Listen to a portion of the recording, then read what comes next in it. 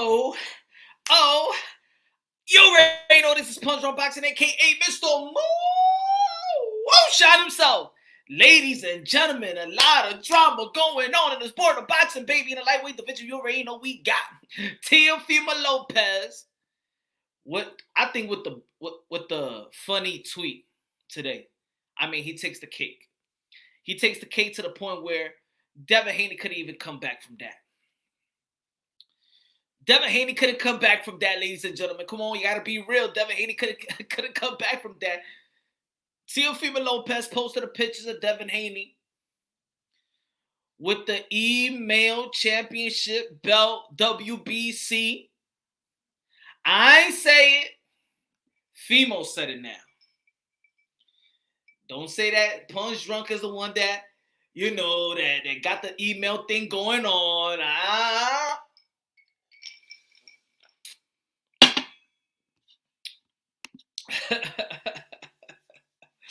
What up, Third? Man, let me let people time in on this one. Let me get people time in on this one, because for real, we had a good live show yesterday. And a long one. First and foremost, y'all already know, man, this is Punch on Boxing, aka Mr. Moonshine himself. Yo, I hope everybody's having a good Friday. It was good weather out. If you were if you were in New York or things of that nature, yo, the email champion. I ain't doing that. I also said it. Teofimo Lopez said it. See, this is what I've been trying to say to people, Third. I've been trying to say, man, is one thing that your fans. Black and Brown, what's good, brother? What's good? Yo, man, you left too early, man, that time, man. You left too early, man. We needed more, man. But don't worry. Tonight, it's unlimited, man. I'm going all night. I ain't sleeping tonight. Yo, what's good, man? How's y'all Friday, man? It was a good Friday?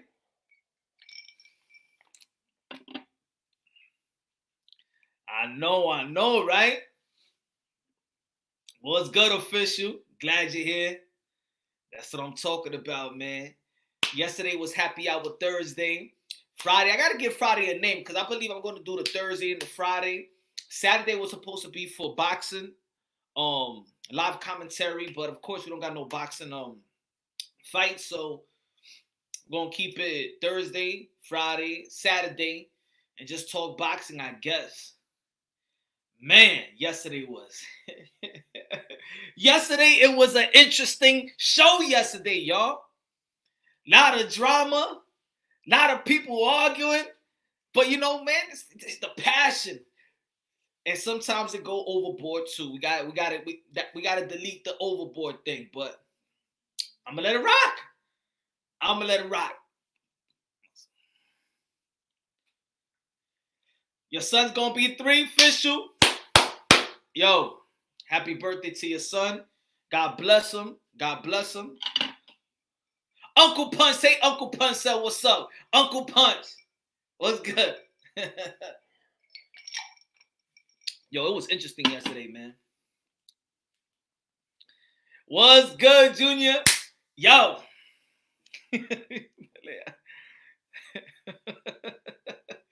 Yo, it's serious, man. Yo, Teofimo Lopez is a funny guy. Yo, that tweet right there, the tweet with the email belt, it takes the cake. Yo, Devin Haney couldn't even come back from that. He said, Daddy, I'm gonna say, close my account. Yo, it's serious. Jugando el viene a pelear, no me verá. Yo, tell I said what's up. Yo, God bless y'all, man. God bless y'all again, man. The Lopez family, God bless y'all to the fullest. Love the camaraderie with Southern and with father and son. Love the camaraderie, man. Love the camaraderie. And you know what's good? You know what's even like interesting here is that if Teofimo Lopez and Devin Haney gets in the ring, you actually gonna see, cause look, Devin Haney got trained by Mayweather. Got trained by Roy Jones Jr., Zab Judah. He got all these great people around him. But if Fimo and Fimo Senior handle the business, that would be more embarrassing. Because, man, I mean, you had like 3 Mr. Miyagi's trying to change Devin Haney, and you still lost. And you still lost if you go up against. Oh, man, it's going to be embarrassing, huh? Devin Haney got 3 Mr. Miyagi's in his life. Right? Yo, I'm going to tell you, because it's going to get crazy tonight. Tonight, it's going to get crazy. Se va a volver loco aquí esta gente. Ya, vamos a ver. We got Devin Haney saying that Teofimo Lopez was lying, that he don't want the fight, that he just cloud chasing and stuff like that. No. I ain't go. You ain't gonna get a pass for that, Devin. Devin Haney, look, you a promising champion that might earn it, maybe in the future. And if everybody be like, yo, what's good, Prince TV? What's good, Walter? What's good, Guido? What's good? Yo, the people be like, yo, Punch, why you hating on Haney? Nah, this is what it is. I'm going to say it again, and I'm going to go by the first day because we got time. I'm going to go by the first thing that I said. Look, I gave props for Devin Haney. I give props to all the young champions. I don't even critique their skills because they're still young. They're still going to develop. They're only 21, 22, 23 years old. There's nothing bad to say about the skills. You never hear me say nothing critiquing the skills of Fimo, critiquing the skills of Devin Haney. I believe they're all promising young champions that's going to be in the forefront of the sport of boxing. Always said it and always will be until I see some unfocusedness, some guys not being dedicated and things of that nature. Do you not believe in Devin beating Teo? I'm gonna get 2K. I'm gonna get right there. I'm gonna give you with the intro so then y'all can understand where I'm coming from with this. Always gave credit to Devin Haney. If you look back on my videos and my channel, I gave credit to Devin Haney even when he had last year, probably 2019, one of the knockouts of the year too. You know, always gave props to Devin Haney. The problem I had with Devin Haney was I feel that him accepting the hand-me-down belt was weak in this sense. And I'm going to play you the interview so y'all can listen from the horse's mouth. I blame all this with the WBC, okay? My beef really and my frustration really comes from the WBC. But I got it. But the accountability of Devin Haney accepting it is what gets me, you know, because he calls himself a boss. And if you're a boss, you got to make boss moves and boss decisions. Can we agree on that? If you're a boss, you got to make boss move and boss decisions. If you're going to carry yourself saying you're a boss. Now, Mauricio Sudamon in the WBC convention was asked, shout out to the Boxing Voice. And I'm going to play it so y'all can hear that it's not me that I'm hating on or anything of that nature. I don't hate boxers at all. These boxers are my modern day warriors, modern day gladiators. They put their life on the line for my pure entertainment. I respect each and every man and woman that step inside that ring. No clout. I'm not fooling around. I ain't Mr. Pinocchio. But today we're going to give somebody Mr. Pinocchio. You already know we give Mr. Pinocchio to the guy that I feel is a liar. Now, Punch, Haney was the #1 contender. Okay, watch. I'm going to set the table. I'm going to set the table so y'all can understand. And I'm going to let y'all hear it from the horse's mouth. Okay? This was my beef first.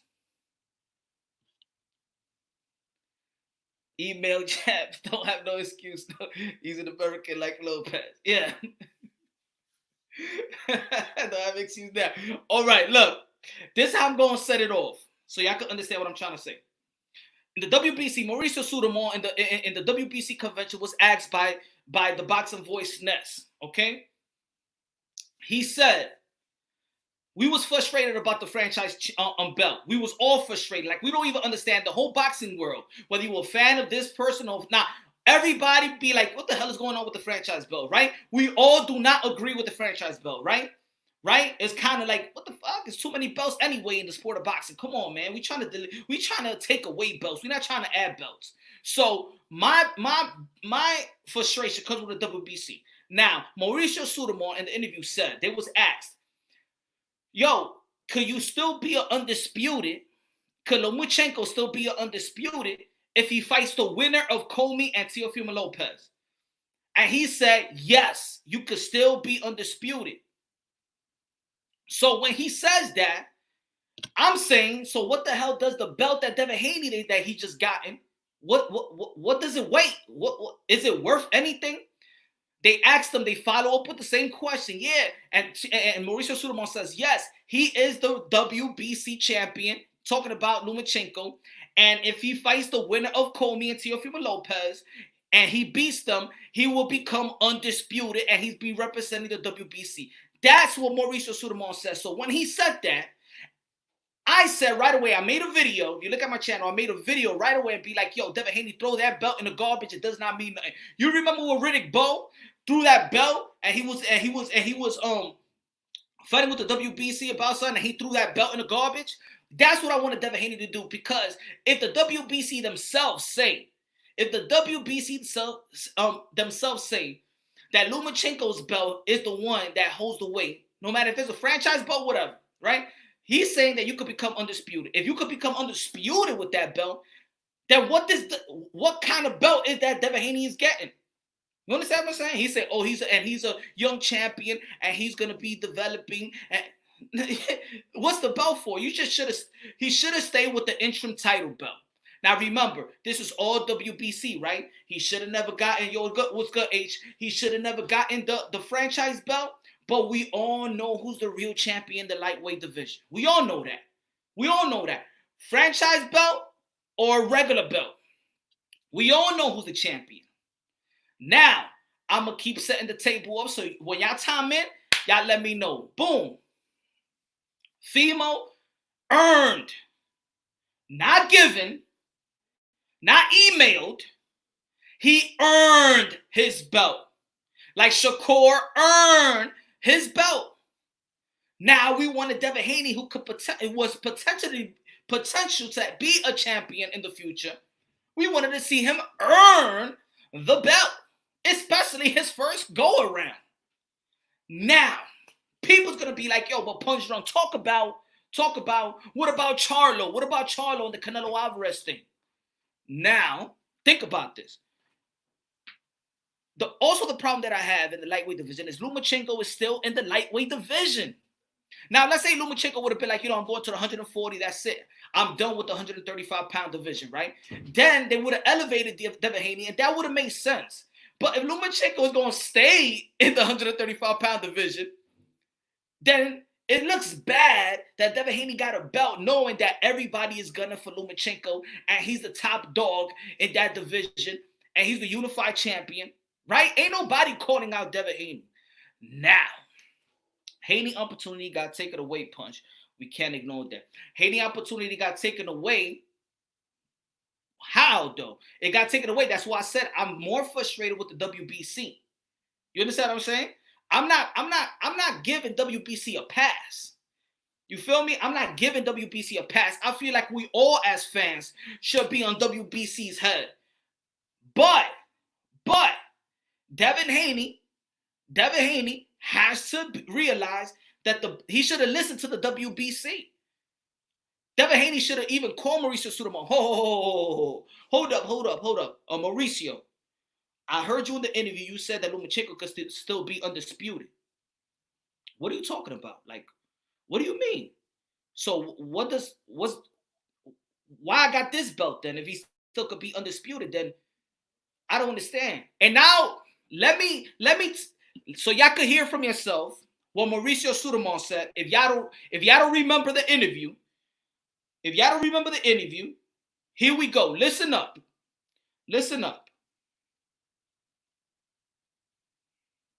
Give me 1 second.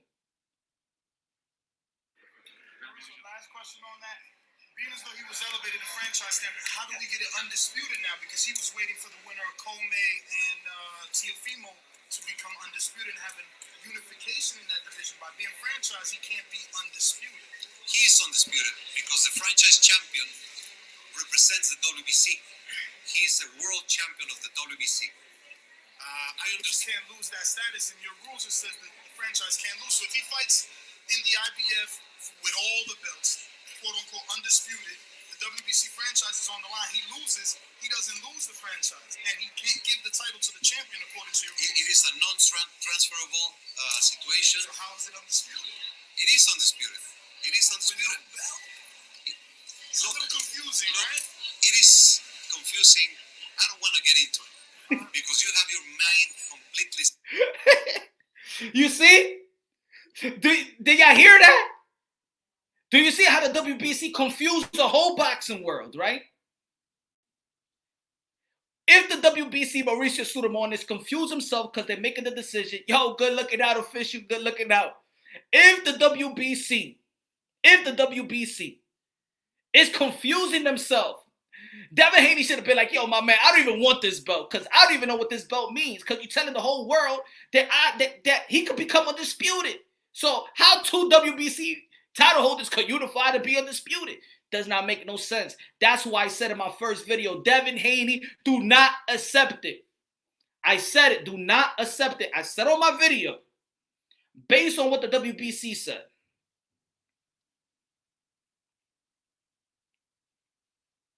Now, also remember what the WBC also said. Remember this. The WBC, Mauricio Sudamon said, just because you are an interim title holder, that does not mean you're a mandatory. If you understand, remember he had this conversation 2 weeks ago with the Boxing Voice as well, where we was talking about Dillian White, and he said, in the WBC, just because you are interim title holder and you're the #1 contender, that doesn't mean you're mandatory. Now, everybody, tell me what Mauricio Sudamon and the WBC said Devin Haney is the mandatory to Lomachenko. Find me, send me the link. Because the WBC themselves, the #1 contender, the interim title holder is not mandatory. It's not immediate mandatory. Remember when he was saying that, when they was going, oh, why Dillian White been the interim for this much time? Why Deontay Wilder's not fighting Dillian White? Mauricio Sudamon said, who said he was the mandatory? Just because you are an interim title holder, that does not mean you're mandatory. Now, the WBC never mandated Devin Haney to fight Lomachenko. That was just in everybody's head. That was just people just timing in, oh, he's the #1 contender. That means he's a mandatory. No, it's not. The WBC is telling y'all, but people want to come with a different conclusion and stuff. These are the facts. These are the WBC is saying. So, Black, so that's my understanding. That's what the WBC, first the WBC says that if Lomachenko fights the winner of Richard Comey and Teofimo Lopez, that they become undisputed. That's why I made a video of Teofimo Lopez, excuse me. I said Teofimo Lopez is going to be fighting Lomachenko, and Teofimo Lopez has the chance to become one of the youngest undisputed title holder in the history of boxing. It was an undisputed bout. The WBC said that. All I wanted was Devin Haney to hear that, look at that, and throw that belt away. But you know what Devin Haney did? He begged for the title. And he lost it. They stripped him. Devin Haney said he got stripped. And he sent an email to Mauricio Sudamon to get it back. Why? Teofimo, no, he's not H-Money. He ain't not a liar. He's not a liar. Lying in what? He's not a liar. Maybe the WBC is a liar. All I know is Teofimo Lopez is a real champion. That's all we know. Those are the facts. Right? That's the facts. That Teofimo Lopez is a champion. He earned it. And he was on his way to fight Lomachenko. So for anybody to be like, oh, but Teofimo Lopez, he don't want to fight he don't want to fight Devin Haney. If Fimo was gonna fight the guy that's regarded one of the pound for pound top 3 dudes in the sport of boxing, if he's willing to fight Lomachenko, of course he's willing to fight Devin Haney. What has Devin Haney done? Devin Haney has not done nothing yet. Devin Haney was a potential mandatory. That's it. That is it. That is it. These guys are young, and this is not even saying clout. It's almost like if I say Ryan Garcia hasn't done anything, nothing yet. He has not done nothing. And I'm talking about accomplishment-wise. He hasn't done anything yet. What has he done?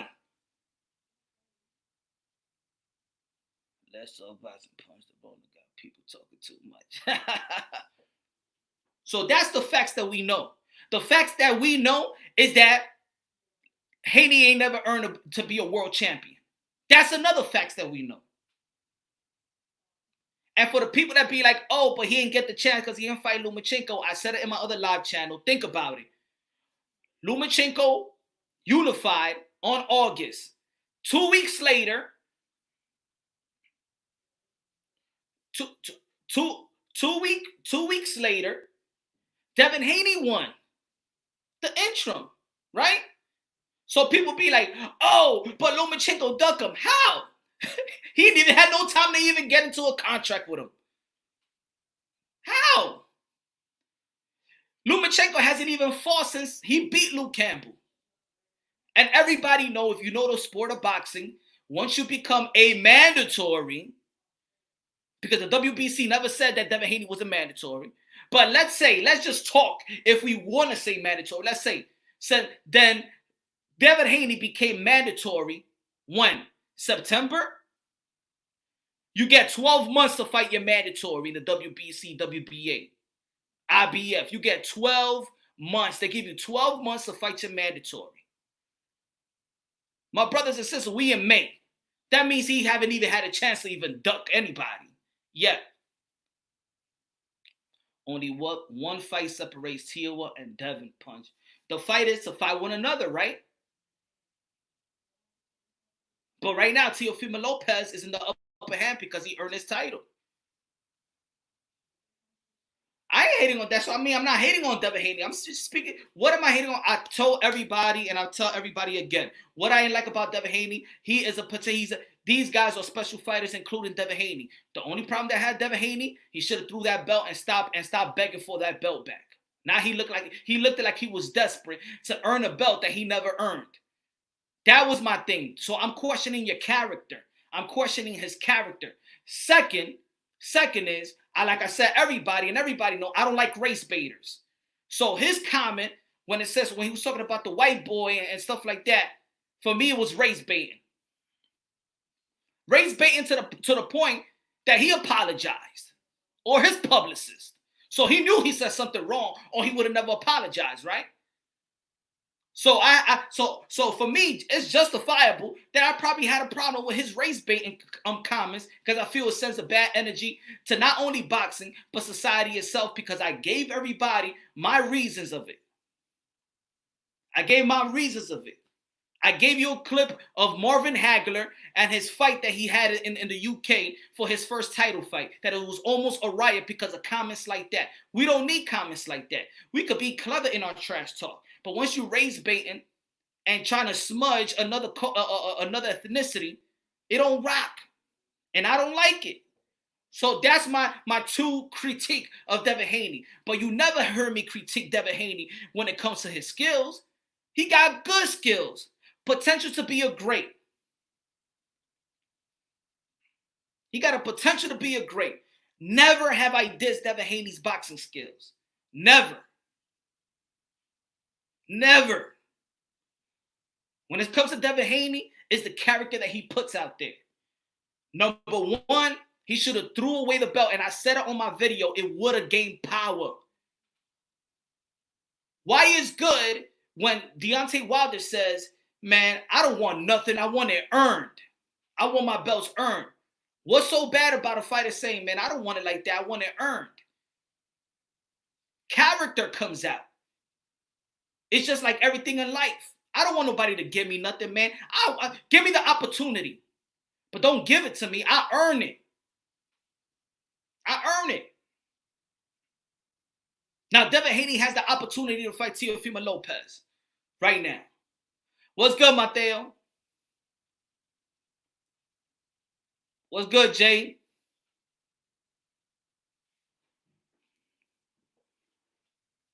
I don't hate no man. I hate no man. If I hate a man, I'm weak. I don't hate no man. Especially these guys that put their life on the line for my pure entertainment. They're special breed, bro. These humans are special breed. I give them all credit, bro. I give them all credit. Devin Haney, Teofimo, Lopez, Shakur, Boots, Brandon Lee, Virgil Ortiz, all these young fighters and all these prime fighters and all these past fighters and all those trainers that sacrifice their life for teaching kids and all the great fathers that are out there teaching their sons and building them to become great men, great teens, great young men. It takes a lot of sacrifice. Big ups to all the trainers out there. Big ups to all the fighters out there. I got hate on no man.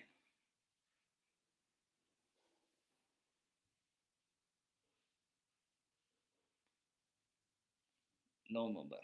So that's when it comes. My real issue is the WBC, right? And everybody got an issue with a WBC. I wanted Devin Haney. Devin Haney called himself a boss. He said he's a boss. What I wanted Devin Haney to do as a boss is tell the WBC, my man, y'all cuckoo. I don't want this belt. Especially on my first go around. Now I want to earn mine. I work hard for this. I work hard. I dedicated my life. Everybody seen Devin Haney rise up in YouTube and all of that, training with all the greats.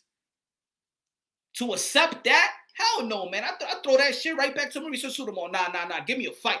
I want to earn it. Don't give me that. Don't you tell me. That's almost like I told you. That's almost like I'm going to school. And the graduation, the ceremony is where you're, yes, I did it. The championship is the graduation. That's the graduation. He could have easily declined that. Easily. He's a boss. Am I saying something wrong by should Devin? Yeah, 2K. Devin Haney should have went to the IBF. I would have done it. Yo, forget y'all WBC. I'm going to come back to this. Remember this, y'all. Remember, when you're a champion, you pay the most sanctioning fee. So the WBC giving Devin Haney a title, and now he got to pay more sanctioning fees. Yankee thing. Yanking. What that means? He's getting effed up. Uffed. Vaseline. Sandpaper. Raw. Because when you're a champion, you got to pay more sanctioning fees. Am I right or am I wrong? Talk to me, people. When you're a champion, do you pay the most sanctioning fees?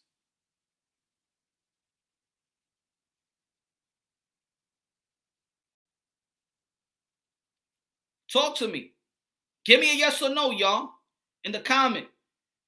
If you a champion, do you pay the most sanctioning fees in that respective sanctioning body? So the WBC be like, you know what, yo, we got two champions. Let's get the belt to Devin Haney. We need some more money. Okay. All right, man. Okay, I accept. Come on, man.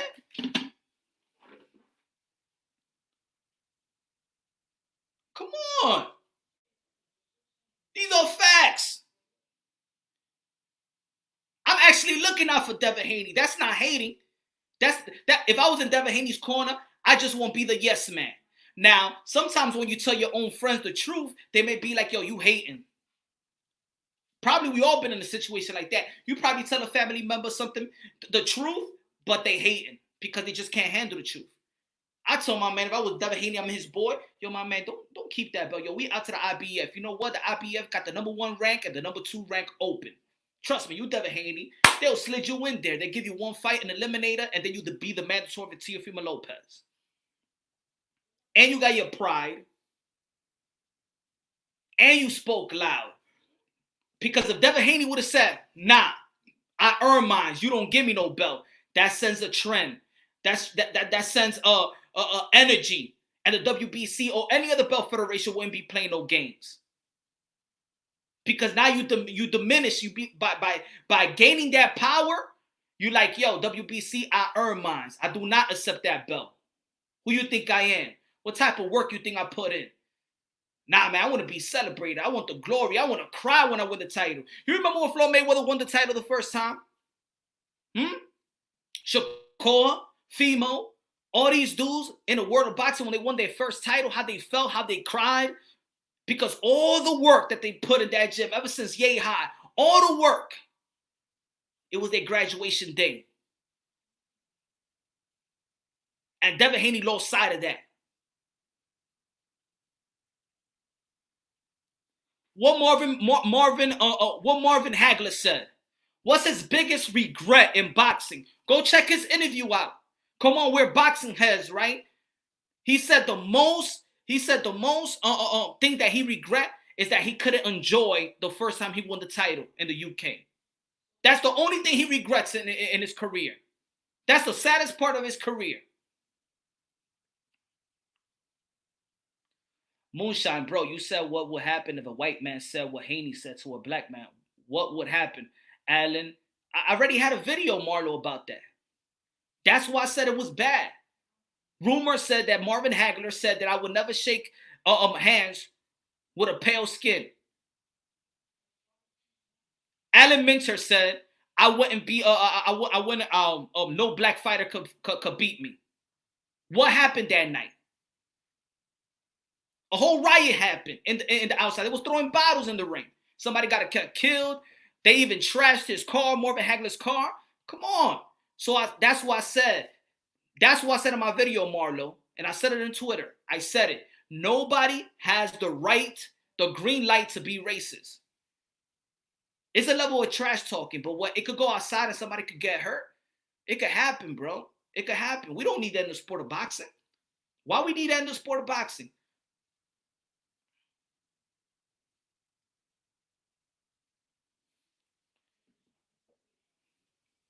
So that's my take, y'all, about that.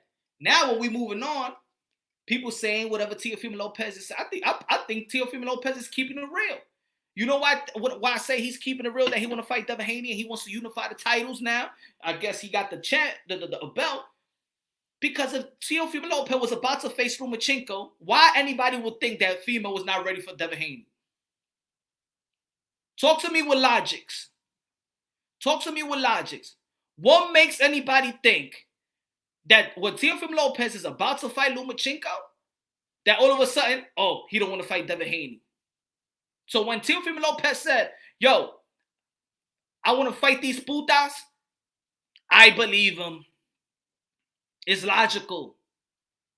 That's like me saying I'm on contract and I'm about to fight Mike Tyson. And then, Mike Tyson having some problems in another country. All right, what you want your next fight? Okay, I'll fight Tua then.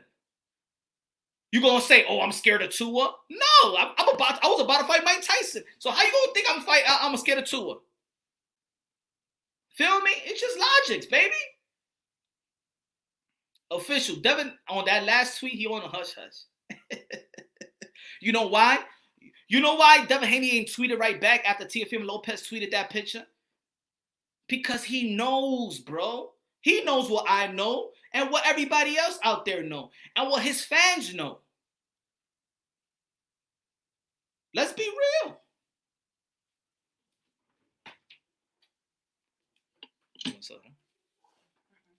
Let's be real. Punch, you say whoever talks about Devin Haney is keeping it real. Say whoever talks about Devin Haney is keeping it real. It's all right. You can leave it on.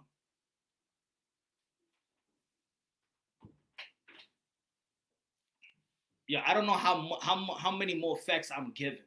Like, I don't know how many more facts I'm giving. Sometimes people got to put their pride and got to put their bias to a side, man. Some people got to put their pride to a side, man. Like, come on. The proof is in the pudding right there, bro. Devin Haney Teofimo Lopez called these dudes out. You want a title fight, Devin Haney? I'm right here. He said in his last interview, like a couple hours ago. Yo, I said my manager sent it to Eddie Hearns. Eddie Hearns said that he likes to fight, that he's willing to make it. Devin Haney says, oh, I'll fight while everybody's at home. So Teo wants to fight, Devin wants to fight, Eddie Hearn wants to fight, the manager wants to fight, everybody wants to fight. I don't want to see, that's it. We want to see the fight, right? We fans first, right? We want to see the fight. Y'all could be Team Haney all day, but at least be real with it. Y'all not happy the way he won the title, right? Y'all not happy about that. Would you rather, anybody out there, would you rather win the title like Devin Haney or you rather win it like Teofimo Lopez? Easy question for an easy answer. Would you rather win the belt like Devin Haney or like Teofimo Lopez? Oh, I don't know, man. Y'all had it all. Black, I don't know. But he's commenting, though.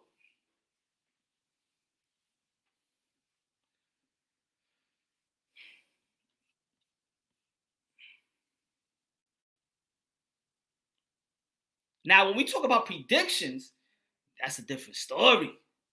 We could go with the prediction. Who I think is going to win that fight? The guy that I feel got a better resume. The few that I feel like got the better challenge. I got female on there. I got female being Haney. That's my prediction.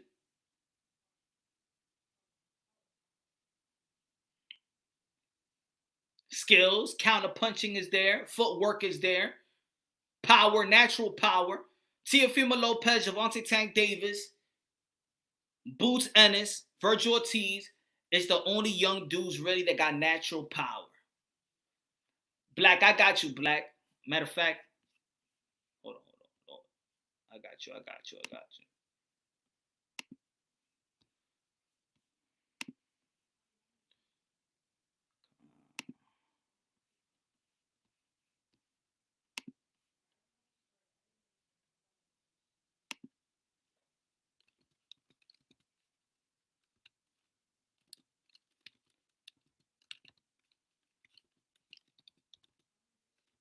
What y'all think, man?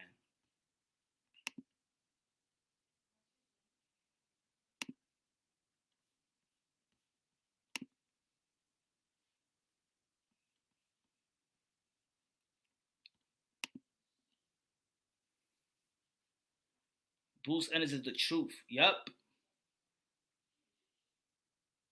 He good.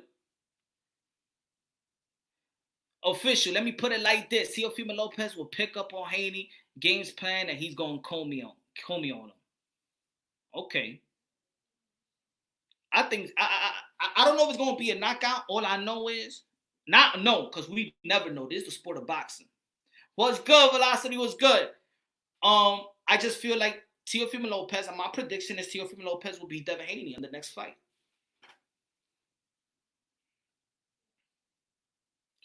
Punch, what about Haney proves me wrong? Then he proves me wrong. I mean, I'm a fan at first. He proves me wrong, and I'm gonna give just like I thought that Wilder was gonna win, and I came out with the next video and gave all the props to Fury. I mean, it's not like none of these people pay my bills, like for real. I keep it real. If we wrong, I'm wrong. If Devin Haney beats Teofimo Lopez, great win. I would be like, great win. Of course. I don't got no animosity over nobody's in their skill set. Nah.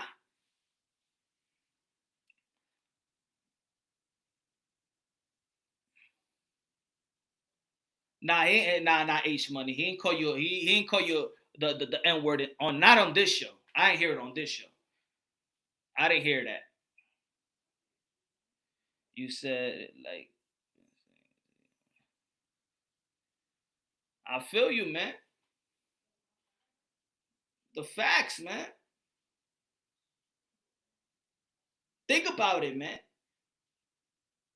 And probably Teofimo Lopez is smart enough that he probably didn't want to go fight after 30, probably. He wants to fight now. Teofimo Lopez, to me, he's following the footsteps of the Oscar De La Hoya. He's young and want to fight now. He don't want to be 30 fighting the legendary fights. He wants to be, he probably got that retro mentality. I want the fights now. I'm 15 fights in. I'm ready. Let me get the title fight and let me get Lomachenko right after. How many fights does Devin Haney have and how many fights Teofimo Lopez have? And look at that. Look where they at right now in their career. And I'm not going to say that Haney was in a position to almost get a title fight. He was. He was right there.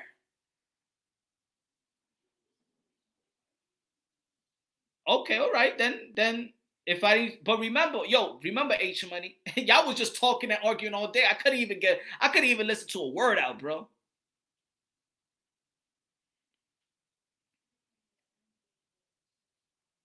That's what I'm talking about. He can't wait in the gym. I got Tio, man. I got Fimo on that fight. I got him. Devin Haney is good. Long, lanky. Nice jab. Uses a shoulder roll too much when he don't need to use the shoulder roll. You only use the shoulder roll when you're about to do counter shots or things of that nature. Block it in a way, but I feel like Devin Haney got good footwork. Works the nice angles. I think he's quick, but I don't think he's fast.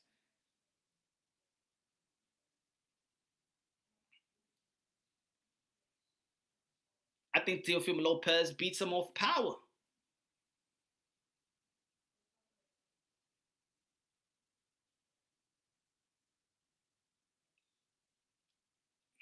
That's it. And I don't even think Teofimo Lopez going to fight on the outside versus Haney. Body work too. Teofimo got body work. Body snatcher as well. Man, I just see Teofimo Lopez being Devin Haney. And look, and you know how I want to be proven wrong? How much you want to bet that Devin Haney's going to take a tune-up fight? And if he takes a tune-up fight, y'all, then all the things he was talking about is all clout. He becomes Mr. Pinocchio. He said he's a boss. He said he wants to fight. Eddie Hearn wants to fight. Fimo already called out. I believe Fimo because he was about to face Lomachenko, the guy in the division. Remember, Fimo called out Haney, not the other way around.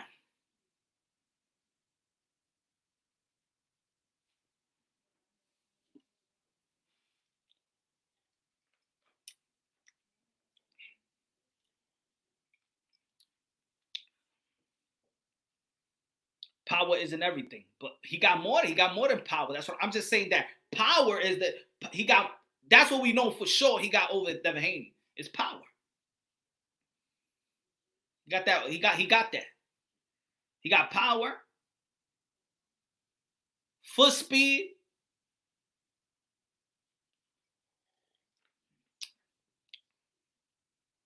Devin Haney got a nice jab. He's committed to the jab. Both guys got reflexes.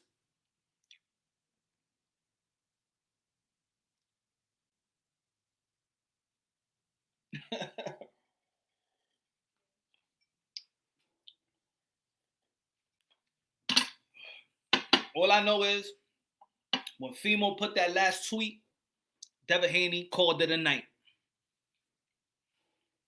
He called it a night. Teofimo Lopez ducked the WBC tournament. He got a title, brother. Forget about the WBC tournament. He got a title. And anyway, what happened to the WBC tournament? He's on the IBF side. That's it. He got a belt. So the WBC tournament is irrelevant. And H Money, go back to that video with Mauricio Sudamon and tell him who was supposed to be in the WBC tournament. That Mauricio Sudamon said.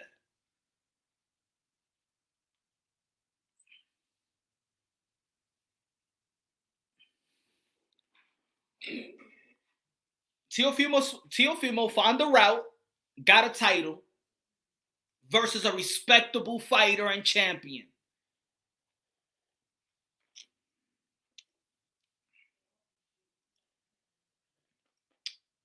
Yep, and the IBF is more respected right now. And yes, at this moment, I don't care what anybody said about the WBC is the most prestige, not no more. How?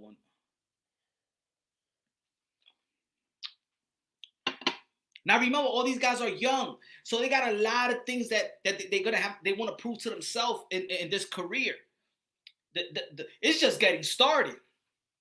The reign is just getting started. Teofimo Lopez reign. This is the beginning. But already a champion at 22 years old. Already a champion. Earned. Let's leave that word out there. For the word for the day in the classroom, the word for the day is earned. Jay, I don't care who ducked. I don't care what anybody say. The low left guard is glaring defect. OT will be a downfall unless he fixes it. When he loses behind in the overhand right, remember me.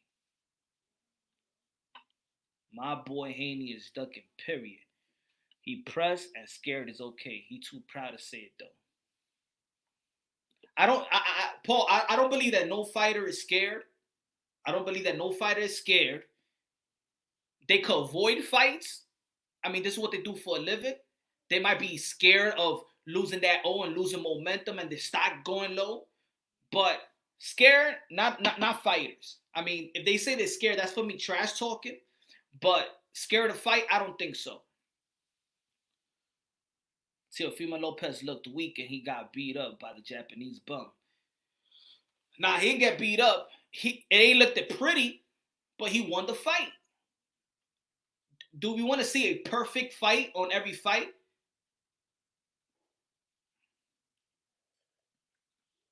Let's see. Let's see.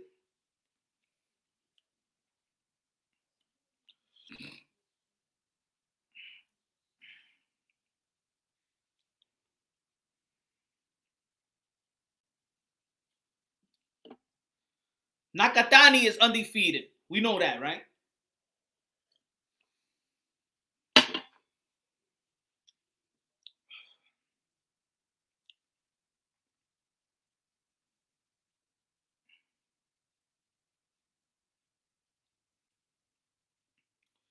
Nakatani now.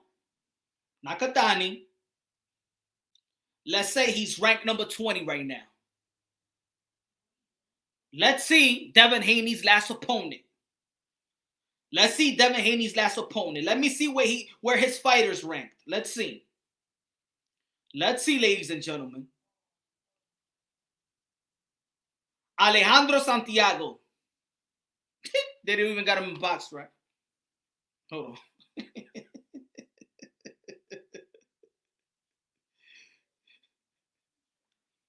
Rank number 43. Come on, man. That's his last fight.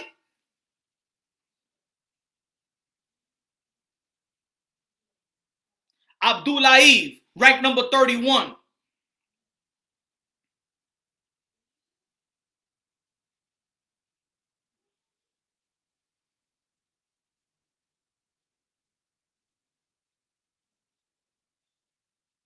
Richard Comey, rank number 6. Richard Comey, top 10 fighter, rank number 6. He beat a live fighter and a live champion. Come on, man. None of Devin Haney's opponent even cracked the top 20. None. Come on, stop it. Stop it. He beat Santiago, undefeated fighter that's ranked number 43. Come on, man. Come on, man. Come on, man.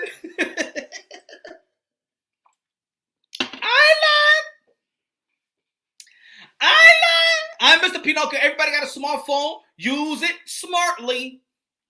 Use it smart. Use it smart. Come on. Come on, man. Yo, even the fight before Nakatani, ranked number 27 now.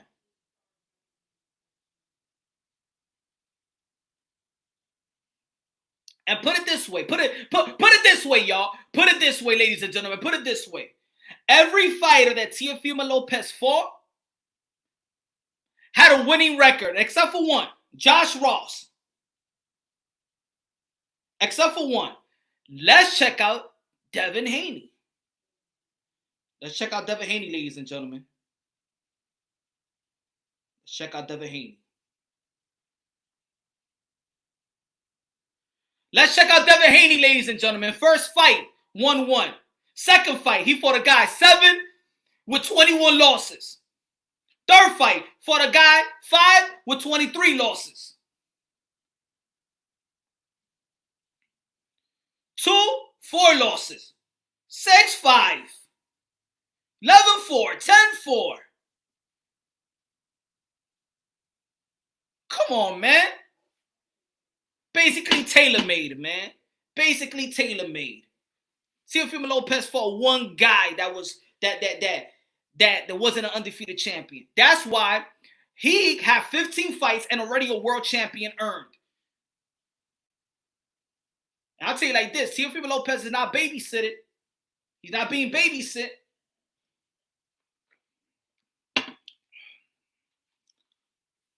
$23 losses, bro. And look, there's a lot of fighters like that start off like that. It is. But now we comparing Teofimo Lopez and Devin Haney. We comparing Teofimo Lopez and Devin Haney. He got a better resume. Come on. He got a better resume. Devin Haney turned pro at 16 years old. That ain't my fault. That ain't my fault. That ain't my fault. 2015. It ain't my fault. We're just comparing. We're comparing Fimo and we're comparing Devin Haney. That's all. I understand he started at 16, but it ain't my fault.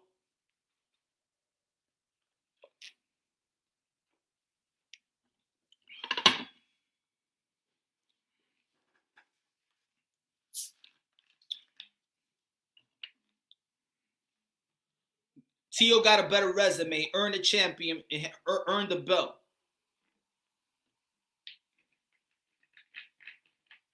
What's up? What's good? What's good, Chad? I got it in Harlem in 100 and I forgot the name because they changed the name, my brother.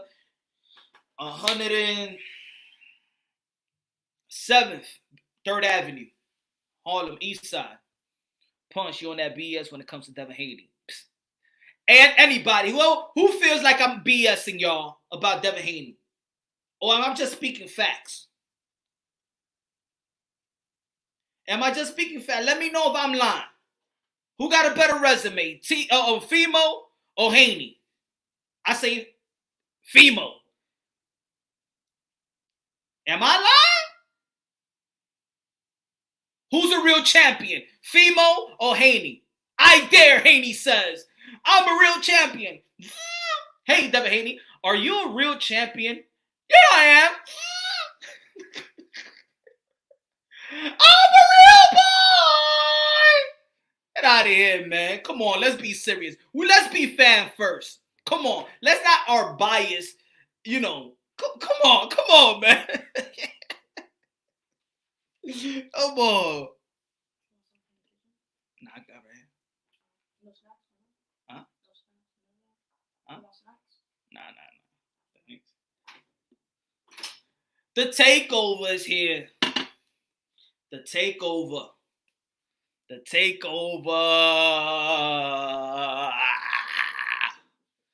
Let's go.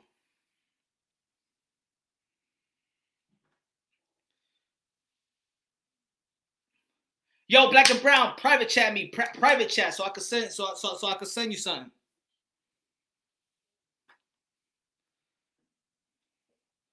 Yo, I love Teofimo. He wants to fight a top dog. Of course, man. He was about to fight Lomachenko. It's proof in the pudding.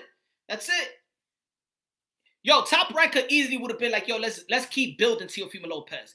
Even Andre Ward said, oh, he's not ready to fight the best fights right now. Even Timothy Bradley said, everybody been trying to say, oh, Teofimo Lopez, they should just take it easy with him. They should grow more.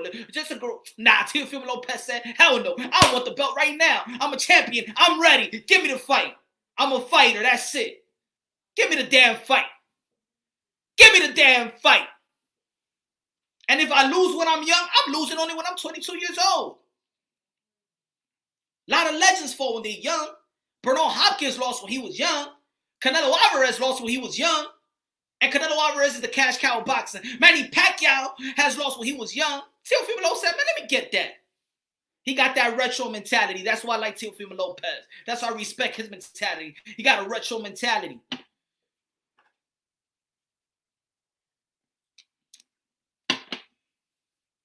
I think it's okay.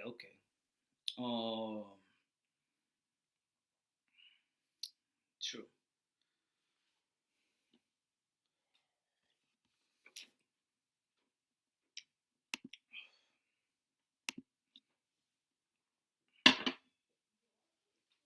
Right, official? People was like, oh, how Teofimo Lopez knocked out Rich Comey like that? They all felt stupid. They all felt stupid.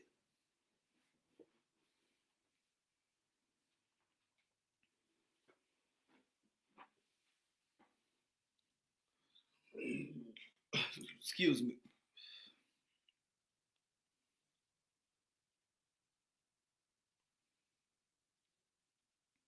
I know, Leonardo, he said that. I saw the video.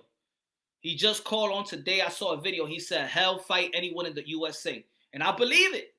Don't forget, Haney had the chance to fight against the top guy in the ring with the WBC belt back in July. August 2019 against Luke Campbell when he still was the champ. But they took Campbell out the fight. For Loma. I mean, Loma is the top dog. So you got to respect that. What would Luke Campbell gain by fighting Devin Haney and not fighting Lomachenko? And like I said, even if Lomachenko was still the regular champion and Fimo was still the interim title holder, and let's say even if Devin Haney was the mandatory, Loma was still going to go after Teofimo Lopez because he was going after a champion to become undisputed. So all that stuff about Haney being ducked, it's irrelevant. Because even if they didn't give him the franchise belt, Lomachenko was still going to go and fight Teofimo Lopez because he was fighting a champion. Now, for the people to be like, he ducking, get out of here. How's he ducking if he was going to fight a champion? So now we thinking backwards. Ladies and gentlemen, who you rather fight? Unify a title bout or fight a mandatory? You gonna trump the unification bout to fight a mandatory, or you gonna trump the mandatory to fight the unification bout? Come on, man. This is basic. This is basic 101 boxing logics right here. Come on, ladies and gentlemen. Ain't no hate around here. It's just plain and simple. Lomachenko, female was gonna fight. That's it. And that was going to be for an undisputed bout. And they gave Devin Haney a title, which didn't mean nothing. And he should have said F you to the WBC and the crackhead dealing ways. They was drunk off Don Julio and tequila when they was in the WBC convention making dumb moves. And Devin Haney should have been like, you know what? I'm going to the IBF. Y'all do this is crazy. I'm going to the IBF. The number 1 rank is open. The number 2 rank is open. And I'm going to go after Teofimo Lopez. That's it. I ain't effing with y'all. And I ain't even paying y'all my sanctioning fees. That's what Haney should have said. Now he getting up the ass because dude is paying the most sanctioning fees now. And he ain't even win a strap. Facts. Facts. Facts don't care about your feelings. Facts do not care about your feelings. The quote of today. Facts don't give a fuck about your feelings. Let's put it that way. Excuse my language. This is a Christian show. Hallelujah.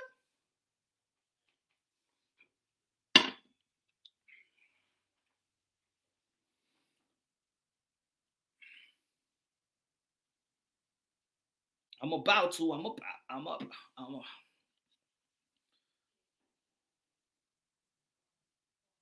Man, I don't know. I think what I'm saying, it makes sense to me, y'all. It makes sense to me. Right, Third? Yo, Black and Brown, you still there? Hold on.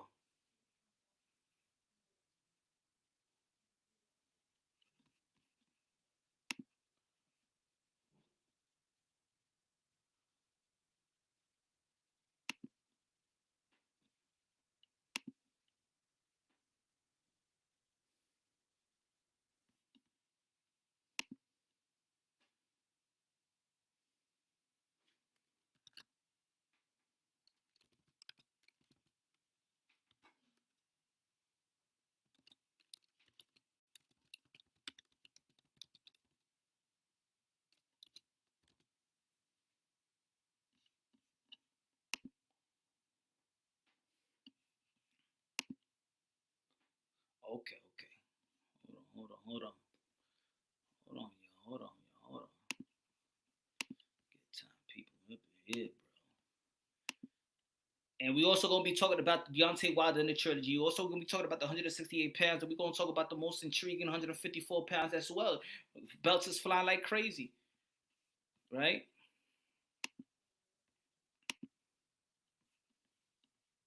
What division got the more spice in it right now? I think the 168 pounds. I think it's both. I think the lightweight, the 168 pounds, the welterweight division is still there, and the heavyweight division is still it's good, man. I mean, yo, boxing is good. If these guys fight each other, boxing could be great every other week, bro. Every other week, boxing could be great. Wilder's my guy. I rock with Deontay Wilder, man. Only one loss. He could get up from that. People's writing him off. I'm not writing him off. I still think he has the potential to beat Fury. But of course, Fury overall got better skills. But I still think that if he could land that right hand and Fury could fall, but Fury could outbox him. I mean, Fury did two things. The first fight, he outboxed him. The second fight, he outbullied him. So now, I don't know how the hell Deontay Wilder's going to adjust. The only thing he could pray for, they could land the right hand, Fury falls, and pray that they don't got Jack Reese as a referee and count. That's it. That's all he could pray for, really.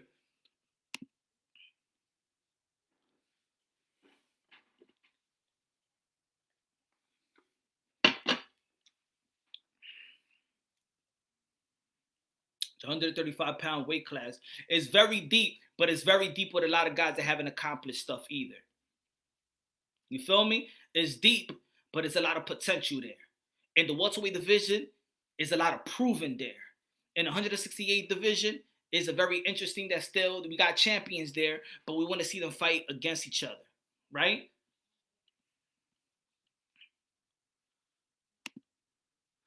Yo, Black, what's good, brother?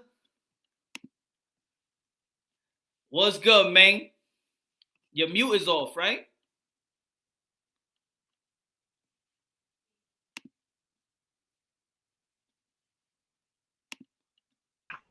There we go, Punch. You hear me? I hear you, my brother. I'm hear you. Talk to me. I know Haney is your guy too. Let me know. Tell me what you think of what I'm saying. Nah, what you're saying is right, Punch. You know what I mean? All that shit you're saying is right. This is where I come in. We can't put Teofimo so far head and shoulders above Devin Haney. Oh, no. Just because he got his one title shot that Devin Haney ain't got yet, that if we break it down, that title shot was taken from him. So just because he ain't got his title shot yet, we can't put Teofimo head and shoulders above Devin Haney. You know what I'm saying? Like, they're both 21. They're both the future of boxing. Like, they're on the same path. Only difference is Bob Arum had a belt for Teofimo, and Eddie Hearn don't got no belt for Devin Haney. So no, I agree. I agree with everybody still on the same. Ain't nobody really head and shoulder over. I agree with that. I mean, they still young. They still gonna be developing. They're still gonna be developing as a champion. It's like, let's say, for example, Shakur is a champion, but they still gonna be building him up, even if he has a strap. I mean, I think Shakur still has the training wheels, even if he got a strap. I bet who's gonna fight next fight, right? I heard Warrington. I heard that's who he's gunning for. Another guy. I think the Asian dude. Yeah, he got to fight June 9th, right? He's supposed Oh to fight. yeah, I don't think he's fight. Yeah, he ain't fighting Warrington June 9th. That's for Yeah, sure. yeah, yeah. I think they got something for June 9th because he was supposed to fight in March. But I agree with you on that one. I mean, they close. It's close. I mean, yes, Fimo, he earned the title.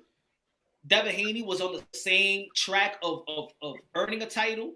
But even like I said, even if they would have never done that franchise thing, and let's say Loma is still the regular champion, and let's say that Devin Haney was going to be mandatory once he won in September, 2 weeks after. We already know it takes 12 months so you can fight your mandatory, your medium. They're not going to have, oh, you got to fight Devin Haney right now when he just won the title.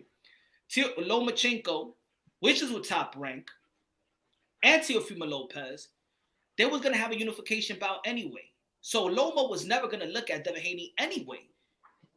Feel me? So I feel like when people be like, oh, but Haney didn't get the chance and he's ducking. I mean, like, Loma was still gonna go fight Teofimo Lopez to unify and become undisputed. Okay, I get that part, Punch. But look at this part. Devin Haney works his ass off. He becomes the number one contender, right? That shit gotta stand for something. Even if it's a year from the day you become that contender, all right, a year. So that puts us this September coming up, 2020, right? Yeah. So then that fight was basically around the corner. But then Loma goes the Teofimo route, right? So now Loma and Teofimo are supposed to fight. Well, now for some reason that fight fell apart. So now they want to come back to Devin Haney. But hold on real quick. What is the real reason the Teofimo and Loma fight fell apart? You know what I mean? We need, if we're gonna get into the nitty gritty of it, we need to know why that fight fell apart. No, but this is what I'm saying. This is what I was saying in the intro. The WBC never mandated that fight. They never called Devin Haney a mandatory challenger. They called him an interim title holder. Mauricio Sudamon said it in the interview, and I'm gonna say I'll look for it and I'll send you the link. When he had an interview with TBV 2 weeks ago, and they was talking about the Dillian White and the Deontay Wilder, and he said just because a person in the WBC is interim, that doesn't mean that you're mandatory. We never mandated Dillian White. The thing is, Dillian White felt because he was number one contender or the interim title holder that he felt that he was a mandatory. But technically, the WBC they don't work like that. And that's why I think the fans got carried away that once you get into that number one spot, you're mandatory. It was never in the rankings that Devin Haney was mandatory. It was never on Boxing Live. It was never. People felt that because you in that position, that is a mandatory. And that's wrong. And I told everybody, send me any link that let me know. Mauricio Sudamon does a lot of interviews. The WBC personnel, they do a lot of interviews. Just let me know whenever the WBC said Devin Haney is the mandatory challenger for Lomachenko. No, he probably never said it, Punch, but still becoming the number one contender still stands for something, right? No, and then how long was he supposed to just sit there as the number one contender while Loma goes off and does whatever Loma's doing? You know, I'm not saying Loma ducked him. I would never say that because I don't know the details of the situation.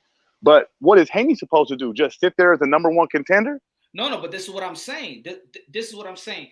Even let's take out the franchise title away. Let's take out that's why I said even if Lomachenko had the regular title and Devin Haney won his interim title 2 weeks after Lomachenko beat Luke Campbell, even if the WBC said Devin Haney is the mandatory, is going to be the mandatory challenger for Lomachenko. Lomachenko was still going to fight Teofimo Lopez. He still was going to go for the undisputed. And the undisputed was going to trump the mandatory. And that's what I'm telling you. Okay, I'm following that. I'm following that. I got that because unification trumps mandatories. I'm following you. I got that. So that's why I'm like, I don't know why people want to say duck. Now put it this way, not because I'm giving everybody the scenario, and each scenario is still not a duck in any scenario. Now, let's say, because look, it could have been. I think this could have happened beautifully. Loma was gonna fight Teofimo Lopez regardless next. Now let's say Loma beats Fimo. They was gonna fight in May, right? By September, boom, he got the Devin Haney fight. Of course, somebody was gonna say he's gonna be mandatory. It's about to be 12 months, and then he fights Devin Haney. And then he still would have never been ducking nobody. That duck talk is just a bunch of BS that Haney pull out there, but he knows the rules. The thing is, a lot of people in the sport of boxing don't know the rules. So a lot of people talk shit. Boxers even talk a lot of crap, and they fake the fans. They lie to the fans, you know, and that's what it is. Oh, I can't hear you. You got to mute, Black.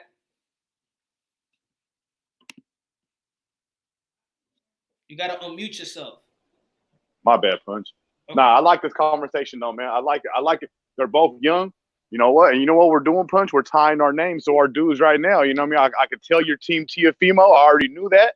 And we're gonna see, Punch. That's a good thing about this YouTube shit, bro, is we get to put our we get to put it out there and we gotta stand by it. You know what I'm saying? Yeah. I mean, and it's good. I mean, it's great. It's great, Punch. And it's a great fight.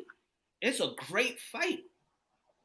That's a great fight, especially for the young dudes. That I even believe that the young guys is actually doing way better in promoting themselves than the guys in their prime. Like, oh yeah, for sure, most definitely, Punch, most definitely.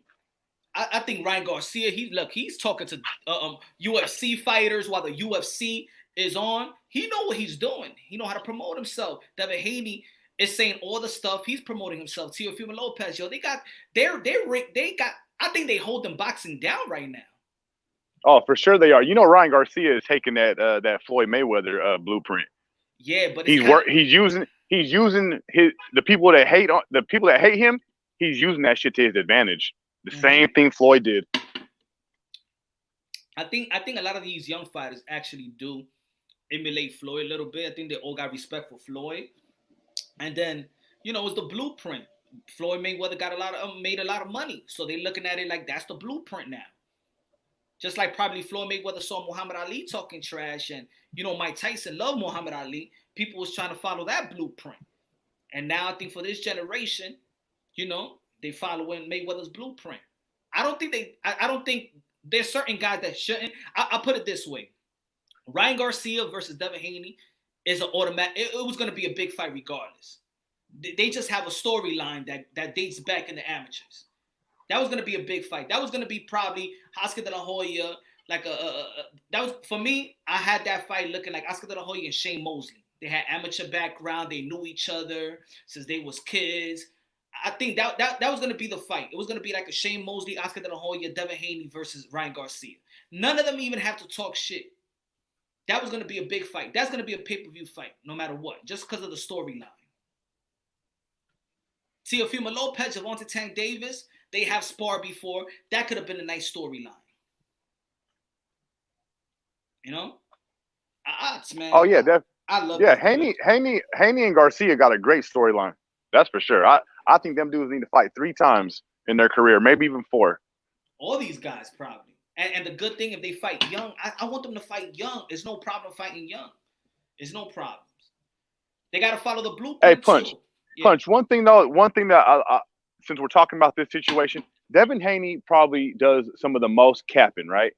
And I don't buy into that shit. If you think about all the people Devin Haney has called out since he's been out on injury, right? We could think of the names that he's called out: Adrian Broner, yeah. Mikey Garcia, Ryan Garcia, Lomachenko, Luke Campbell. I know I'm missing some names. He's fucking up. He's called out everybody, right? But look, I never bought into none of that shit. I never sat here and said, "Oh, Ryan Garcia's ducking Devin Haney," just because Devin Haney jumped in his ring. So what I'm saying is, I'm not falling for the bullshit. So just because Teofimo goes on Instagram Live and is 100% capping, I'm not gonna fall for that shit now and instantly be like, Devin Haney don't want no smoke with Teofimo or Devin Haney's ducking Teofimo. Like I'm not falling for this social media bullshit from these kids. So you think Teofimo's call out is actually clout? Oh, definitely clout chasing. 1,000% clout chasing. Now, See, I'm not me, saying. me, Listen, I hold don't. on, Punch. Go ahead. Hold on, Punch. I'm not saying that he doesn't want the fight or he won't win the fight. But I'm saying in that current moment, he's just clout chasing, bro. That's exactly what that is. Punch. When you go that far as to print out 2 pictures before you go live, and then you get on live and then you use the word Premeditated. bitch. Premeditated. You know, come Yeah. on, man. That's 1,000% clout chasing. I mean, So what I'm saying don't- is, though, Punch, I'm not buying into it. That's it. I'm not buying into it. see, Go ahead, for Punch. me, My bad. for me, that I feel like it's not clout chasing, but I understand exactly what you're saying. I understand you 100%. Because yeah, it was planned when he went live. He was gonna do what he did. I understand that, but And on top of that, Punch, what's up with what's up with his Loma fight? Why is he doing all this, printing out pictures, calling them bitches? What's going on with the Loma fight? Oh, the Loma It's fight. like we missed it's like we missed something. Like Not the something's Loma. Missing. Hold on. No, Go ahead, Punch. Go ahead. The Loma fight is a travel ban. We facing this coronavirus, so he can't travel. So that's the thing. I mean, even if they could fight right now, we don't want. I mean, not Lomachenko and Fimo, because that's the travel ban. That's what's holding the fight up. You feel me? That's what's holding the fight up. So Punch. So now these because guys can't wait. I mean, let's say, do you want them to wait? No, Punch, no. But we got to also think about the business aspect. We can't just ignore aspects. Okay, so Teofimo's fight's falling apart because of the travel ban. Well, hold on. That don't mean all of Devin Haney's plans and any business situation that he had going on just now needs to stop, drop, and start catering to Teofimo because Teofimo shit fell apart. But you know what I'm saying, Punch? No, I feel you. But now I ask you this: what was Devin Haney's plan? Well, I've heard Fortuna and I've heard Campbell. And I know Luke Campbell, and Fortuna is fighting for the interim title. The WBC gave Devin Haney a voluntary. He could, in his next fight, he has a voluntary, so he could pick whoever he wants to fight. And then he's going to get a shot at Luke, the winner of Campbell Fortuna, right? Exactly. So I'm saying, his voluntary should be the guy that's calling him out, Teofimo. That's why I said nothing is standing in the way of that fight. Nobody have no plans. Okay, and I agree, right, Punch? But listen, he only did this shit 3 days ago. You know what I'm saying? So if he sent the offer, he only sent it 2 or 3 days ago. Like, this shit is so brand new. Everything's just supposed to stop now because Teofimo sent an offer? That's why I said yesterday, I don't know if you was there early. Yesterday, I said, yo, this is just coming down. This hasn't even this haven't even been 24 hours yet. I was saying that throughout in the beginning of the live show yesterday. I was saying, it's not even 24 hours yet. This was going on. Eddie Hearns is still tweeting right now about it. So boom. I was saying throughout the live show. I mean, the only thing good that the real content out is that these guys are just talking about each other. That Teofimo Lopez called them out in his live show. Boom. Devin Haney has rebuked again. Eddie Hearns said, he hasn't seen the message. Teofimo Lopez just said, 4 hours ago in the Ellie, you saw the Ellie interview? Yeah. Okay, he said that his the manager's gonna send something. So, let's see. Let's see as fans what's gonna happen. Let's see. But to be honest, I don't feel if Teofimo Lopez was ready to fight Lomachenko, he's ready to fight Devin Haney. Oh yeah, for sure. No, that's how I fight feel. Each other. Now is Devin Haney ready to fight Teofimo Lopez after his surgery? That's the question. Is he ready? Hey, can I get into my prediction of the breakdown, Punch? Oh, let's go, bro. Let's go. All right, so I think Devin Haney's gonna take that overhand right away, right? And then once he takes that overhand right away, he's gonna make Teofimo damn near one-dimensional, and he's gonna pick him apart, and he's gonna win by decision. He's gonna win on points, Punch, because once you take that power away from Teofimo, who's the better boxer? I think Devin Haney's the better boxer all around. Well, the one thing Teofimo got on Devin Haney is the power. So once he takes that power away, he takes that overhand right away, then he's going to outbox him the whole night. I think it's going to be, for me, hard to see him get outboxed. I could see that Devin Haney is a more high volume puncher. So probably in points, you understand it. If it goes to 12 rounds, I think that Devin Haney is going to throw more punches than Teofimo Lopez. But also you got to look at the power. Is Devin Haney going to be throwing enough to take the risk of being countered by Teofimo Lopez? That's the thing.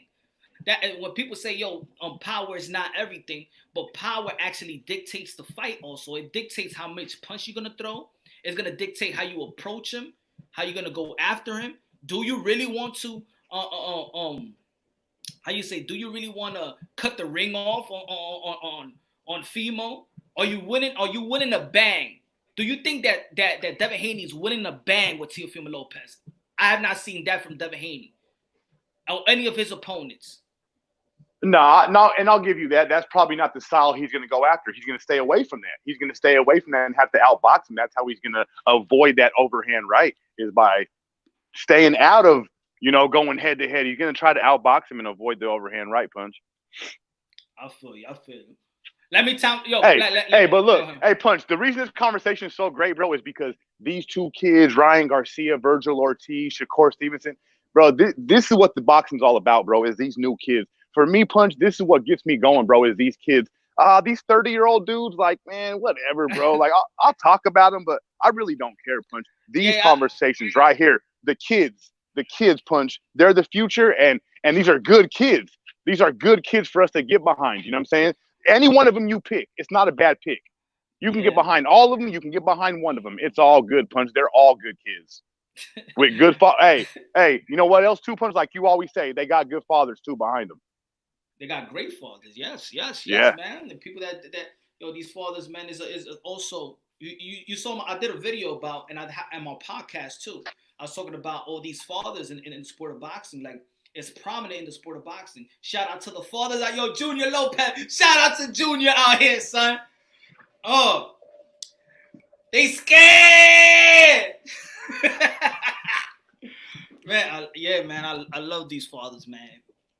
I relate. You know what I relate? Because, man, the best thing I do in my life that nobody could take away from me. I ain't perfect in life, but one thing that I'm super dad, man. That's something nobody could take away from me. That's one thing, man. But Black, let me time other people. Go ahead, you got another. I want to tell Punch. Who's Junior Lopez in the chat? Don't tell me that's Teofimo's dad. Hey, you want to know for yourself? I just want to know if it is. hey, Punch, if it is, I would like to know what's up with the Loma fight. What's holding it up? You know what I'm saying? What's holding that up? I want to know how we moved on to Devin Haney from Loma. That's it. No disrespect, no talking, no shit. As a boxing fan, how did we get to Devin Haney? And why are we calling Devin Haney and Ryan Garcia bitches when, hold on, you had work to do in front of you. You have Teofimo, you have Loma. And Loma's way bigger than Devin Haney and Ryan Garcia. Ryan Garcia ain't shit compared to Loma. But Black, they can't fight because of the coronavirus. You think if it wasn't for this no one can. No, but they could make, if UFC could fight, Top Rank can make a way. You feel me? If UFC's gonna fight again on Saturday. The only thing with boxers is they don't want to fight in front of it by themselves. That's what it is. That's the problem. All these boxers are saying they want to fight with the fans.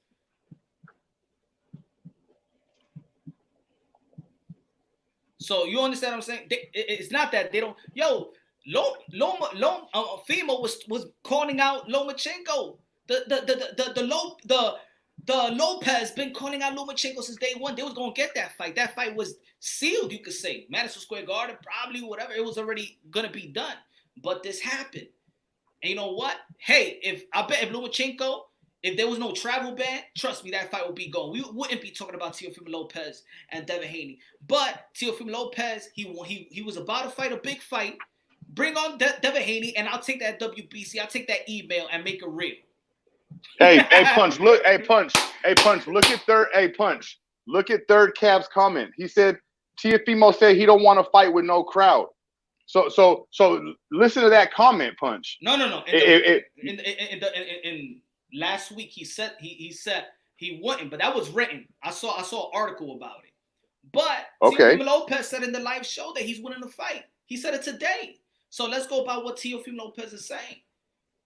We forget about the third party. He's doing live interviews. He's saying what he wants. I mean, we don't have to justify everything. You feel me? Let them talk. They talking. We like it. all the parties are saying they with it. Hearn said he's with it. Look at his tweet. So the fight should be, let's see if it manifests. That's all. And see, that's your answer right there. Loma won a tune-up fight before Lopez. Then he said he could come to the USA. Remember, Lomachenko is about to be out for a year. His last fight was in August. And Lomachenko said that he's worried about having this longevity of not fighting for a long time. So I believe that too, because Lomachenko said it. Hold on, my man. Guido. Hey, my bro. What's up, man? How you doing? I'm doing good, brother. Talk to me. Sorry, yo, I agree, yo. I agree with everything, yo. Teofimo, he did it, but we've been talking about becoming emo world champion. Yeah. You know what I'm saying? Mm-hmm. He's right about that shit. He earned it the hard way. You know what I mean? I mean, that's facts. And I don't know if Devin Haney is gonna do it again. That's the thing. He better not become 3-time. I'm gonna tell you that much. Nah. He got the email. He got the email bill. I'm just saying in the future. And I'm not I'm not trying to like be like, yo, you're going too much on Devin Haney. This is the facts about Devin Haney's belt. That not even his contemporaries respect his belt. Not Ryan Garcia, not Luke Campbell, not Teofimo. Nobody respects him as champion. Why would you want to be in a position like that where you ain't even respected as champion? Everybody looking at Lomachenko as the real WBC champion. Yeah, he's looking weak out here. Yeah. Punch, it's like this. Like, see, I like Canelo, right? It's like, how I feel as a Canelo fan, right? Yeah. Let's say if Canelo was to fight Demetrius Andre, right? And they say, oh, he does an email world champion, becoming undisputed. How you think I would feel as a Canelo fan? ¿Me entiendes? Like, I would feel so disappointed. You know what I mean? Yo, put it this way. Nobody wants to be given a belt like that. That's a lot. If Devin Haney is happy about that, then I don't know where his moral compass is.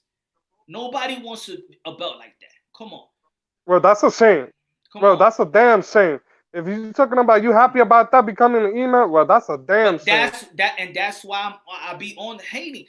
Look, they stripped him because he even said I got stripped, but I sent a letter to WBC and I want to be reinstated as champion again. No, man, why you keep asking for the belt? Yeah, but like, where's your pride? Exactly, where's your pride? Like, damn, you're a fighter. You know what I'm saying? Don't you want to taste the glory, bad, bro? Why you want it so bad? Like, come on, win that's sad, yo. And that's what got me. I'm looking at the character. At the character. You know, probably is this. Maybe Devin Haney been working out with Floyd and Roy Jones, and he already feel like a champion. You feel me? Probably he just already feel like a champion. He's been around legendary fighters. Like a fantasy champion, yeah. Maybe that's what he feels, but I'm just keeping it real with that. You know, I'm keeping it real. Nobody respects his belt. He's a belt. It's a difference between a belt holder and a champion. And Devin Haney is a belt holder. He's a quintessential paper champion. That's facts. Everybody know it. We know it. He knows it. The whole world knows it. It's the facts. Ain't nobody making it up. It's the facts. That's it. And we ain't lying up. We don't lie in this channel. This channel is facts over feeling. You understand what I'm saying? Fuck your feeling promotion, like I said. Yo, Guido, let me time other people in. All right, man. All right. I stay there. Like I said, man, this is the quote of today. The quote of today is, facts don't give a F about your feelings. That's it. Let's be real. Let's break it unbiasedly, logically, and objectively. Let's think logically and let's think objectively. I'm not talking that Devin Haney doesn't have no skills. Never come out of my mouth. I did not say that. I have not critiqued really his skills. He got good potential skills. These young fighters is the forefront. It's going to be the forefront of boxing. Devin Haney got great skills, good skills. I would love to see it when the challenges come. I do not want to see everybody say that he's great when his last fight was a guy that's ranked number 43. I don't want to see that. I don't want to hear that. But his skills, he has the potential to be a great guy. A great. Okay, Ben Shapiro. Nah, man. He's a funny guy, though.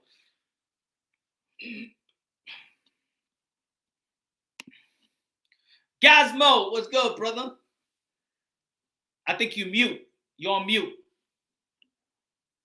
Oh, that's yeah. What up? We finna tap in real quick, easy style. But yo, just chopping it up with this whole Teofimo Devin Haney thing.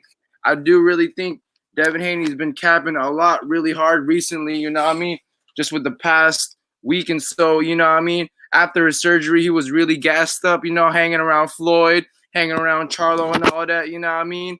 He acting like a rapper. My boy, he's a good kid. He's privileged. You know what I mean?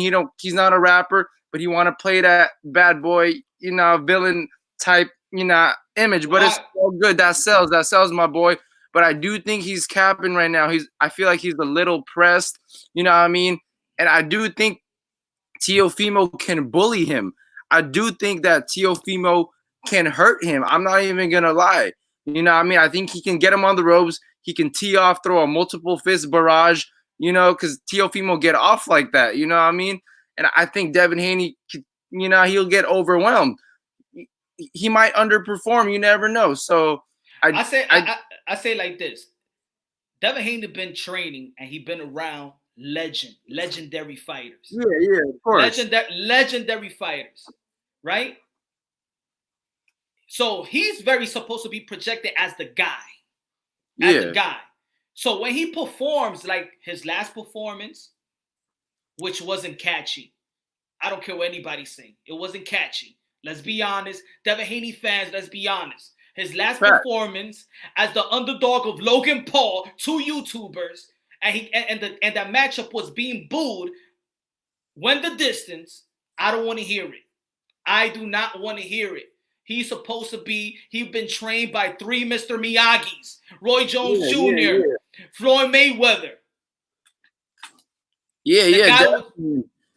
He didn't really, he's a skilled fighter, but he didn't really display anything spectacular that was like, wow. You know what I mean? Had him dropping their eyes. He didn't really, I fuck with Devin Haney heavy. He's still perfecting his shoulder roll. You know what I mean? And again, just chopping it up, talking about the forefront of boxing and these young kids, everybody in my generation, just with, social media, just being as prestigious as it is now, it's definitely changed everybody in the promoting matter. These 30-year-olds, they're not promoting themselves the right way, like Bud Crawford, he's a little too soft. He need to, get in his bag, get a little mean.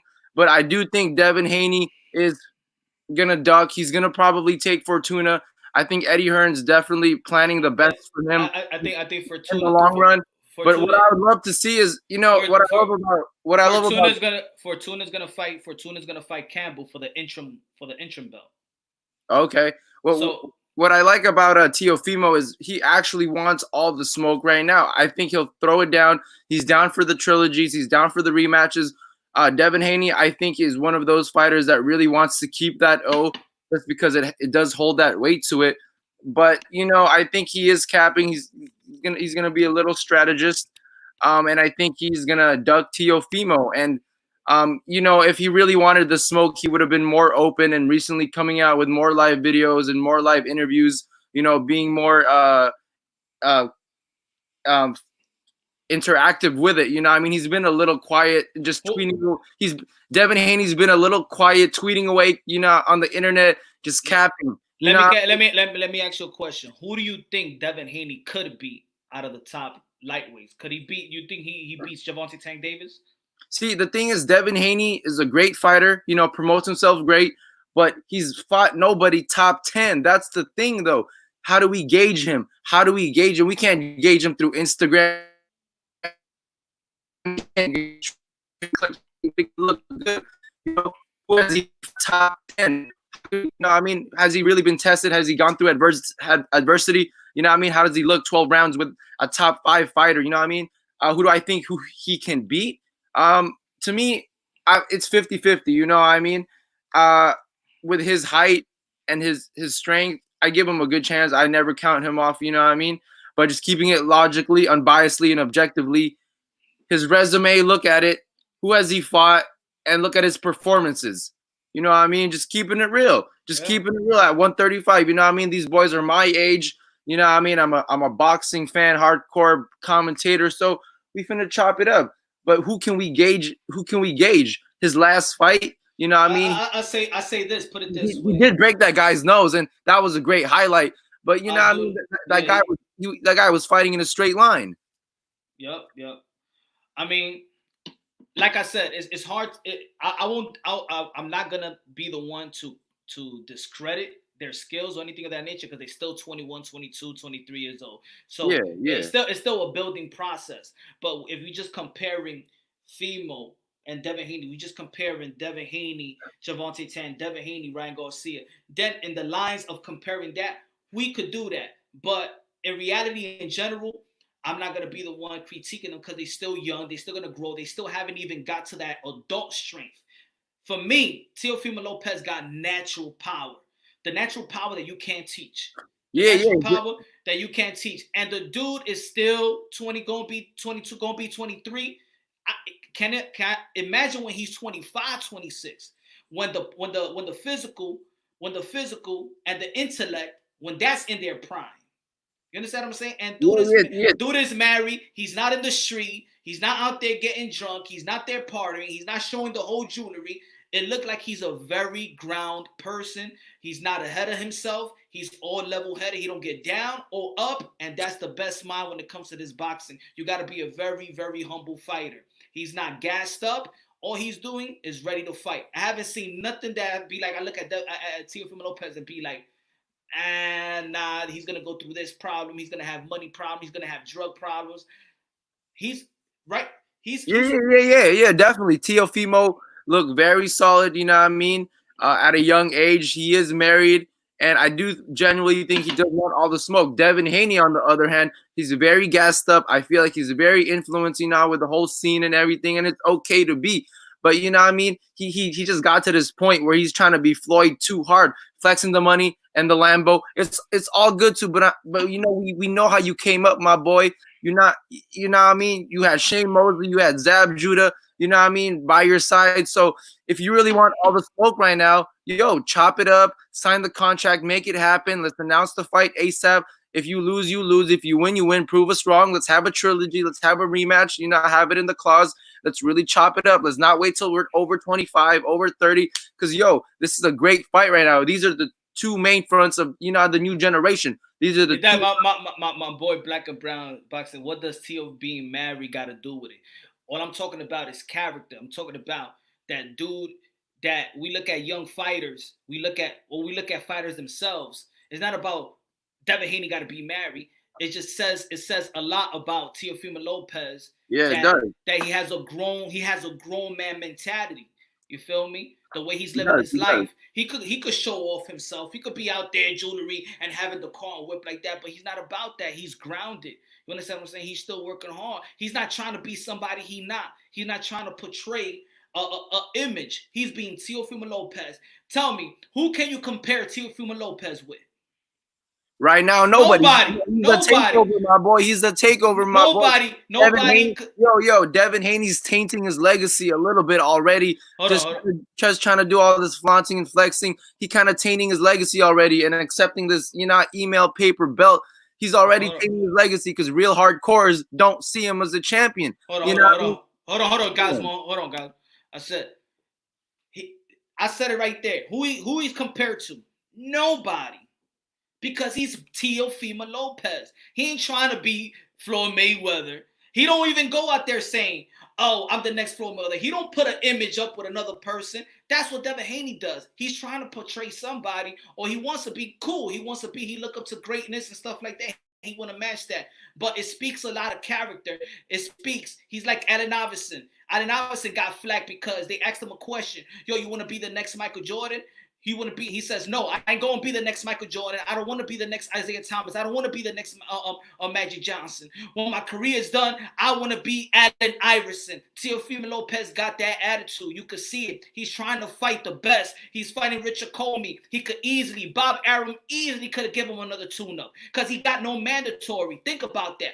Teofimo Lopez has no mandatory. Nobody in the number 1, number 2. He's young, and he could easily be like, let me get this easy fight, just like everybody else in the sport of boxing, and he's about to go back-to-back with a champion with the pound-for-pound dude. It speaks highly of Teofimo Lopez. The only guy that's making moves like that in the sport of boxing is Canelo Alvarez and Teofimo Lopez. The only guy that's making moves to challenge themselves, play no games. I ain't wasting my time. I ain't going to the damn camp, waste my time to find a damn tune-up. I'm young, I'm strong, I got confidence, and that's it. It's facts.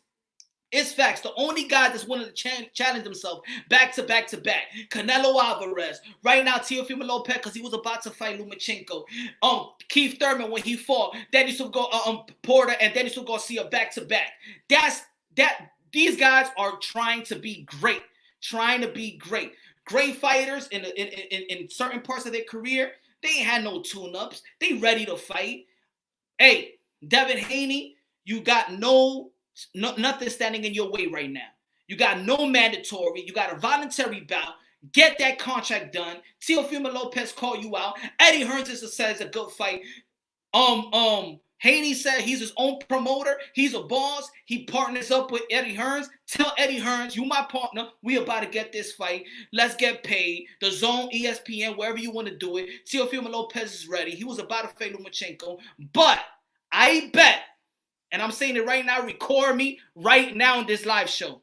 I bet Haney's going to fight a tune-up. I bet he's going to fight a tune-up. Haney is going to fight a tune-up because Eddie Hearn knows that's going to work better for him in the long run. Teofimo is ready. Give him 6 to 8 weeks. Give him that camp. He'll be ready. He was going to fight Lomachenko. You think he's really scared of Devin Haney? Devin Haney's going to cap. He's going to take a tune-up. You know what I mean? He's just capping about really wanting all that smoke. He knows that's a little too much for him. He's overwhelmed, and he's okay. He's not scared, but he is overwhelmed because Teofimo is hungry. And I know that Devin Haney in particular is going to make him hungrier because all that crap they've been talking, you know what I mean? So he's really going to want to perform in the ring. You know what I mean? Good luck. Yeah, I feel. Let me put other people in God's mode. Yeah, good talking to my brothers and sisters in Christ. Let's get it, though. All right, brother. Let me answer this question. He goes, not question, but Marlo said Fury 2. I can't even say Fury because remember, he fought Deontay Wilder. He could have fought Deontay Wilder right back. And he picked 2 other fighters, Schwartz, and what's the other one from Sweden? They was ranked in the 50s. So I didn't see Tyson Fury challenge himself on back-to-back-to-back. A lot of fighters are not challenging themselves back-to-back-to-back. It's a sport of boxing. A lot of people ain't they fight a hard fight, easy. We don't know when they're gonna fight. Easy fight, fight like this, and then we still waiting on a hard fight. What was the last time Buck Crawford fought a challenging fight that we be like, okay, he's gonna give him a run for his money? You know what I'm saying? Oh, I forgot to add also Sean Porter. Sean Porter is fighting the dudes that he needs to fight. Even if he's not fighting the top guy, he's fighting those guys. He fought Ugas. He fought Danny Garcia. He fought Earl Spence. A lot of guys, they challenge themselves. There's only a few guys that are really challenging themselves. Only a few guys in the sport of boxing. And I love the heart that Teofimo Lopez got. Because easily, he could have been like, yo, Bob Arum, give me an easy touch. Easily. Danny Garcia as well.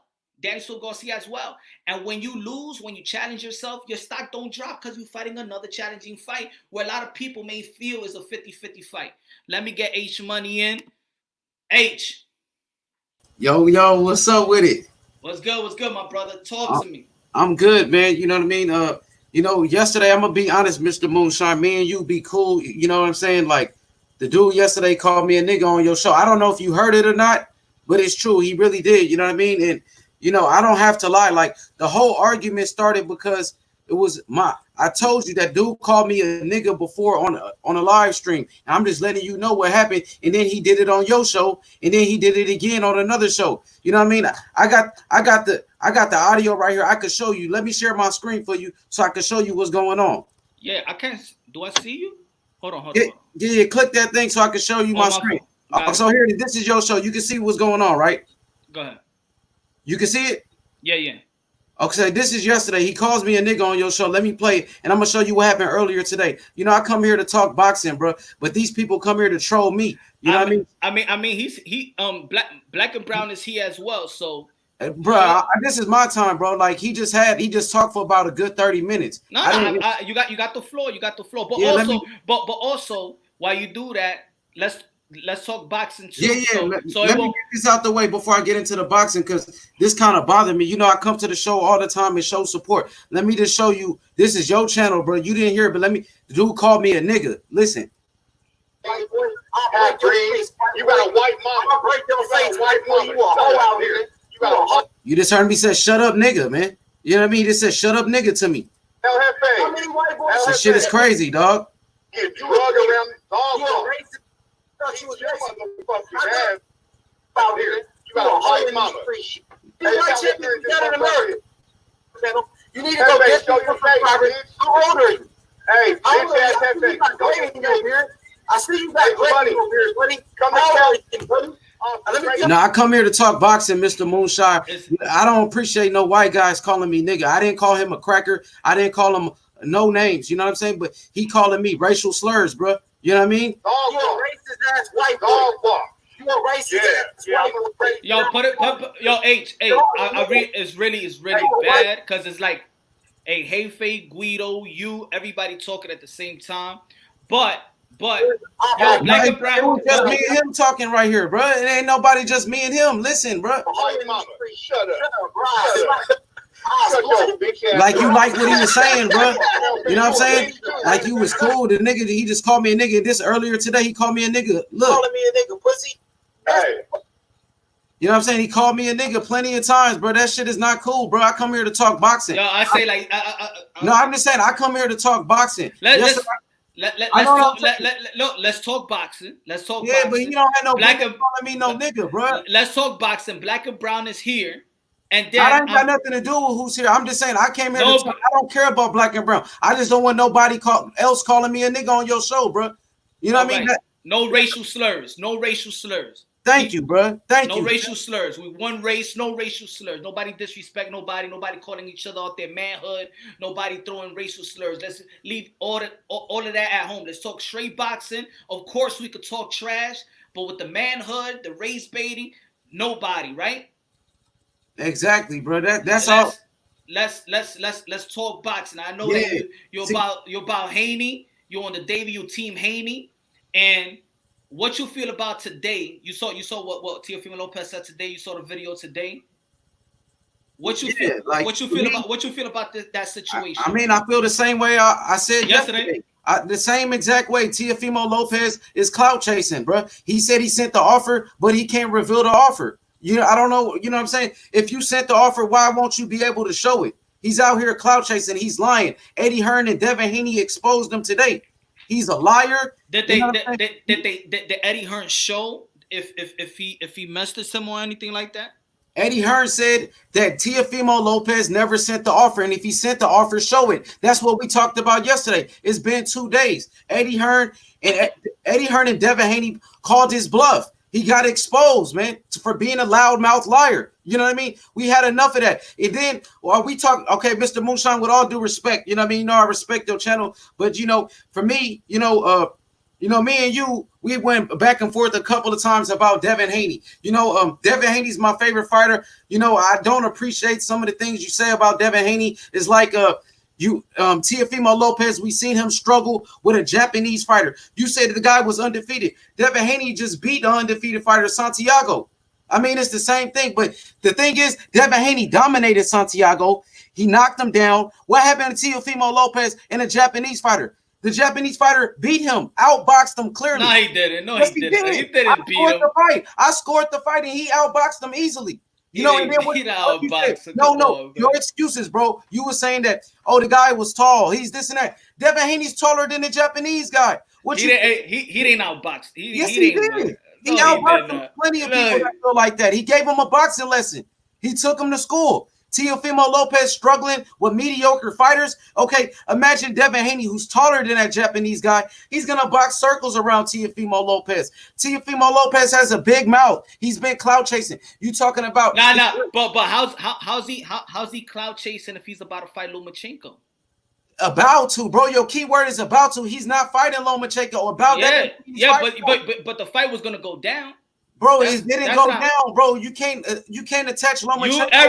Everybody knowing boxing, ESPN, it was gonna go down. Bro, the only he's reason not fighting Lomachenko. Stop adding Lomachenko to his list. I'm not adding to his list because it's not on his resume. But we all know that fight was gonna go down. Wait, bro. We can't associate Lomachenko to Teofimo Lopez because he didn't fight him. So let's get that out the way. Let me finish. The only win on his resume that's worthy of mention is Richard Comey, who's ranked number 6. Richard Comey, who got beat by Robert Easton Jr., a hype job. So if you beat somebody that Robert Easton beat, that doesn't make it impressive. He got a better resume. That's facts. You can't. There's certain things that people can't debate. You cannot debate that Devin Haney got a better resume. He does. Devin Haney never struggled in the fight. Teofimo Lopez got outboxed. Not even. He got beat. He got exposed. He got exposed. He won the W. That's a lot of guys win when they're not supposed to. It's been a lot of robberies in boxing. You see John Ryder versus how many channels out there that says Teofimo Lopez lost? Off a robbery. He won off a robbery. I heard a lot of people got anybody. Said it. Plenty of people said it. People called in the show and said they felt that he lost that fight. That was a robbery. Yes, that was a robbery. He was supposed to win the fight. He didn't score any knockdowns. He didn't do anything significant. He got outboxed. Okay. Floyd Mayweather don't knock nobody down, but he still wins. Okay, Devin Haney doesn't knock people. Well, he knocked out Antonio Moran, but you saying Devin Haney? You mentioned all type of negative things about Devin Haney. He knocked out Richard Comey, who was ranked number 6. Matter of fact, Richard Comey was ranked higher than Devin Haney, and he knocked him out. Bro, he's ranked number 6. That's not even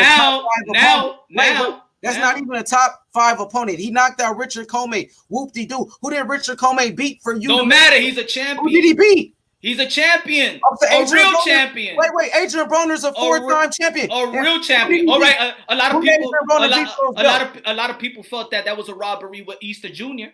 Who? Wait, man, come on, bro. A lot of people thought that Easter Jr. lost. That's not true. You trying to justify it? I'm telling you what's real. What I seen, bro. The man got outboxed by a Japanese no name. It was a no name. You're not even know his first name. You're not keeping it real. Nobody knows the Japanese guy's name. That's why you keep saying Japanese. If he beats Teofimo Lopez, everybody know the Japanese guy's name, but nobody. What's his first name?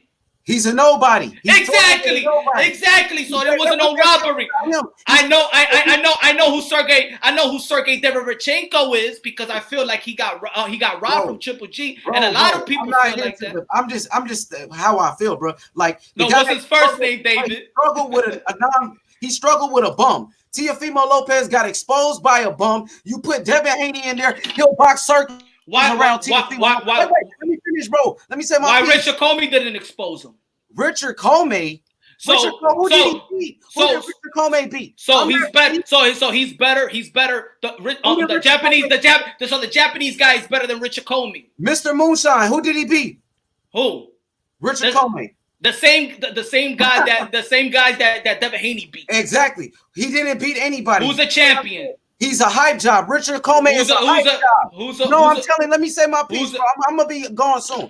Richard Comey is a hype job. He didn't beat anybody worth the significance. He's a champion, bro. Bro, Adrian Broner is a 4-time champion. Who did he beat? Adrian Broner is a 4-time champion. Richard Comey is more champion. Hold on. Richard Comey is more of a champion than Devin Haney is. Richard Comey is more of a champion than Devin Haney is. Bro, when Lennox. No. Answer the question. Answer the question. I'm just asking a boxing question. When Lennox Lewis became heavyweight champion the first time, who did he beat for the belt? Mr. Moonshine, you know boxing. Who did he beat? When Lennox Lewis won what? When he became the WBC champion the first time, who did he beat for the belt? Did he beat anybody for the belt, or did the WBC give it to him? Probably gave it to him.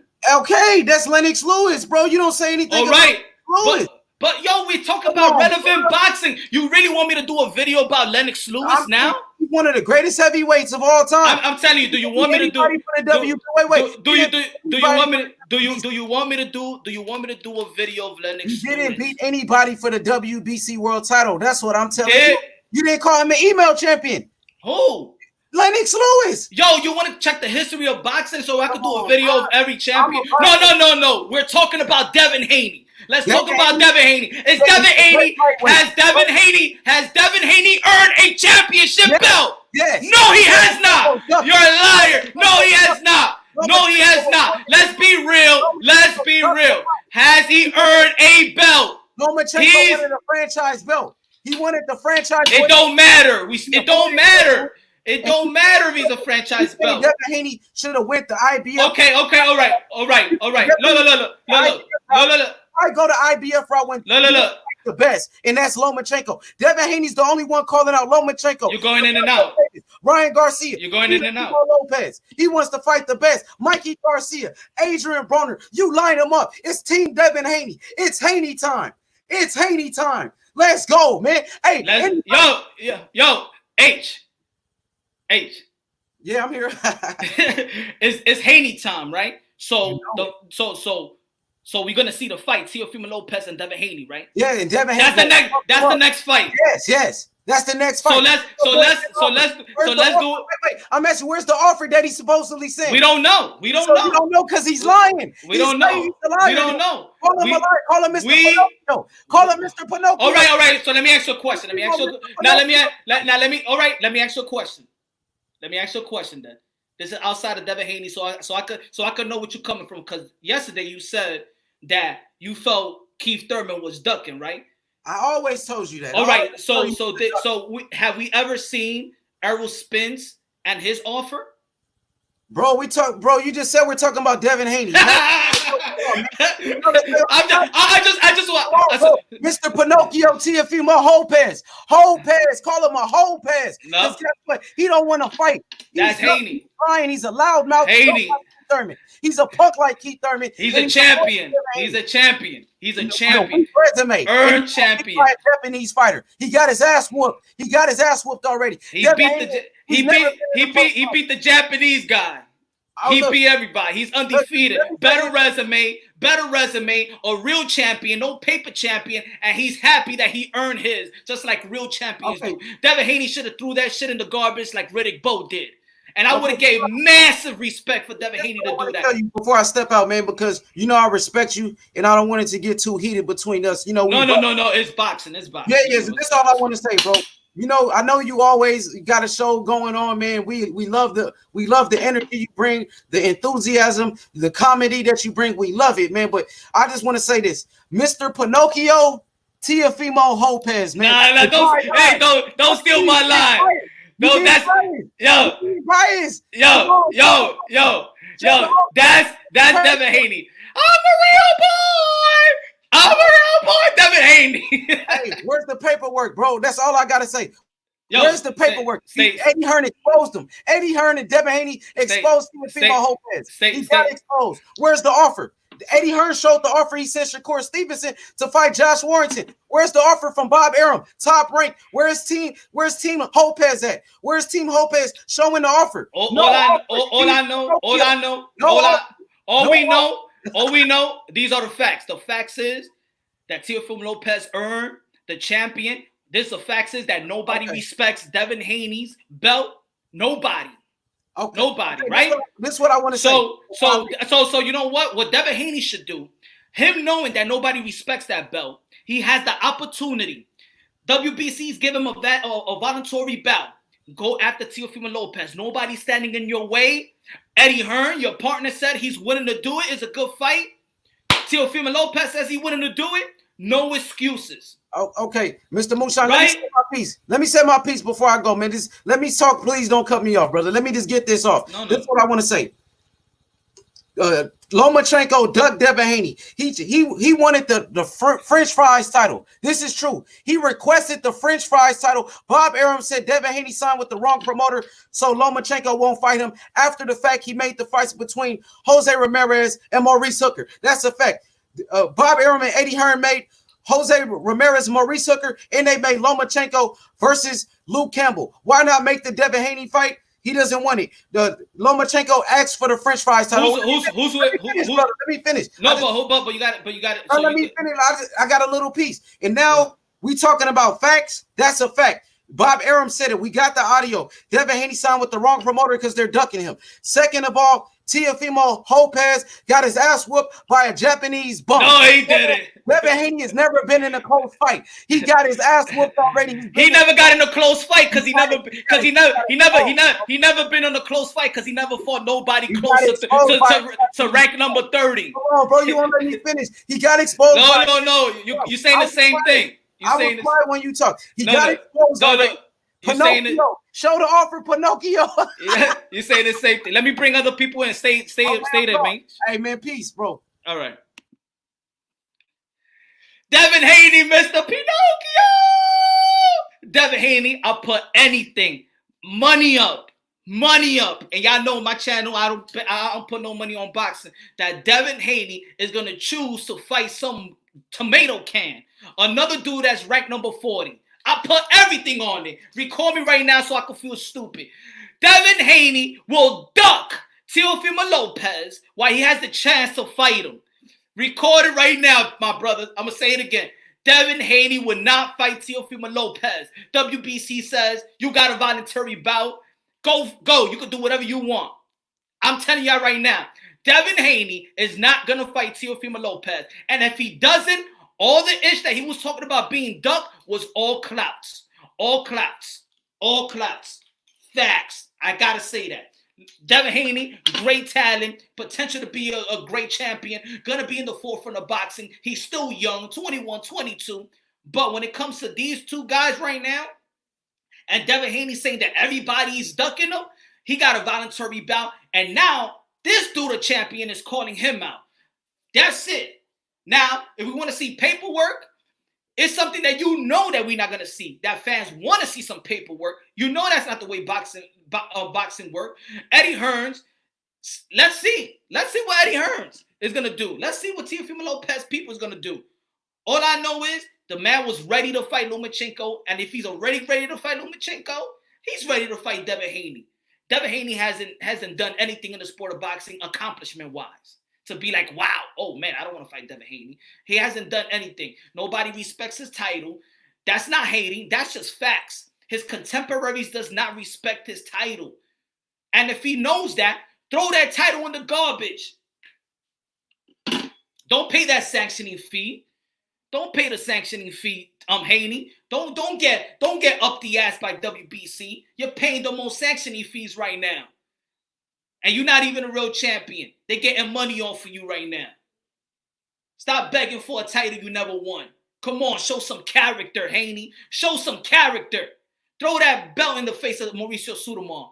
Who you think I am, Mauricio Sudamon? Hey, Devin Haney, but you the one that's telling me that you won belt. I don't know, Devin Haney. How about you fight for? No. Give me the belt. My shoulder is good. Can you give me the belt back? Please. Mauricio, answer me. You ain't get my email. Come on, man. Have some character in your life, Devin Haney. Come on, you got the skills for it. Devin Haney. Why you gonna come out? Come on, man. Your potential to be champion. You've been training with a bunch of Mr. Miyagi's, legendary fighters. And you really gonna accept a giveaway? Get out of here, Devin Haney. Have some more respect for yourself. Look at the other guys in your era. Look at Shakur. He won a belt, earned it. Teofimo Lopez earned it. Gervonta Tank Davis earned it. And you gonna be like, Mauricio, my shoulder's okay.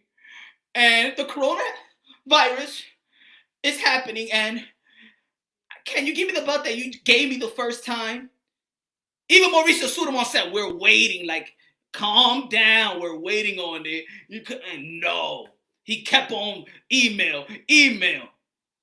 Come on, man. Come on. This is boxing, yo, man. This is a historic sport that dates back 100 plus years. Devin Haney could have been one of the youngest champions earned ever. One of the youngest champions ever. And he settled for a hand-me-down. He settled to be a paper champion. Devin Haney, you better than that. And that's why I'm on Devin Haney. Because Devin Haney is better than that. Because Devin Haney does got the skills to be a world champion. He does have the skills to earn a world champion. That's why I'm mad about Devin Haney. Now, if it was a chump, if it was like Jeff Horn and stuff like that, and they give him a belt, he should be happy. Give him a damn candy. But Devin Haney, who is projected to be a true champion and a good force to be reckoned with, he's going to give me the belt? Man, throw that shit in the garbage, man. Get out of here. And now Teofimo Lopez, a real champion, is calling your ass out. I don't give a damn. Devin Haney, you say you a boss. You better fight Teofimo Lopez. You better fight that man. But another dude ranking the 40s. I tell you, I bet anything. Prove me wrong, Haney. Prove me wrong, baby. Give me a drink. My fault, man. Let me drop the link. Yo, Carlos. What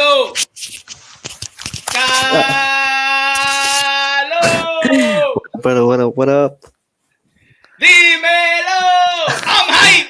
They got me hype! All right, brother. Look, 100% agree. Look, if they're going to fight, he's going to lose. And he's going to lose. I'll say it right now. Yeah. Look at the resume. Lopez has a better resume. I'm just saying. If they fight right now, I think he should just give the belt. No, what? No. No. I just don't want him to give him the belt because Teofimo Lopez has more pride than just give me the belt. You remember you had has anybody seen the movie Blue Streak with Martin Lawrence? Yeah, I have. With Martin Lawrence, remember Dave Chappelle? You remember in the alleyway when he's like, you know, you got to give me the ball and you got to let me. You gotta give me the gun. And I'm gonna make it hurt. It's gonna hurt. And then he goes, and then Devin Haney. No. And then Chappelle goes. Chappelle's about to give him the gun, and Martin Lawrence said, "No, just don't hand it to me. I gotta take it from you." That's Teofimo Lopez when it comes to Devin Haney. Devin Haney's about to be like, "No, just don't hand it to me." Dude, that's what he should have. That's what Devin Haney should have told Mauricio Sudamon. No, just don't hand it to me. I gotta take it from him.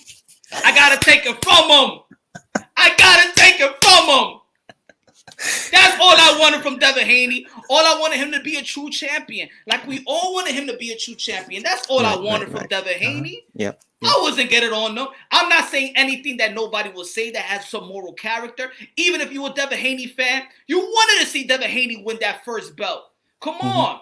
It's like Mike Tyson. What we always watch. When he became the youngest heavyweight champion of the world, we always watch the first time. How much you want to bet anytime somebody won it for the first time, we always see the videotape. We always go, not the videotape, but we go to YouTube and see how he became champion. I can't go into Mauricio Sudamon email to find out exactly the time that he became email champion of the world. He probably was sleeping, and then Devin Haney got up and he had an email. Oh, yo, Pops, guess what?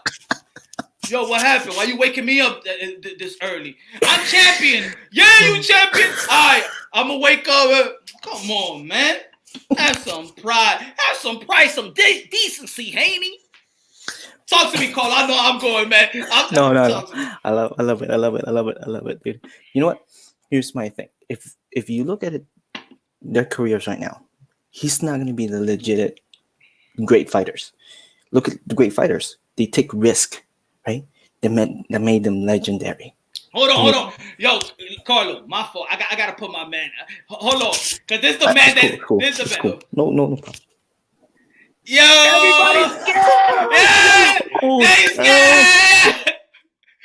I told you everybody been scared of myself for 2 years already. Yo, speak on it. They scared. They're all scared. Speaker. That's what I'm talking about. Yo, my little girl here knows more about boxing than anybody. Man, you got a lot of fanboys up there you shouldn't put up, man. You got a lot of fanboys. You know what it is? I give them a platform. You know, they could talk. We could talk boxing. I know there's a lot of people with passion. I know there's people that got their size and biasness. You know, you give people a chance, you know. Let them talk. But I could hold minds. I know the truth. You know the truth. No, but you know what? It's just the great Devin Haney even worse. The way the people try to make him be at a position where he's not even close. Exactly. And the thing is that my son wouldn't even be on this chat if it was the other way around. Yep. You know what I'm saying? That's what's crazy about this whole thing. If Teofimo Lopez had the record that Devin Haney had and he was a 2-email champ, nobody be talking about my son. Exactly. Nobody. Exactly. You know? And Devin Haney, if Devin Haney would have called me, who would have had the IBF championship belt, everybody would have been. Teofimo's not relevant here. Exactly. Forget about him.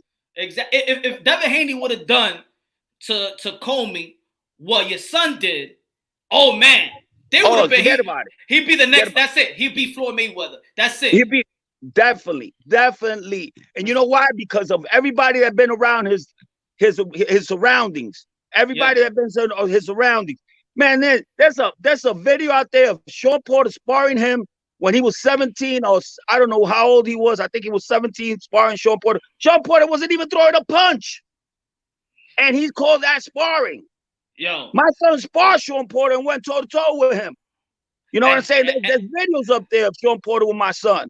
And that's and ask Sean Porter if you want. And he went all out with my son. And let me tell you something. Go ahead. People are, no matter how much you say it, people are just gonna keep on hating, man. You know what I'm saying? And it's beautiful. And let me tell you, and you know what's so funny? I was talking to Bob Arum, and I told Bob, yo, listen, how about we make a fight with Devin Haney, you know, in case, you know, this fight with Loma doesn't, you know, come in effect. And I didn't even know that my son was already doing that for a week and a half with my manager, David McWhorter. And I said, how come you didn't fucking tell me that? He goes, Dad, you know, I didn't know I had to tell you, you know. So they were already on the works of doing that. So, you know, listen, the thing is that my son is not outspoken. Yeah. Okay. You the guy. I'm the one that you the mic. Him and he backs it up, right? Yeah. But now we got two monsters. Now he's becoming a man. Now he's talking. Now he's getting sick and tired of these people talking so much, you know, shit. Yeah. And now they can't back it up. Yeah. I guarantee you what you're saying is true. He's not gonna fight my son, man. I know. It's too much of a dangerous fight for Eddie Hearn. It's too much. Yep. Eddie Hearn put so much money on this kid. You think he gonna throw him in there with an animal like my son? Never. Not now. It's especially not now. That's why I said I don't even bet. I'm not a gambler, but I'll bet anything that he will not fight Teofimo Lopez. That's not gonna happen, bro. That's not gonna happen. And if it happens, it's gotta be for a lot of money. Because Eddie Hearn is not gonna let his boy go out there like that. You know, because it's gonna be a beating. It's gonna be a beating that's not gonna be a beating where he could just come back. It's gonna be a beating that's gonna scar him. They'll blame it on the shoulder.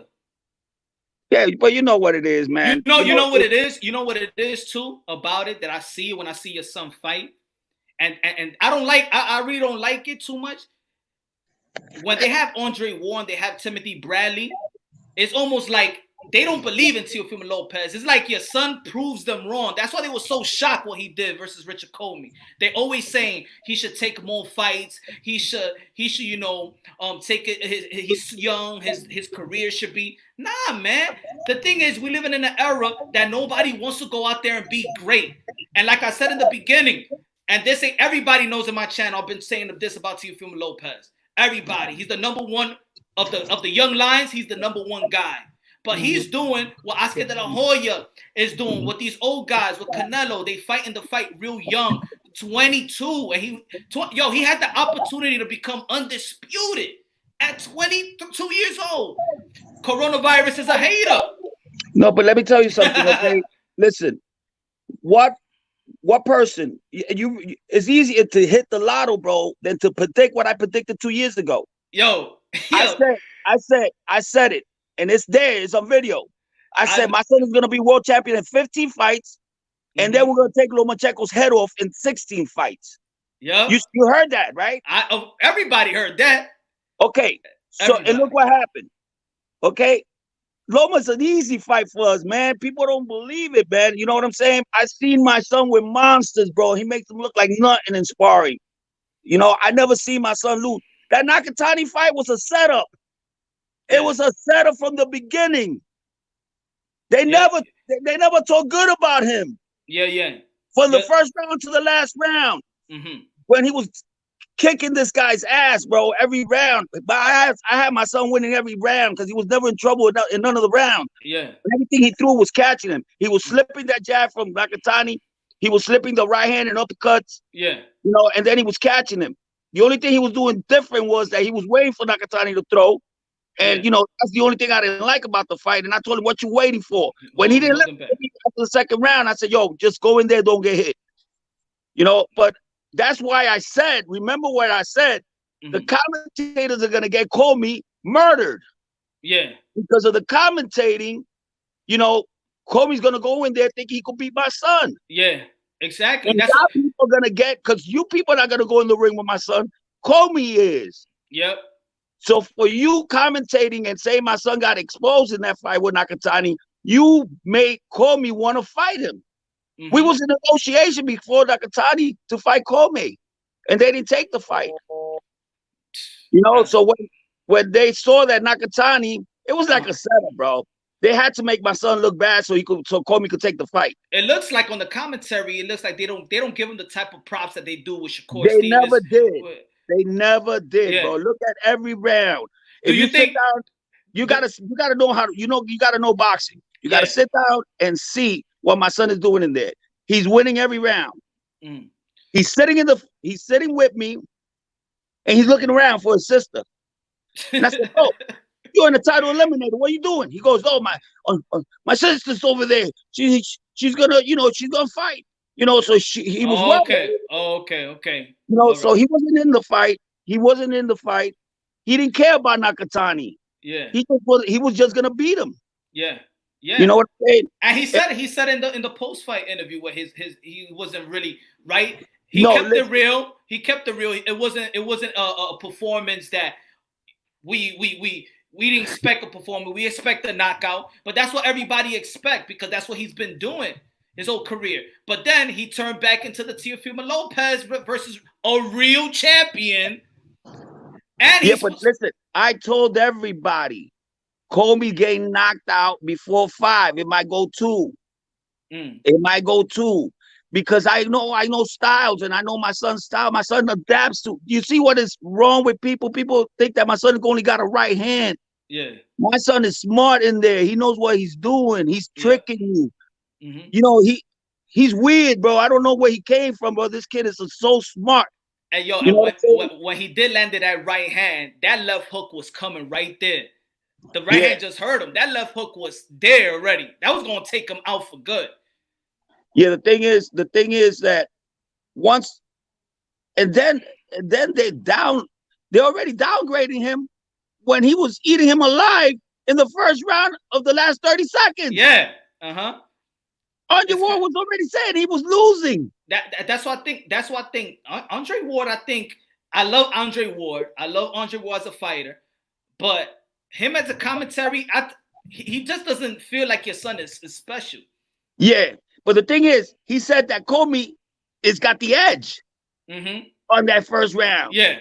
When Timothy Bradley is already saying, because Timothy Bradley started already talking good about my son, he says, Comey's getting hit with a lot of good shots right now. Yeah. Do you think that they want they want to shut you up. That's what it is. That's exactly what it is, man. That's exactly what it is. I don't know about them. I don't know about them. I just everybody want to shut you up. Look. That's one thing. That's why I don't like boxers commentating, especially boxers that have done great things in boxing, because they're biased about what the fighters that are coming up and the great things that they're doing, and they're probably doing better things than they did in the beginning, right? Yeah. Or whatever it is. I don't know what it is. Yeah, I'll tell you like this. All I want is for people to be fair. My son looks like shit. Just say it, but don't say it just because you want everybody to think that he looked bad in a fight, because the common people that don't know boxing are gonna believe it. Yeah, exactly. That's why I say you can't. That's why I always say, yo, these guys, modern day wars, modern day gladiators. I hate when they discredit fighters. I don't like when they call them bums and all the derogatory names. These guys are fighters. They're special. They're special people. They do something that a lot of people don't got the heart to do. From rank number 1 to rank number 10,000, you got to give everybody that step inside that ring some respect. If your son don't fight, if he don't fight Devin Haney, he's not gonna fight Lomachenko because of the coronavirus. Who you think is out there that he? Listen, right now, we just want to be active. All right, we took out. Look, Devin been talking so much smack about my son. You know that he went face to face in a fight with him. My son is not from the streets. You know what I'm my son. But when you go in the ring with my son, he becomes a beast. That's totally different. You know. And they say that my son looks scared or whatever. Doesn't matter how you look, man. It's what you do in the ring. Yeah. That's all that matters. Yep. You know, and I don't have respect for Devin, because Devin lied about the sparring that my son had with him. You know, I don't want to get into that, because sparring is sparring. But since then, I knew that the kid was not real. Yeah. You know, and you know, and I had to stop talking about that sparring, because it was just sparring. You know what I'm saying? So yeah, we're ready. And my son ain't playing, bro. My son ain't playing. My son is real. My son wants this fight. You know what I'm saying? I think I know he wants this fight. Like, you know what he told me, Papi? I'm gonna enjoy knocking this guy out. He told me that. And yo, listen, and that's scary, bro. That is scary. He liked Comey. He liked him. You saw what he did to him. Yeah. And he liked Comey. When he went to the court, he says, "Man, I hated it had to be you, bro." Yeah. You know what I'm saying? I love you, bro. I hated it had to be you. But this one he's gonna enjoy. But this one he said he's gonna enjoy. How about you as a trainer, knowing that really you're going up against all the masters that he's been under, the Floyd Mayweather, and what is it gonna do for you as a trainer when your son beats Devin Haney? When your son beats Devin Haney, because my prediction is that Teofimo Lopez is gonna win. I got the eye of the tiger, bro. I could see fights. I don't know how to explain it, bro, but I could see something, and I know my son is just gonna walk right through it, bro. You understand? Especially, you know, the way that we train. There's no cleaner fighter right now out there than my son. Nobody. My son is doing things in there you never seen before in boxing. You know, that catch and shoot that he does, bro, takes years to learn. Yeah. You know what I'm saying? You could stay in the pocket. You don't need to be running. You could stay in the pocket, catch everything a guy throws, bro, because that's when you're open. Yeah. People don't understand that. I don't want to give my secrets, bro, but you know. But even I seen in the amateurs too. He's not even doing half of the stuff that he got tricks under his sleeves. He can move around in the ring that he hasn't even done. He's just sitting right now. Because people pisses him off. A lot of people got him pissed off, and he loves it. I mean, I loved that Nakatani fight. I loved it because you know what? It made him stronger. It made him stronger. Oh yeah. You people think that I'm flossing. You people think that I'm losing it. Yeah. Okay. That's what he's all about, man. When they robbed him in the Olympics, the same thing. He came back strong. You know, I said, Papi, you can't leave it to the judges, bro. We got to kill everybody. Yo, it's something about being robbed of the Olympics that makes greatness. Floyd Mayweather, Roy Jones Jr. It seems like, yo, when you get robbed of the Olympics, you become an animal. And he got robbed with a guy that won the silver. So, you know, and you can go and see that fight, man. That guy didn't win one round. Yeah. But you know, he was fighting for Honduras. You think Honduras is gonna get a medal? Come on. Exactly. You know, and then a month later, this guy gets caught taking $10 million in. I'm talking about the Aiba guy. Oh. You know, from France. He was taking $10 million from France. Wow. All those medals were sold, bro. Wow. That's why they disqualified all the 36 judges. Oh man. They should have forfeited the Olympics in 2016. Okay. That shit was so fake, but that's another issue. But yo, go ahead. What divisions you think that your son will end up? Like, how many divisions you think he'll fight? Listen, we spar with guys like 154, 160, so I could see him go all the way up, man. I don't know. Yeah, I don't know. He's a big boy. I see 154. Yeah, maybe. 154, 160. Yeah, but I think 160. His height, you don't think it will be like his height will be because he's what's your son? 5'6", 5'7"? Listen, Floyd fought all the way to 154, right? Yeah, I got Fimo. Well, I think he'll fight great. He'll end up at 154. I don't think so. I think he could go up all the way to 160. I mean, because of his skill set, you know what I'm saying? Oh yeah, and you know power. Him best. You know him and best. His power. That's what's more important. You know, power is a lot. When you go up into fighting guys that are bigger than you. Yeah. The problems that you have is if you can't fight guys that are bigger than you, you're having a problem because you're not hurting them and they're just walking you down, then you're in trouble. But if you got something to hurt them with, yeah, my wife says hi. So hey, what's good? What's good? We love you. I love you too. Yo, she watches you all the time. Yo, she likes the part where you said, which one's the one that you like, baby? Or when you go, nobody can beat my son. Nobody. You're scared. You're scared. Yeah, man. Yeah, but listen, what I'm trying to tell you is, and like you said, you know, he hasn't even gone up to like 25 years old, bro. He hasn't got his powers in, and he holds his own, bro. You know, he holds his own with big dudes in there. You know, where he backs them up. You know, with Ugas, you know, Sean Porter, you know, big dudes. You know, he goes up and they go hard on him. You know, nobody takes it easy on him. You know what it is? I think also is that people know more about Devin Haney and his come up. And he got That's a lot exactly of videos, what I and they just don't, said. and they really don't know your son like that. It doesn't have a lot of YouTube with other, like if they had like sparring matchups out there with Ugas, and then people be like, "Yo, Teofimo Lopez is that guy," you know. Yeah, the thing that's exactly what I just told you. Yeah. If it was the other way around, my son wouldn't even be mentioned right now. Mm-hmm. If Devin was to have my son's record, and my son had Devin's record. And was a two-time paper champ. Email. Nobody would have been talking about my son, but it's Devin Haney. Yeah, it's Devin Haney. So that's why, you know. And they say that we trying to clout chase, trying to call out Devin Haney. No, why would we clout chase Devin Haney when we fighting Lomachenko, bro? That's what I'm saying. Yo, he's the one that should be happy we talking about him. Exactly. He just blew up right now. Exactly. Devin Haney blew up even more right now. Exactly. You know? Come on, man. That's common sense. Why would your son is about to fight the top 3 pound for pound doing the sport of boxing?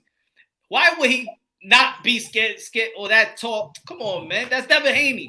Yeah. Listen, hate Bob Arum all you want. All right. One thing about it, he's a smart man. He don't care about you. He doesn't care about the other guy. He doesn't care about the boxers. He cares about money and making you a champ. That's all he does. Okay? He even said it before. He's not into feelings with no fighters. Yeah. You know what I'm saying? So what do we do? We listen to the magician, the guy that knows about boxing. We listen to him. He says, what the hell are you guys going to do on the WBC? My son was ranked number 2 in the WBC. Devin was number 4. Mm-hmm. They wanted to do this bullshit. I don't know what they wanted to do. The tournament that everybody's talking about. Devin Haney. We was gonna fight the guy Abdul. I think it was that we was gonna fight. Abdullayev. No, I think we was gonna fight for Tune. I think, but we wasn't gonna fight Devin Haney on the thing that they wanted to do. So Bob says, hell no. Because at the end of the day, Campbell's going to end up fighting Lomachenko. So let's move you to the IBF. You fight the title eliminator with when you got to beat this guy. They fight the title eliminator with Akatani. Yeah. And then you become the IBF champion if you beat Comey. Then Lomachenko's going to have all the 3 belts, and then you guys could fight. There you go. That's why we left the WBC. We didn't leave because we were scared of Devin Haney. Get the hell out of here. Who's champ now? Exactly. Who made the good moves? There's your answer, fellas. There's your answer. That's why we moved to the IBF, because we was in a better position to get all the belts with less fights. There's your answer. What I've been saying. I don't want my son fighting 200 fucking fights when we only got to fight the top dudes. Exactly. And we never turned not one fight. That's how we got to the top. That's why my son became champion 55. That's why I knew he was going to be champion 55. Because they made the call. Yes, let's do it. And you said it. You predicted it. Let's do it. And I say yes. Not my son. I say yes. Because I know what my son got. And my son said, yo, Dad, whatever you say, let's go. I'm with you. When I ran up to Lomachenko in the hotel, and I told him, yo, you ain't nobody, bro. We're gonna steal the show, and then I'm coming after your neck. Oh, everybody went crazy. That was when we fought Mason Menard. And then I came and I was walking into the ring. Nobody from Top Rank said nothing to me. And that's their boy. Yeah. But I told my son, everybody's quiet. I told him, if you don't do something extraordinary, they're gonna eat me tomorrow, bro. They're gonna eat me for what I said to Loma. My son knocked out Mason Menard in the second round, bro. Then look at Lomachenko, the way he looked with Pedraza. Exactly, yeah. Look at him. He looked desperate, trying to knock him out. I was at the bar because I didn't even want to freaking stay there watching that fight.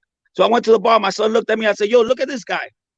My son looked at Lomachenko fighting Pedraza. He goes, Dad, you got inside his head. Yeah. He got inside his head. Because Lomachenko looked desperate to knock him out. Because he wanted to prove me wrong. That's when I knew I was inside his head. How you think? So give me the prediction with Loma and your son. How's it gonna go? Because you've been predicting everything right. What's the prediction? What round? I think Loma is gonna come in scared. Scared. He's gonna come in nervous, not scared, but nervous. Yeah, all right. Yeah, true. Nobody's scared. My son doesn't get nervous. He does not get scared or nervous, and that's weird. And I've asked him in private because everybody gets nervous. But he gets anxious. He doesn't get nervous. He just wants to give a show. And what I see is Lomachenko's going to try hard. My son's just going to start blocking everything, and catching him. It tells me that Lomachenko has so much respect for your son that he's making sure that he wants a tune-up fight. Of course, bro. Come on. Because if he did it... Listen, you got to sit down and watch video. My son don't miss. He don't miss. The only way Lomachenko's going to beat my son is if my son misses. He's an accurate counterpuncher. I've been saying that. He hits with both hands, and he hits you everywhere. You understand? Yeah. So, and that, I don't want to say too much, man, but let me tell you something. We're ready, man. And I'm going to train him really good for this fight or any fight.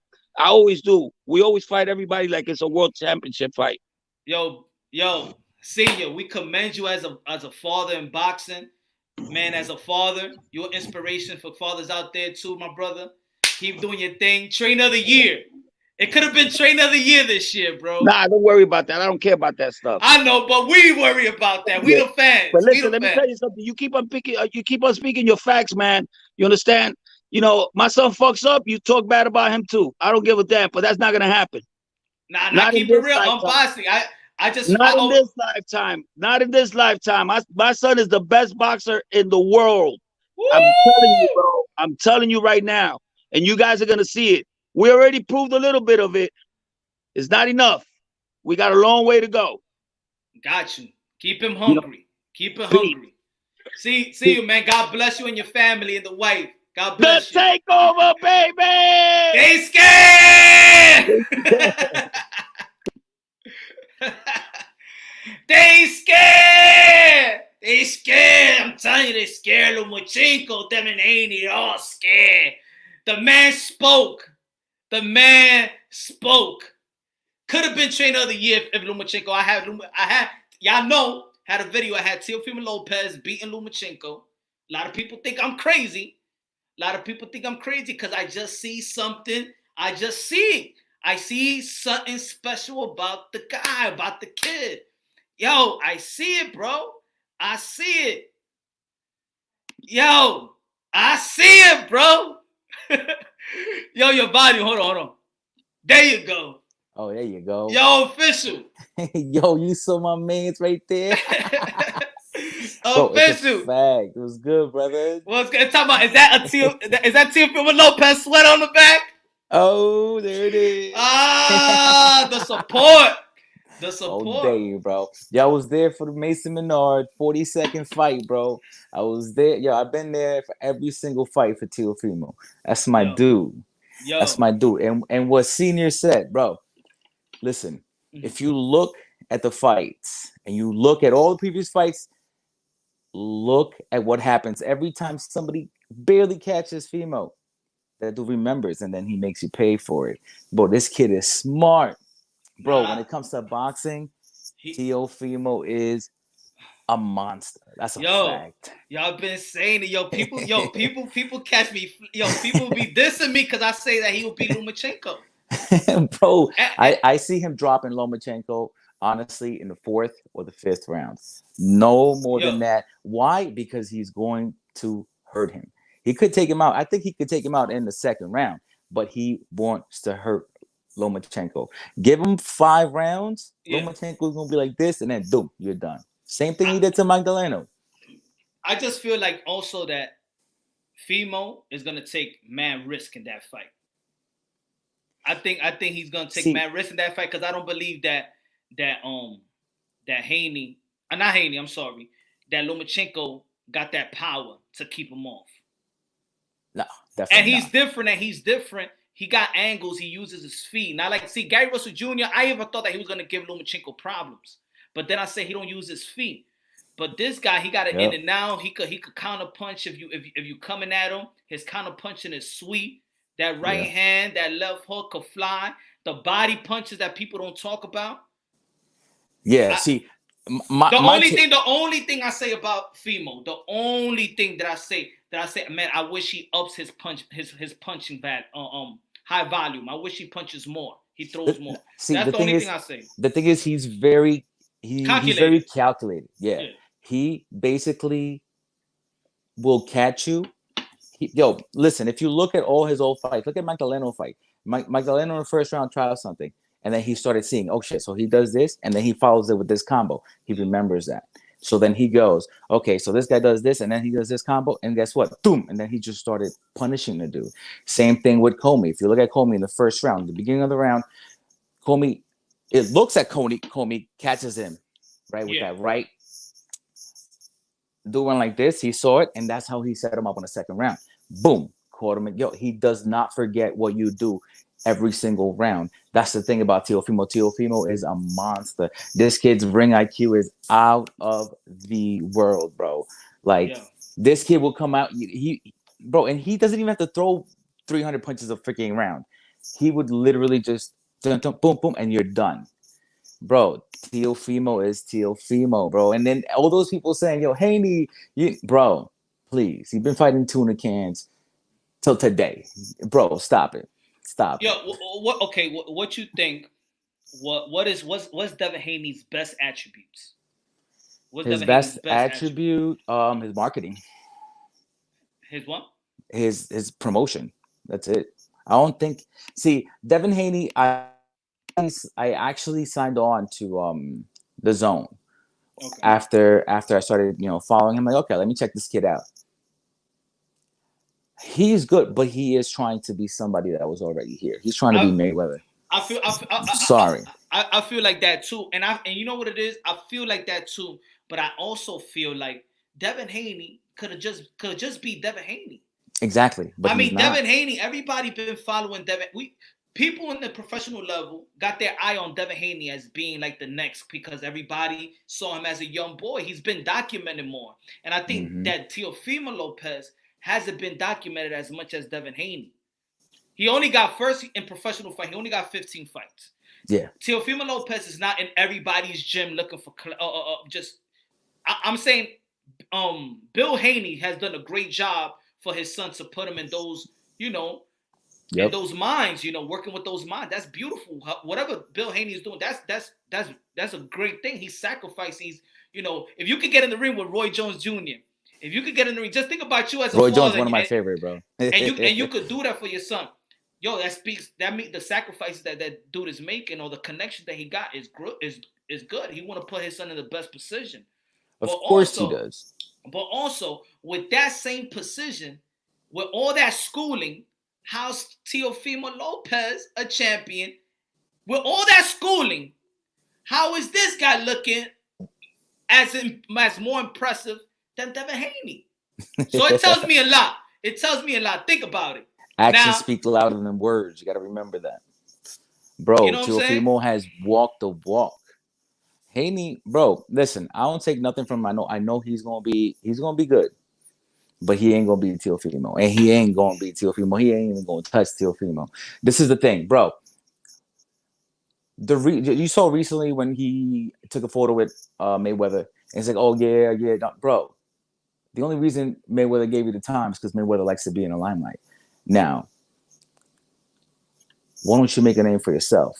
Why don't you do something for yourself? Stop fighting these tomato cans. You went to Mexico and started fighting a bunch of... Bro, fight people that we know.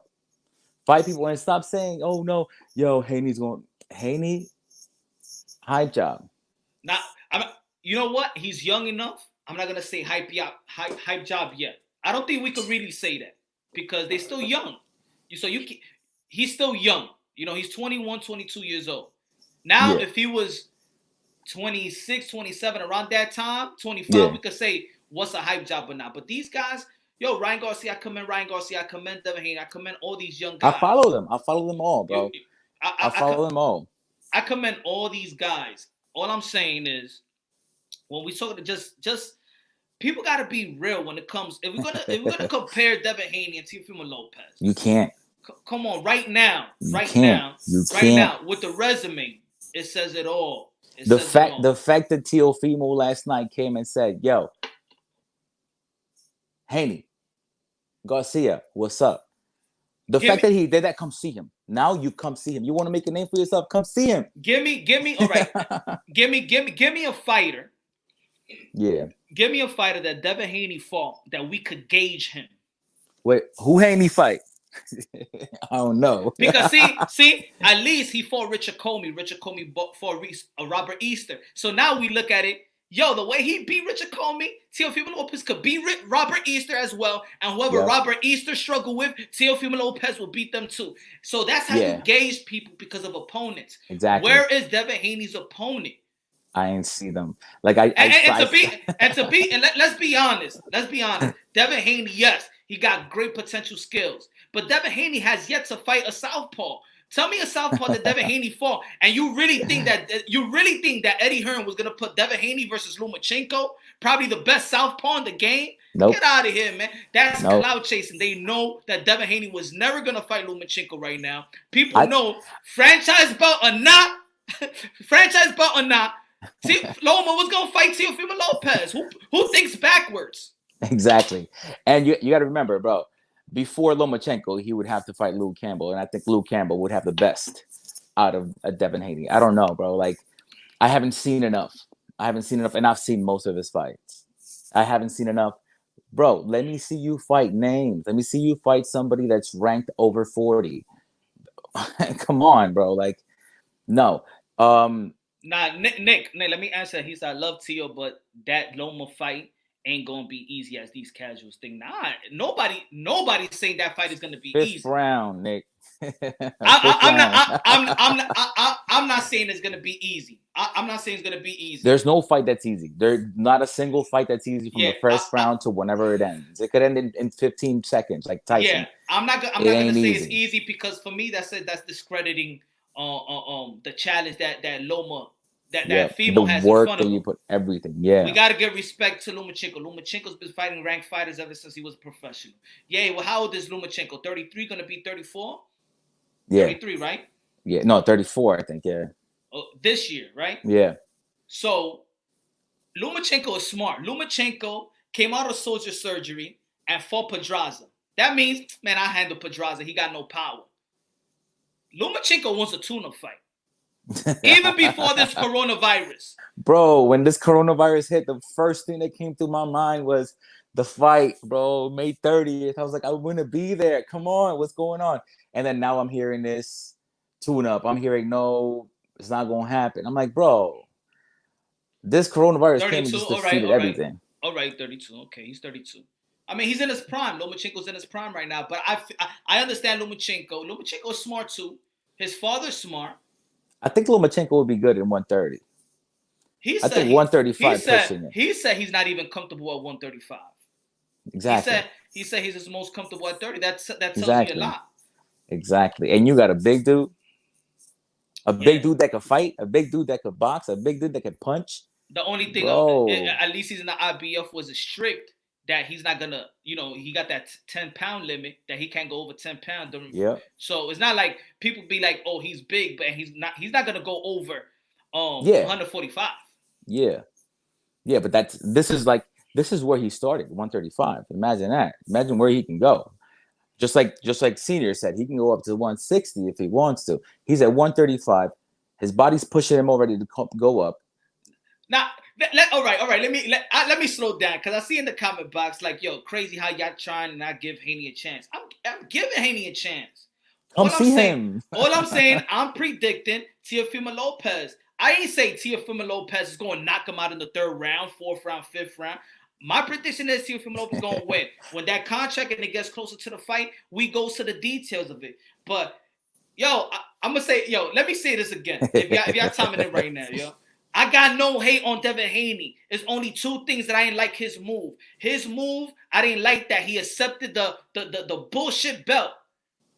He should have never accepted it. The email belt should have gone to the garbage. The email belt, the hand-me-down, it would have done more power. He would have set the tone in boxing and would have told, you know what, Mauricio Suleiman, don't give me that belt. Because I heard you in that interview, you said that Lomachenko could be undisputed. Yep. Logic tells me if he could be undisputed, the belt that you giving me, exactly. That's the first video. So the people, again, the people out there, I don't hate Devin Haney. I said that his move is weak. You remember when Stephen A. Smith told Kevin Durant that his move going to the Golden State Warrior was weak? Yep. That's how I felt Devin Haney. And if you're a boxing fan, y'all all should be saying the same thing. You got to respect it. It's a weak move. Yeah. And then they stripped him from the belt. And the dude is begging for the belt back. And y'all boxing fans really going to be supporting that BS? Come on, keep it real. Bro. You could be a Haney fan all you want, but that's principles, man. You used to have to fight for your belts back in the day, bro. I'm sorry. It's no hate. This is facts. Everybody fight for your belts. Come on, man. If I go to high school, I want to go to my graduation. Give me that diploma. Yeah, we have a party. Yep. You want to walk down that line and say, yo, I made it. I did it. And that's what Teofimo did. That's the big difference. Bro, it's something that you got to understand. Come on, Haney went about it the wrong way. Boxing champ, don't be asking that. Come on. Let's ask some real question. Who has Teofimo Lopez? That's what I mean. You gotta act. Let's be real here, man. That's what it is. That when you being real, then that's when they be like you're hating. But if everybody is real, if everybody got common sense, everybody would say Devin Haney is a promising guy. Devin Haney was inevitably was going to win a championship. He was going to earn it. He's going to be part of the forefront. He's going to be part of the forefront of the sport of boxing with these other young fighters. But the way that he earned it, no one respects it. Nobody. Not his contemporaries. Ryan Garcia said it. Remember when he came into the ring? He said, if you're a champion, I'm a champion. That's a fact. What Devin Haney said. Nothing. When Teofimo Lopez tweeted about the email champion, show me his rebuke, because even Devin Haney knows that. Luke Campbell said it. Fortuna in his live, he was running in the treadmill. I don't understand Spanish. He was saying it. Everybody was saying it. Nobody's calling out Devin Haney because he got nothing to offer. He got nothing to offer. Teofimo Lopez is calling him out because Teofimo Lopez is damn bored, and he see that, you know what, I can make that belt as a real championship belt. I'll fight for it. Now I want to see Devin Haney fight Teofimo Lopez. That's all I want. That's it. Bro, I want to see that. I want to see that happen so bad because he's been talking about it for a while. So let's see it happen. He's called everybody out. He's called Brona out. He's called everybody out. Now your shoulder's good. They gave you the belt because you begged for it, and the champion called you out.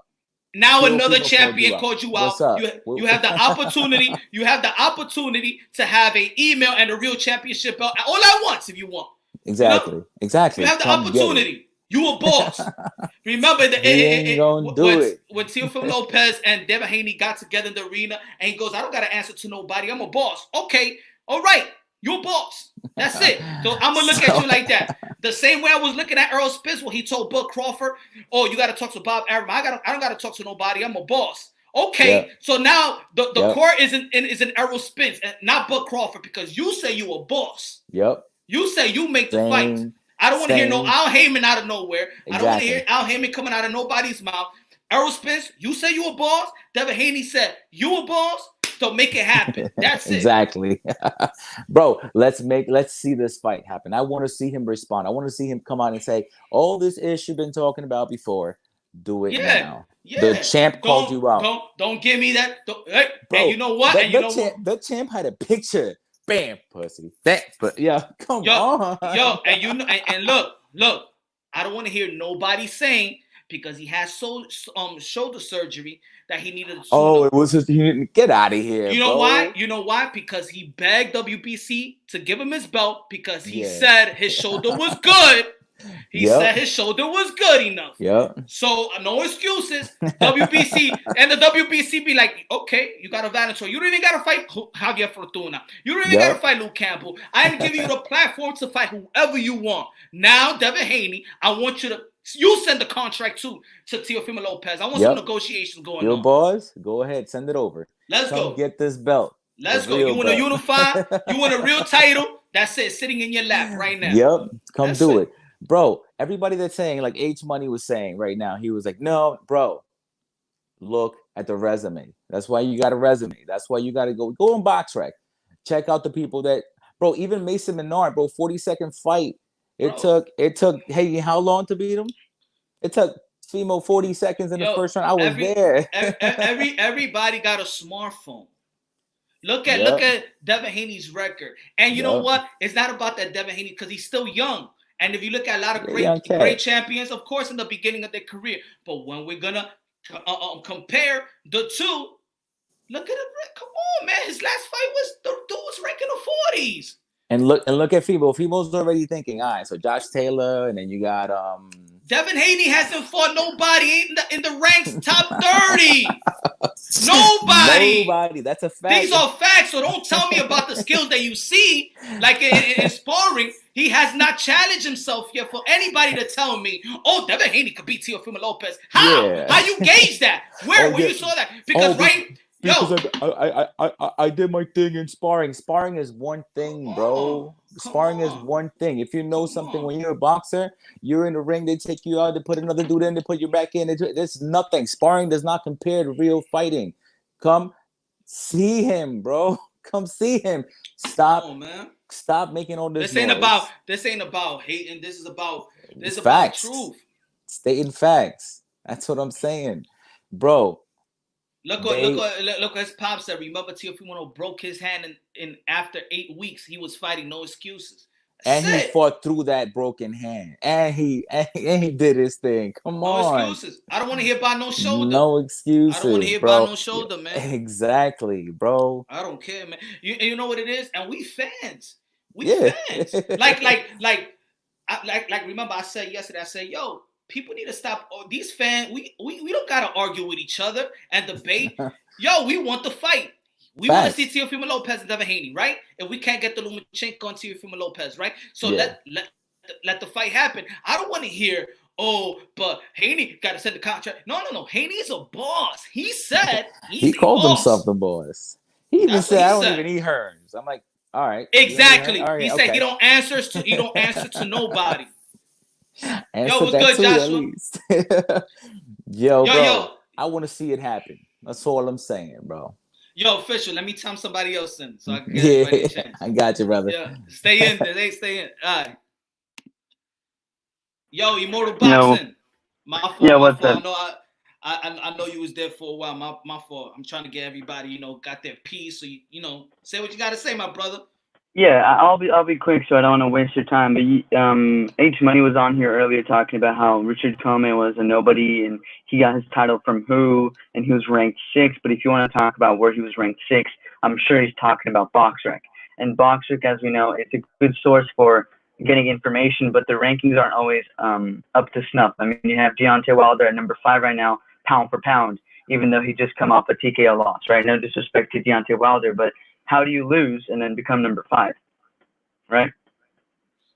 The thing is, you know why? Because also I understand that people see him losing, but remember, Deontay Wilder is not losing to just any fighter. Deontay Wilder is losing to probably the best heavyweight in the game. So even if you lose to the best, your stock shouldn't drop because you're losing to the best. You feel me? Yeah, but when you he fight wasn't. When you fight, he wasn't like number 4, 3, or 2, or 1, right? Did you have Deontay Wilder top 5 pound for pound? Once I think I did. Well, because for me, the whole reason pound for pound was made is you don't put heavyweights. You heavyweights in the pound for pound. Yeah. We know that.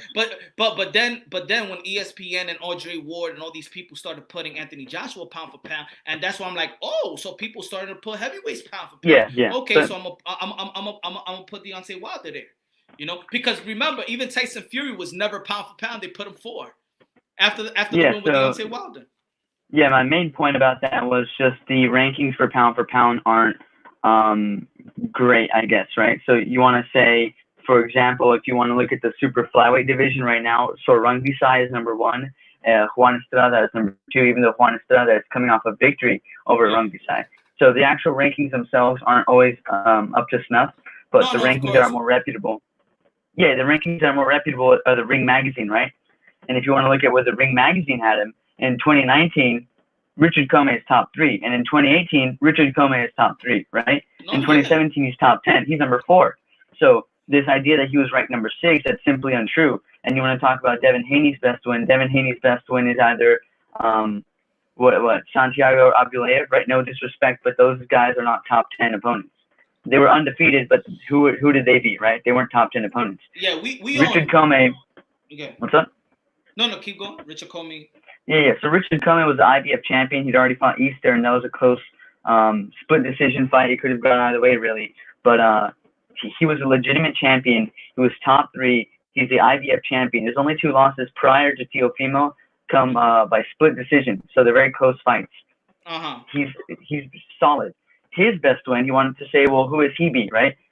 Raimundo Beltran is an opponent who was also top 3 and top 10 for multiple years in a row. And even at one point, he was number 3, above Richard Comey at number 4. And then he beat him after he got the IBF title. So, you kind of take his spot.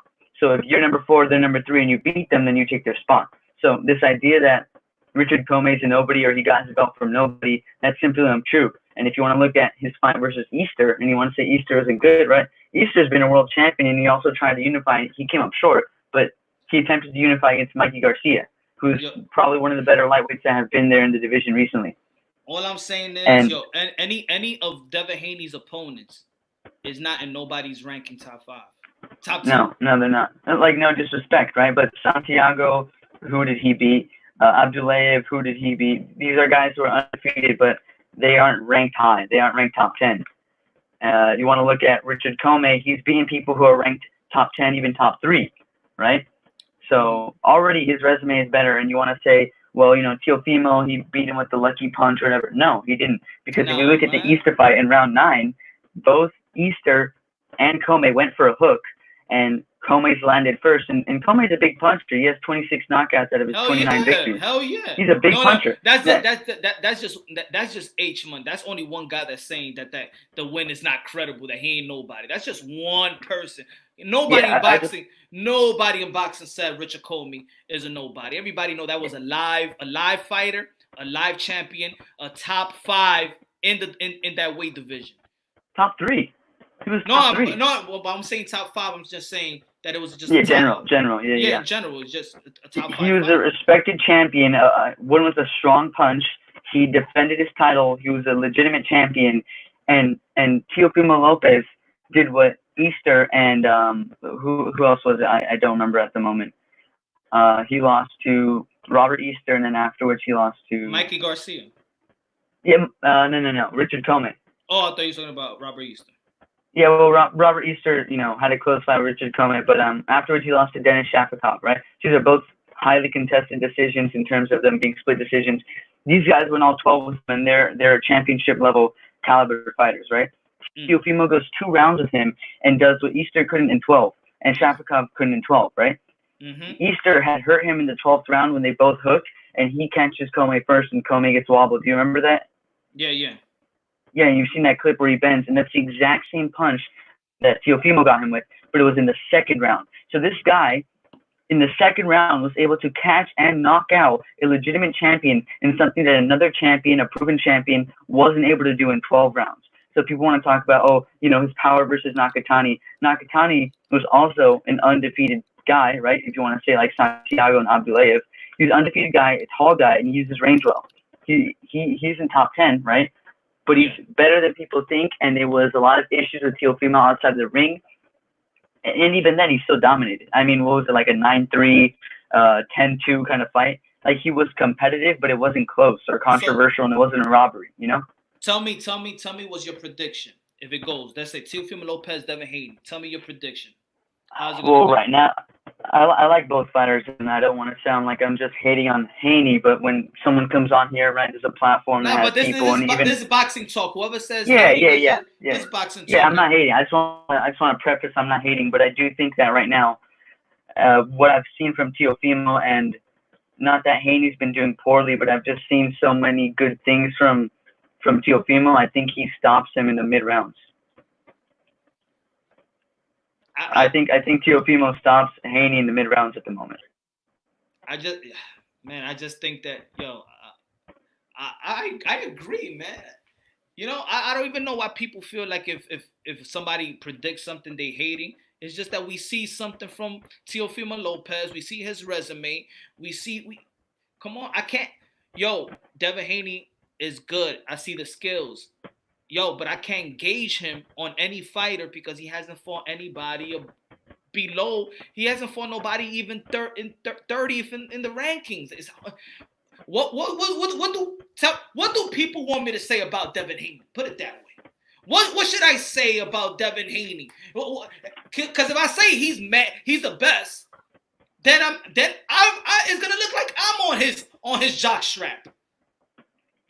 Then I'm gonna sound delusional. If I say, Devin Haney is the best, but Devin Haney hasn't done nothing to really. When we comparing other guys to other guys, see, Teofimo Lopez stepped up. He stepped up. Before that, people were still gonna be like, okay, Teofimo Lopez, yeah, but he stepped up into challenges. Undefeated fighter. Good amateur background, Nakatani. Broom. And then Richard Comey. And then he was about to go after Lomachenko. So that tells me the mentality is this guy is ready. He don't give a damn about the O. He don't care about, man. He just want to fight the best. He want to fight the best. And that's it. He hungry. That's what he's showing me. That he's hungry. Yeah, he's 22 and he's trying to go for a guy who's unified at the division, a multiple weight world champion, and top 3 pound for pound on basically everyone's list. In which he will be the underdog. He would be the underdog, putting his belt on the line when he could just play it safe and then be like, no, I don't want that. Or he couldn't even bring up Loma, but he actually wanted to fight the most dangerous person in his division right after getting the title. His first defense would have been an undisputed match. Yo, and we live in an era right now where you got champions and they not. I mean, look at Charlo. He's been a champion. How many challenges has he fought? Demetrius Andre, how many challenges has he fought? Gary Russell Jr., how many challenges has he fought after he become champion? 5 years and name me one name. Jojo Diaz. That's it. Like, there's a lot of champions right now in the sport of boxing that they got belts and we respect them. But then, what's the legacy? I always say, yo, if everybody retires right now in the sport of boxing today, name me 3 or 4 Hall of Famers, not including Manny Pacquiao because he got his career cemented already. Who's the Hall of Famers? There's only a couple right now, and they're all either, about to retire or like Canelo, maybe Lomachenko, Exactly. Look what you said, Lomachenko. Look where what Teofimo Lopez is gunning. A guy that people already see as a Hall of Famer, a guy that's pound for pound. He's 22 years old, and he could easily be like, yo, let me get more. Let me develop more. Nah, yeah, you know how he could even age him out, or he could just avoid him, or he could not mention his name. But he's calling him out. He's signing contracts. He's fighting tough opposition. He's going the right path that he needs to do so he can get the big fight. He wasn't just calling him out, not fighting anyone. He was going up the IBF rankings, making his way up the rankings. He beat Comey in spectacular fashion in the second round, and then he's calling out the unified pound-for-pound champion at his division. And people want to say, who was Nakatani? And while he wasn't rated top 10, I'm not sure if you're familiar, but in Japan, they do rank the OPBF title, which is basically a Pacific title, meaning this guy had he's been defending the Pacific title since 2014. So this guy's been putting in his own work in the IBF rankings, and that's why he was basically the title eliminator with Teofimo, so he could fight Comey. So he wasn't just some nobody. This is a guy who's been fighting at world level for multiple years now, undefeated as well. Facts, bro. Let me time other people in, man. Thank you for your insight, my brother. Thank you for having me on. Peace out. Black and brown. Hey, Punch. Yo, you know what I wanted to do? I wanted to put like more people, but the way it got yesterday, that everybody was just talking at the same time, and I couldn't even hear nothing. That's why I'm like doing the one-on-one and giving everybody their time, to talk. So my fault about how you waited, my brother. No, it's all good, Punch. I'll wait. I ain't tripping. The kid you just had on right now, IBT, man, that kid is so intelligent, man. He only comes with facts, bro. He don't got no favorite fighter, none of that shit. That dude is so intelligent. I've been fucking with him for like the last 2 months, man. He's a good kid right there. He was, and that's what we like. He bringing the stats, bringing statistic. He's sound unbiased. He didn't even want to predict the fight really, but what? A matter of fact, because I know you was I wanted you to ask Teofimo Senior 2 questions, bro. One question is what is actually going on with the Loma fight? Why isn't it happening? And second question is Teofimo willing to fight without fans? I was hoping you would ask him those questions. No, but bro, that's what I was telling you earlier. Those questions was answered already. Teofimo Lopez said in today's interview with Ellie, he said he's willing to fight without the fans. Okay, all right. Teofimo Lopez said it today. And about the Lomachenko, Teofimo Lopez also said that they can't fight because they got the travel ban in the Ukraine, and we have the travel ban here. So there's no way that Lomachenko could travel. So they don't. Yeah, so Punch. His pops don't want to wait. His pops don't want to wait a year before he gets in the ring with somebody. Yeah, so but the travel ban it goes hand in hand with everything else. Like nothing can happen until like it ain't like he's stuck in Ukraine, so he can't make it over here to fight. Hey, Punch, nobody's fighting, Punch. No, but that doesn't mean that they can't. It doesn't mean that the American fighters can't fight against each other. That's what they're trying to say. Yeah, Punch, but ain't Punch. You think that if there ain't nobody fighting, You think Devin Haney's going to fight Teofimo Lopez? You think them two are going to fight each other if nobody else is boxing? No. That's the fight you think is going to happen? Why not? Because Punch, you gotta be realistic, Punch. No one else is fighting, Punch. They ain't gonna just make that fight in a week. It ain't gonna happen in a week, Punch. Of course, it's not gonna happen in a week, but we could say that it could happen in 3 months.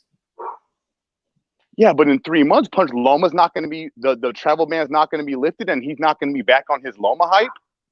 Probably not. You know, like all I'm saying is, Punch, is hey, just the same shit I say about Devin Haney. I'm gonna say it to Loma. Hey, pick one, bro. Pick one and focus on that one. Because when you start calling out numerous people and you start doing all this talking, you just make yourself look bad, bro. Just stay focused on Loma, beat Loma, and then move on to the next champion. I'm not hating on neither one of these kids. I just don't like the capping. I don't like the social media. They start talking. And then your boy official who you just had on, nothing but love and respect, bro. It's all good. But you see how excited he was getting over he called him a pussy. Look at bro, that shit is irrelevant. That shit for me, it works against the fighter. Call outs. There's certain call outs that's not exciting that we know is clout. There's other call outs that we be like, oh, it could happen. See, this call out for me is like, yo, it could make it happen. But you know why? For me, it could be easily made. It's because both of these guys, even if it was no coronavirus, and let's say Lomachenko was injured, let's put it that way, and this coronavirus would have never happened, yo, Devin Haney got no mandatories. Next best thing. For sure, I agree with that. Next best thing. If the coronavirus don't happen and Loma somehow gets injured, backs out the fight, then for sure, next best thing. But what I'm saying is, how is he going to move on to Devin Haney when he still has Loma issues? Yeah, because they saying that fight is not going to happen. That's it. That fight is not going to happen no time soon. Because the travel ban, and then after that, even Lomachenko said that he would like in the Ukraine interview, he said, yeah, he wants to fight Teofimo Lopez, but he wish he don't have to wait a year to fight him. He will fight a tune-up. So right now, Fimo is anxious, like, yo, I want to fight somebody. So he called out Devin Haney. And I get that. He called him out. You know, he disrespected him, and he also called out Ryan Garcia as well. You know what I mean? Let's not forget that. That's why I'm telling you, it was a little bit extra. It was a little bit too much with the pictures, with the pussy word, bitch word. You know, and you call out two people. One of them is not even a champion, and the other one, we all know, he's an email champion. So what are you calling out these dudes for when as far as you Punch and a lot of your people, he's above these dudes. But why is he lowering himself to call two dudes out who are not even real champions? Remember a couple months ago what Ryan Garcia said about Teofimo Lopez. Remind me, tell me. He said he don't even consider him as a good fighter. That he don't even think he's that good. He's not even a good fighter. Ryan Garcia said that about Teofimo Lopez. At that time, Teofimo Lopez didn't even say nothing about Ryan Garcia. But now, you know, self-quarantine, and people probably now it's all about talking. People right now, look, the lightweight division, these guys are doing a good job in keeping their name out there. Yeah, we get tired of the call-outs. I get tired of the call. I get tired of of the clout. But I also understand the business, and I understand that these guys need to talk more, keep it interesting. All I'm saying, I believe that Devin Haney, his call-outs was clouts. And I believe a lot of people was like, yo, Devin Haney, Lomachenko is ducking. Nah. Ain't nobody ducking. Why anybody want to duck Devin Haney anyway? Not duck, but why anybody is like desperate to fight Devin Haney? Ain't nobody looking down on Devin Haney. Well, that's what I'm saying, Punch. Why is Teofimo going after Devin Haney? That's my question to you. Because now he got the strap. Now he got the email strap. I bet if Devin Haney didn't have a strap, he won't be talking about Devin Haney right now. But now they gave him a strap. So now he could unify. And Devin Haney can look at it and be like, you know what? If a lot of people's talking about me that I'm not a real champion, I have the opportunity right now to prove everybody that I'm a real champion. That's it. Like I feel like everything is in play very good for both of these fighters to fight one another. And this could be if they keep talking, and if they don't fight in the zone, or let's say Devin Haney will move to ESPN, this could be a pay-per-view fight too if they keep on talking. Hey, look, hey, your boy official said get off the Loma hype, right? Hey, bro, I will get off the Loma hype as soon as I find out what are the real facts on why that fight's not happening. And Teofimo Sr. was just on this live stream talking about the Loma fight. So you want me to stop talking about the Loma fight? But Teofimo Sr. was just on here talking about. So what are we? All I need to know, bro, is the true facts. That's all I need to know. I need to know what's going on with the Loma fight and why it ain't happening. And then once I know that, then I can move on to Devin Haney. But it's fun. Go ahead, Punch. Go ahead. The thing, follow. You know, I know it's sometimes hard. People got, their lives to live and something like that. Sometimes I have to stay a whole time and I'll be like, yo, let me see what Teofimo Lopez is saying. Let me see what Devin Haney is saying. Let me see what these guys are saying. So I could understand what these guys are saying. So Teofimo Lopez already said about the Lomachenko thing. He said about he's going after Devin Haney. He's saying these answers and stuff like that. Sometimes you just probably gotta really follow it, Yeah. So you're saying that you gotta read between the lines.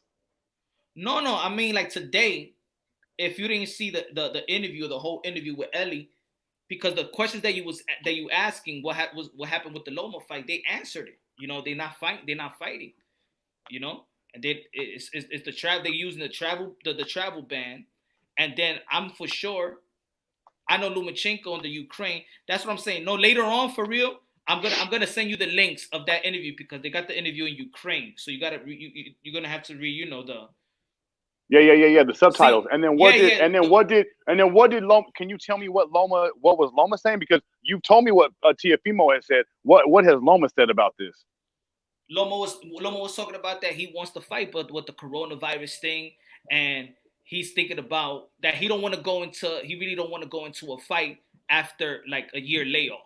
He said that's not smart. Did he say he wants a tune-up? He was thinking about that. He said I'm thinking about watch. I gotta send you. I gotta find this and then send it to you so you could read. So you could listen to it. I'm definitely gonna send it to you. So you could listen to it. All right, yeah, for sure. And then look, guys, man, guys, we're just acting like Teofimo is just so fucking head and shoulders above Devin Haney, bro. Because and your boys are bringing up resume, but hey, I just gotta be honest, bro. I don't see the huge differential in the resumes. I just don't see it, bro. They both struggled. The only difference is that Eddie Hearn don't got no champion to put into the ring with Haney, and Bob Arum did have a champion to put in the ring with Teofimo. That's the only difference, Punch. They're both 21. They're both still working. Like to get on Devin Haney so much about his resume, it's a little bit unfair, bro. And to say what has he done in boxing? Okay, bro, he's 21, bro. He's 21. No, and then your boy also knocked him for going to Mexico and fighting, which, bro, that's not a knock. That's going to gain experience and fighting these tough-ass Mexicans and avoiding the amateurs and avoiding the Olympics to go into Mexico and fighting these adult-ass men. That's not a knock. That's gaining experience. I don't knock that because he's 16 years old. I don't knock that. The only thing is, if we're looking at a general speaking and looking at all the fighters and stuff, I don't knock that. But then now when we go compare the two and we're comparing, then yes, now we got to compare the resume. Who has this person fought? Who has this other person fought? And it's just facts. He has better opponents. Okay, Punch. So there, how much better, Punch? No, it's not all the way like way better and stuff like that. But you could gauge Teofimo Lopez better because he fought guys that fought other guys that are ranked or highly ranked. Let's say Robert Easter Jr. He's ranked number 1, I think, for the WBA. Richard Comey people thought that was a robbery. So Richard Comey and Robert Easter was a champion. So you gauge fighters by their resume. we can't really gauge Haney. We could say all the great things about Devin Haney, and he's young, and we follow him since he was yay high, so he been training with Floyd Mayweather and all the world. But really, that's the highlight of Haney's career. The highlight of Haney's career is that he's trained in the Floyd Mayweather gym and been with Roy Jones. That's the highlight of his career. Teofimo Lopez's highlight career is actually becoming a champion. Think about it. What's Devin Haney's highlight of his career? Anything that you know about? I mean, you're right what you're saying, but I don't really think that's the highlight of his career. I think the highlight of his career is what he does inside the ring. Even if it is against the bums and scrubs he fights. No. But that boy got skills. No, we all know that he got skills. I don't think that nobody even try to question. They could question the skills and nitpick, but I say he's young enough. These guys don't even have adult power. I mean, they haven't even grown to be an adult yet, a fully adult, a fully man. So I don't even knock it like that. But I'm saying he hasn't had a fight that we could gauge. Like, name me an opponent that one of his opponents that has fought somebody that we know to gauge it. No, I can't. He's 21. I can't punch. I can't do it. It's just not there. It's not there yet. You know, but even okay, and that's what I mean. Now, if we just gonna go general speaking, but if we're gonna compare Teofimo Lopez and Devin Haney, then we have to come up with that. Those we gotta compare it now, because now we're talking about just two fighters. Now, so the only difference is the Comey fight. That's the Comey fight and his last fight, and with the Japanese guy. Yeah, he fought his ass off and he won that fight. I give him more credit for the Nakatashi fight than the Comey fight. I like when fighters are forced to show their heart, when they're forced to show their grit, when they're forced to show everything they got. I like that. I'm impressed by that. So yeah, he struggled in the Nakatani fight, but for me, I seen what I needed to see. You know, like, yeah, that boy got heart. That boy's gonna fight his ass off until the final second of the fight. So I give him more respect for the Nakatashi fight than the Comey fight. What fight that you give Haney that tells you he got the grit that he's willing to, you know, he's been tested? His last fight with Santiago. I already seen a lot from Devin Haney, but his last fight with Santiago let me know that even if it is a difficult matchup for him, he is willing to get in there and scrap, and he will fight his ass off for all 12 rounds. So he showed me heart in his last fight too, because that was a tough fight for him. Even though we can say what we want about Santiago, styles makes fights, and that was a hard stylistic matchup for Devin Haney. And he fought his way through it. He fought his way through it, the same way Teofimo fought his way through Nakatashi. So my only issue, Punch, is that I don't want to put Teofimo head and shoulders above any of these guys just because he's on Instagram talking. That's my only argument. I'm not doing that either. I'm not putting nobody really head and shoulders, but I'm putting them chin to nose. Okay, and I can accept that. I can accept that because of the way they both became champions. I can accept that.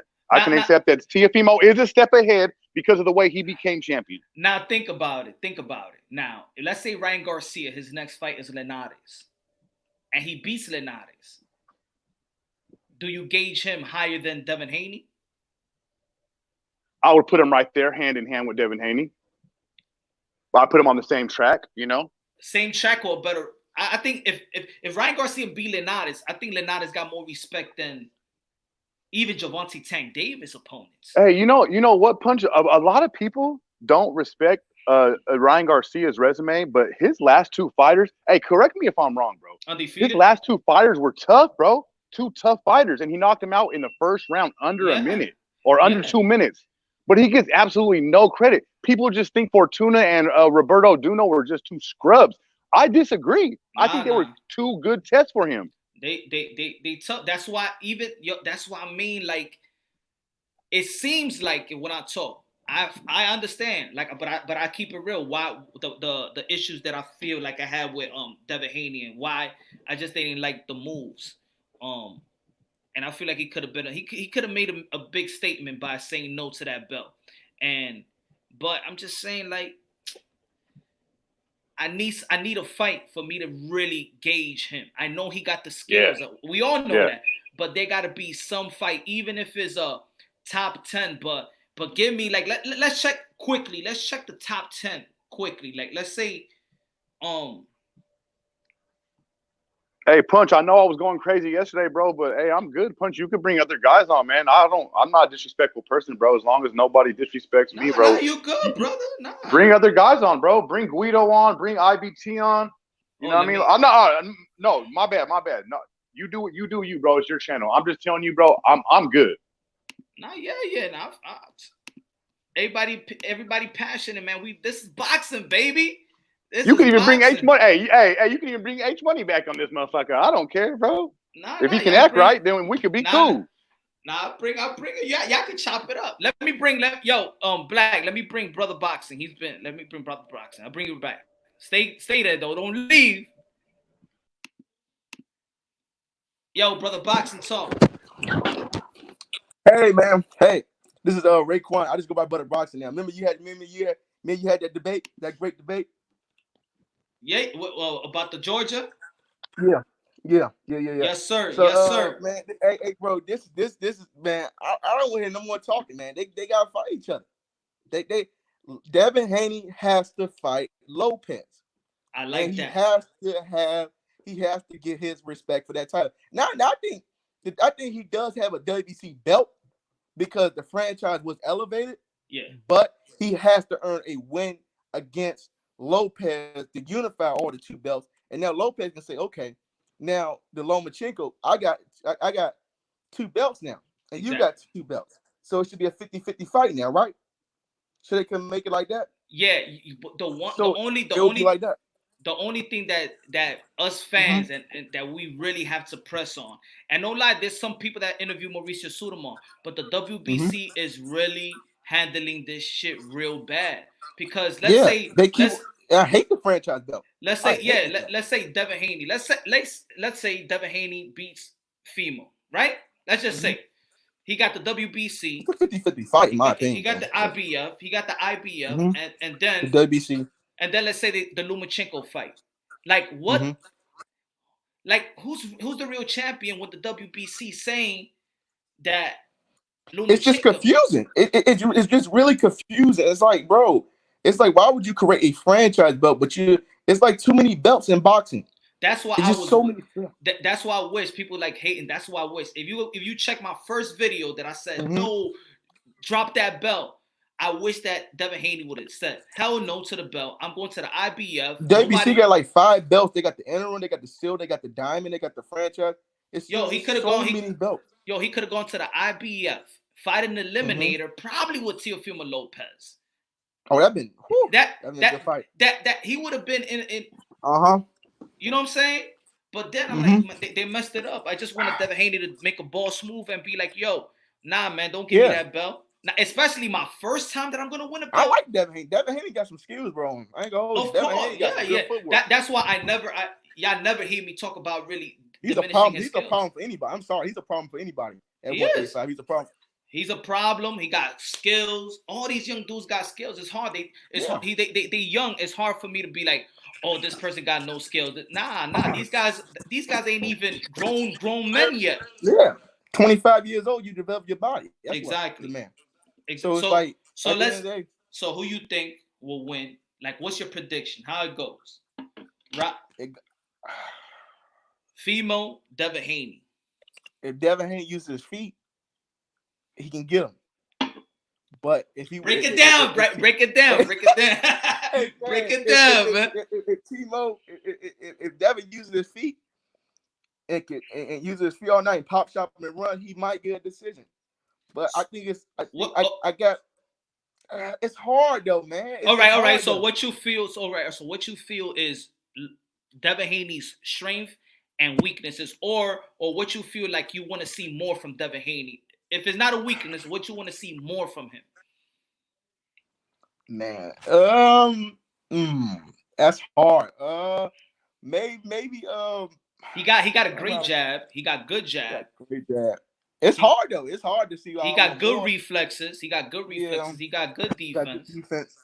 I don't really want to gauge too much. All right, I'll say this. You go ahead. Yeah. I really don't want to gauge his power because, of course, then I'll be contradicting myself and saying these guys are not grown men yet. I just feel like if Lopez catches him, yeah, it's over. Yeah. I mean, that's how I feel. I feel like Teofimo Lopez got natural power. Like they just and also Teofimo Lopez is a great body shot. Yes. And thank you. Don't even bring that up. Exactly. Thank you. I said that earlier. Like he has a good punch. Like Floyd used to do. Like he used to throw that body shot. It's like, bro.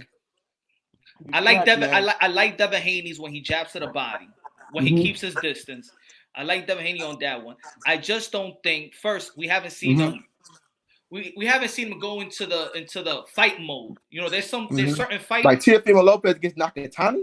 He went to that fight mode. He had to go to that fight. It's almost like when Book Crawford his last fight. He had to go to that fight mode. Like forget the boxing.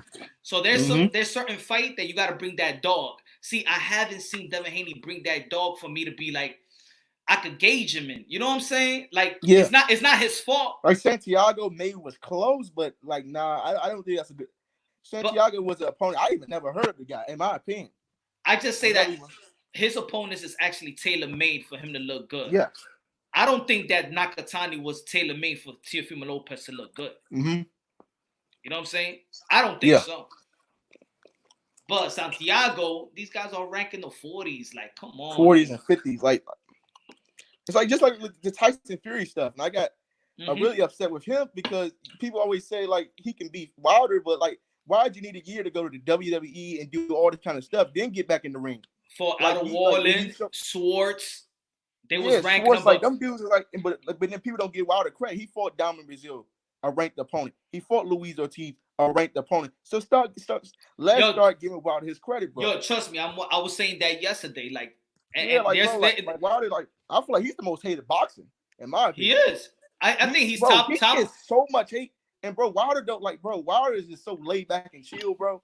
Like he don't want to worry about it, bro. Top three hated boxers. Top three hated boxers. Definitely. And you know how I found that out? Because after he knocked out this person, who was that he knocked out? Speaker. Luis Ortiz. When Luis Ortiz. Yeah. I think before after that, when I went to the Charlo Lubin fight. And then they put Deontay Wilder in the big, you know, in the big jumbotron, and people was booing, and I'm like, what? Whoa! I'm like, what the hell is going on here? They don't give him credit. He's one of the hardest hitting punchers heavyweights to ever live. They don't give him credit at all. And this was like this was like a Charlo crowd. Like it wasn't like UK people was there because of course you know the UK people is gonna go against them. And not this is I'm a big Deontay Wilder. You see my picture right here with Deontay Wilder. Man, I'm a big Wilder fan. I could have been like, and you know, I could have ran off, and I could have like never been a Wilder fan at that free fight. But hey, it happens. It's the heavyweight division. It happens. I picked Deontay Wilder to win the first fight. I picked Deontay Wilder to win the second fight. I came back and did a video, and y'all was wrong. That's it. Now George Foreman said he could beat Tyson Fury. I mean, George Foreman knows about boxing more than anybody. So it's like I can't discredit George Foreman if he says that. I think you know what it is. I think that boxing themselves, people in boxing, the personnel is devaluing Deontay Wilder, and I feel like because he only throws one punch. That's why.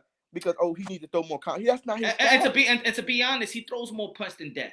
The thing is just like everybody else. Everybody could get the same critique, right? Everybody says, "Oh, but this person might only have a right hand. This person might only." If he knocking out everybody with the same punch, why does it matter?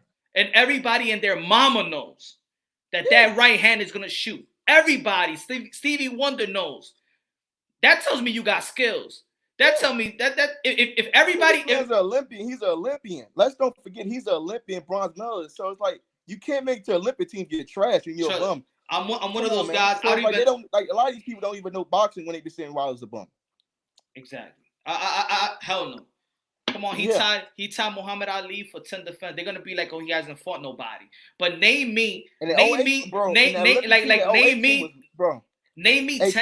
A punch. That Olympic team was lit. They had Gary Russell, Andre on that. Yeah, that was one of the best. And he was the only one to win the medal. He's the only one to win the medal off that team. Yeah, but he's a bum, so nobody can never explain me that. So I'm gonna get back in chat, man. I'm gonna get back in chat. And let's salute out here. All right, brother. Good looking out, man. Peace. God bless. Peace. Guido. ¿No me oye? Claro que sí, dímelo. No, aquí bebiendo, tú sabes, escuchando. ¿Qué está bebiendo? ¿Qué está fumando? ¿Qué está cingando? Dime. Así no, maní. Hey, hey, Teofimo, I can't believe he came through like that, man. I was like, oh shit. Yo, getting better. Right? Yo, if you haven't subscribed to the channel, subscribe to the channel. If y'all want to donate. Yo, I swear I love this channel, brother. Yo, should I put my let me cash app, man. Let me see who can show no Moonshine some love, man. Yeah, show some love. Come on, everybody, let's show some love. Yo, like the runner from the trains. Yo, give me $1 tip. Come on. Let me get some coffee, man. Let me get some coffee, son. But it's a good talk. Yo, it's so. I wanted to ask him a question, but coño, you know, because there's so many questions. I was like, it's a good ones, you know. The thing is, the source. So I want to let him vent out. Yeah. Because think about it. A lot of things that we've been talking about, he was answering. There was no really. Exactly. It's not like we lying and making up shit, you know. It's the facts. If the fanboys ain't gonna like it. Let's see if Bill Haney comes through. Oh. But they block me. Nah, he's gonna block you. He's gonna block you again. Around, good looking out. Love and respect, brother. Hey, yo, brother, don't you admit this channel's unpredictable? You got fucking senior coming through like that? Dang. Yo, they you know what I'm saying? It's so unpredictable, huh? That's what I like, right? Yeah, legendary shit right there, you know? But, we got a lot to talk about. That's the thing. Oh, my God, you know? Yeah, man. You've been here since the start. Thanks, Derek. Thanks for the support, my brother. Yo, everybody, thanks for the support, man. Thank you, man. God bless y'all. I hope everybody doing good. Man, I love y'all, man. And so yeah, this the Teofimo Lopez versus Devin Haney. You know, I study him so much, right? And you know what's great about Teofimo Lopez? He knows how to adjust so fast, and he knows how to take your best weapon away. That's what I love about Teofimo. He's a calculated boxer. You know what I'm gonna say? Okay, you know what I'm gonna say. I'm gonna ask you this, Guido. Since it feels like feel like there's some hate going on Haney. Speak on what you feel the good about Devin Haney. If you playing devil advocate, if you training Devin Haney, and you're about to fight, and he's about to fight Teofimo Lopez, what's your strategy? My strategy would be like just move. Like that's his best strategy. I mean, that's his best. He has great footwork, right?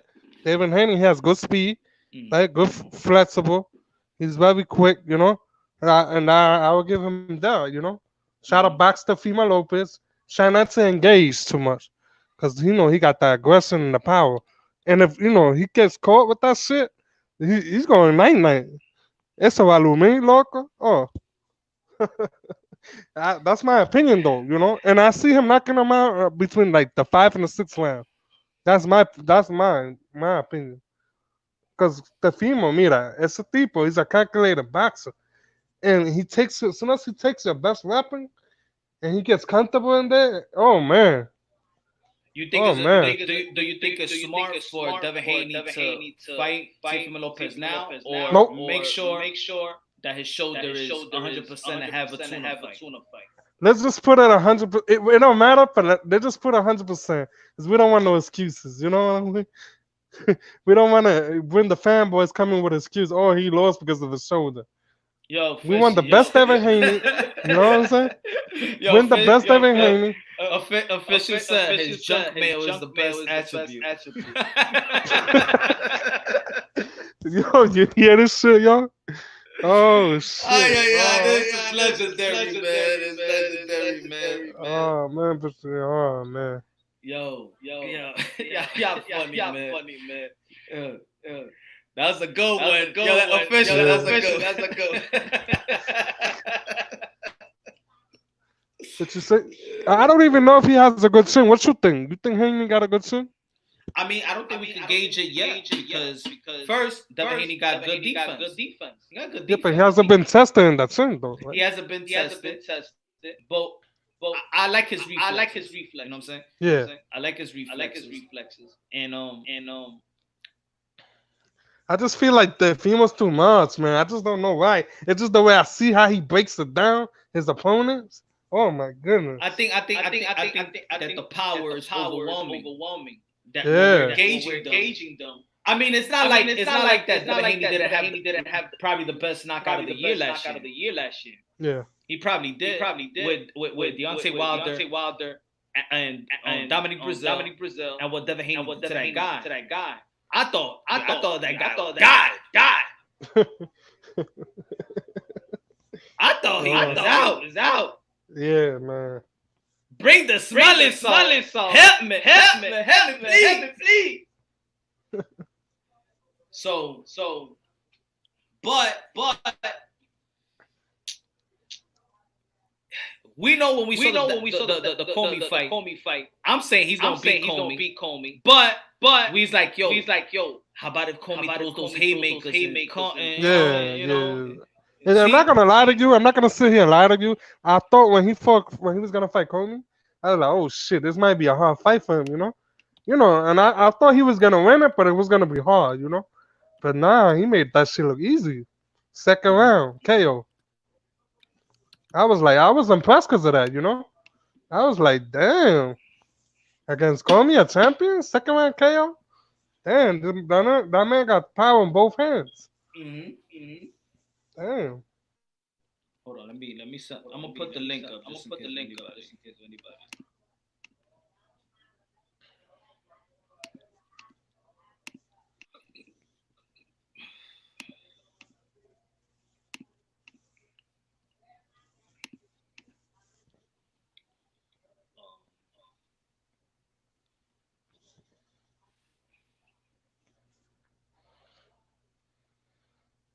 Yo, Didi, man, good looking out, man, for the support. Thank you, man. It means a lot. It means a lot to me, the family. Thanks, brother. Eddie! Lopez versus Haney can go either way. But Haney for a fact gonna get hit very hard. How Haney responds is a question. And it's a big question mark. In all of the critique, it's never been how would it be if Teofimo Lopez takes Haney's punches? Like nobody talks about that. Yeah, I see. So that gets you right there why people feel that Teofimo poses a threat more than Devin Haney. Yeah. Vice versa. Mm-hmm. Teofimo poses the threat. Too much of a threat. You and knocking you out. I don't hear people saying Devin Haney's gonna knock out. And he also could box. I don't know why some people think he cannot box. He could box too. I mean, put it this way. Look, Teofimo Lopez could box. He got leg. He could use his leg. He's very athletic. Of course, yeah. Almost the same thing I say about Teofimo Lopez. I say about Gervonta Tank Davis. I see Gervonta Tank Davis. He got a lot of amateur fights in YouTube. Yo, good looking 2K. Good looking out. I give Haney a chance. I'm never gonna say I'm not giving him a chance. And all these young fights, I'm giving Haney a chance. I'm giving Ryan Garcia a chance. I'm giving Gervonta Tank Davis. All those fights. But like I was gonna say, with Gervonta Tank Davis. Yo, I seen him box, use his leg and using his jab around the ring. He don't fight on the inside. And I see him. And in the amateurs, Gervonta Tank Davis is always the small guy. So there's things that Teofimo Lopez and Gervonta Tank Davis haven't even shown. I don't even think they have shown. They've shown 60% of their arsenals. And we see it. with Devin Haney, him too, he can still grow. Look at Ryan Garcia. Ryan Garcia is knocking dudes out. His power is getting better. He's getting older. So I can't wait to see how these guys are at 25 years old. Oh, they're gonna be. Oh my God, they're gonna be. I can't wait. Monsters. But I can't wait for this fight. Teofimo Lopez, Devin Haney, make it happen. I can't wait.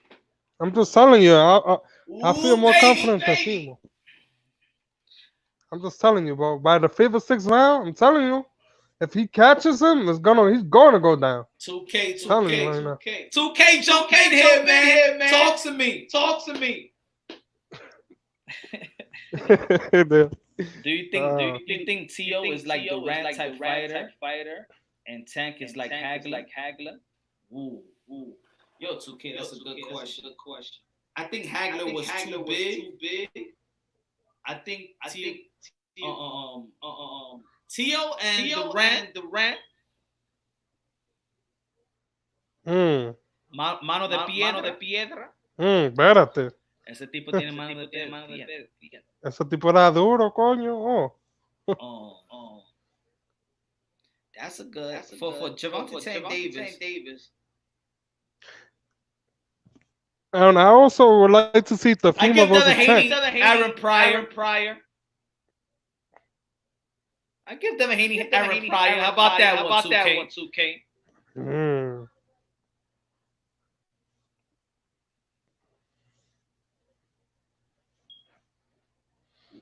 Lightweight Durant is an animal.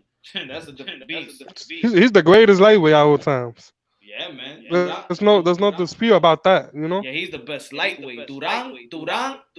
Oh yeah, Durant. Fighting bigger guys. Oh yeah, Durant. Yeah, he beat Sigurd. He moved up and beat Veliana, the first guy that beat him. Maybe Gervonta Tank Davis with Frey Benitez.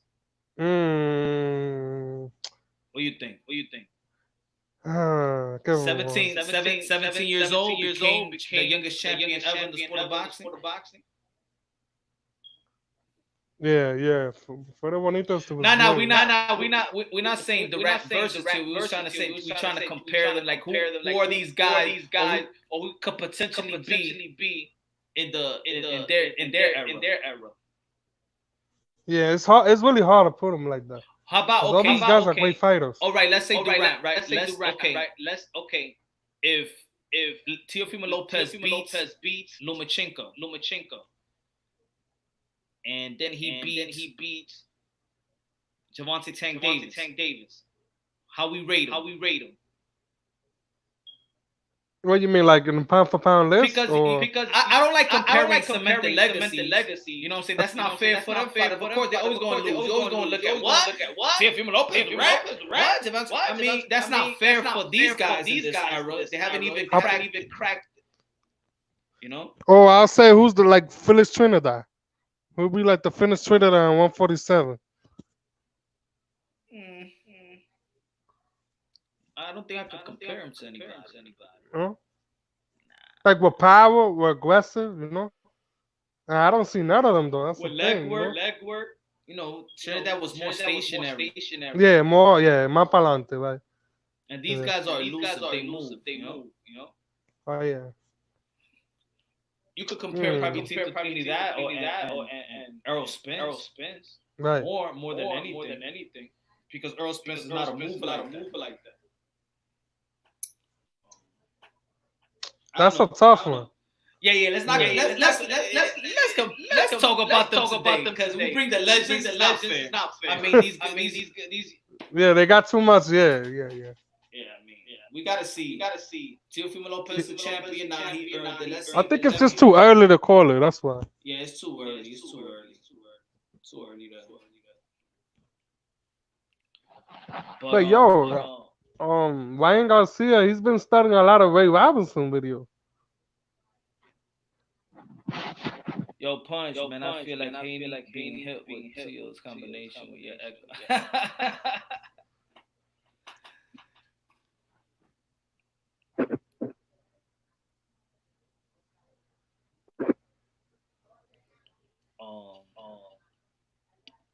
Punch the audio.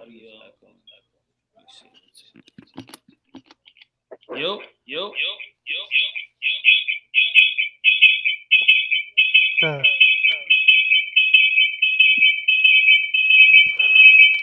I feel. I don't know what the hell's going on. Yo. How about? Oh, my bad. Let me see. Yo.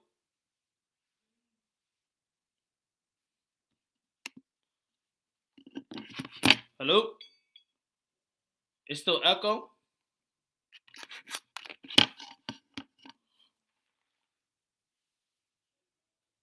Oh, so it's Guido. It's good now. Guido, what you doing, man? What you doing, man? Is it good now? You don't have that speaker on now. All right. Guido, man, fix it up, man. They complaining, man. Yo, we talked about Devin Haney. We talked about Devin Haney. We talked about the Teofimo Lopez. We talked about a little bit of Deontay Wilder. We ain't get really too much into it. Let's close the conversation out with the 168-pound division. The 168-pound division. I feel like the 168-pound division is probably one of the interesting divisions in the sport of boxing. You got a lot of people undefeated. You got Smith undefeated. Canelo Alvarez, yeah, he lost, but I feel like by now he feels like an undefeated champion right now. Caleb Plant undefeated. David Benavidez undefeated. Danny Jacob is not, but that's a good asset. Billy Joe Saunders undefeated. I think that's a very, very intriguing division. That's a very yo, Jay. Yo.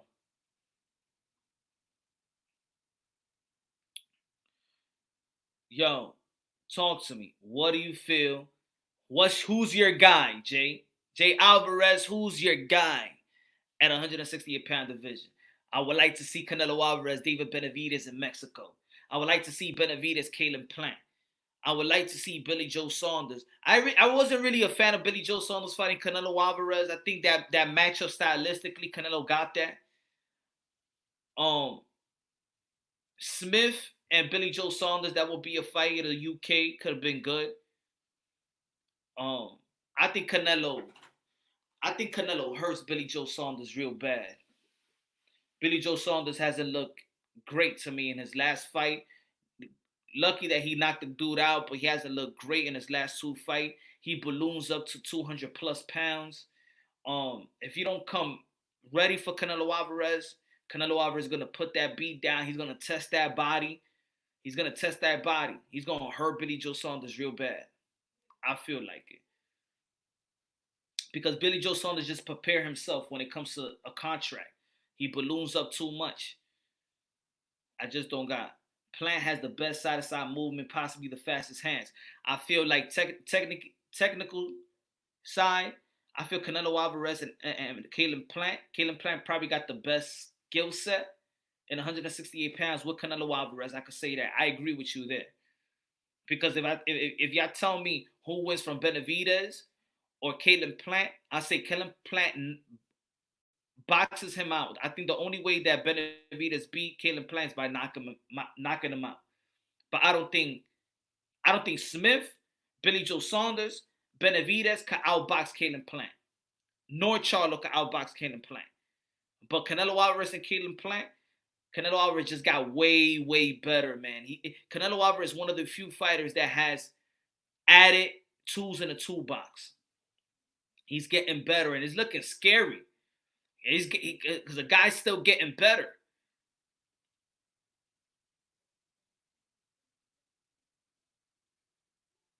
I don't know yet, man. I don't know about that. Now.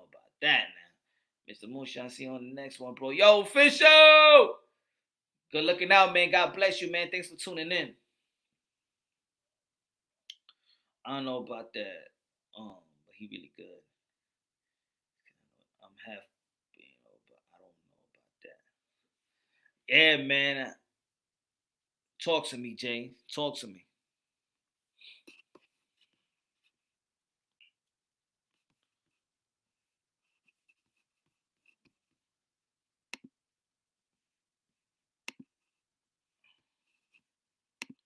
Send the link just in case anybody would talk. Cause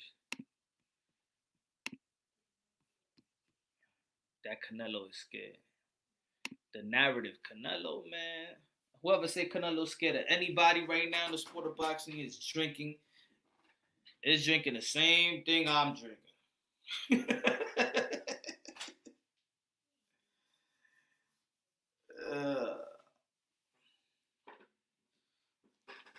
That Canelo scared of Charlo and nah, man.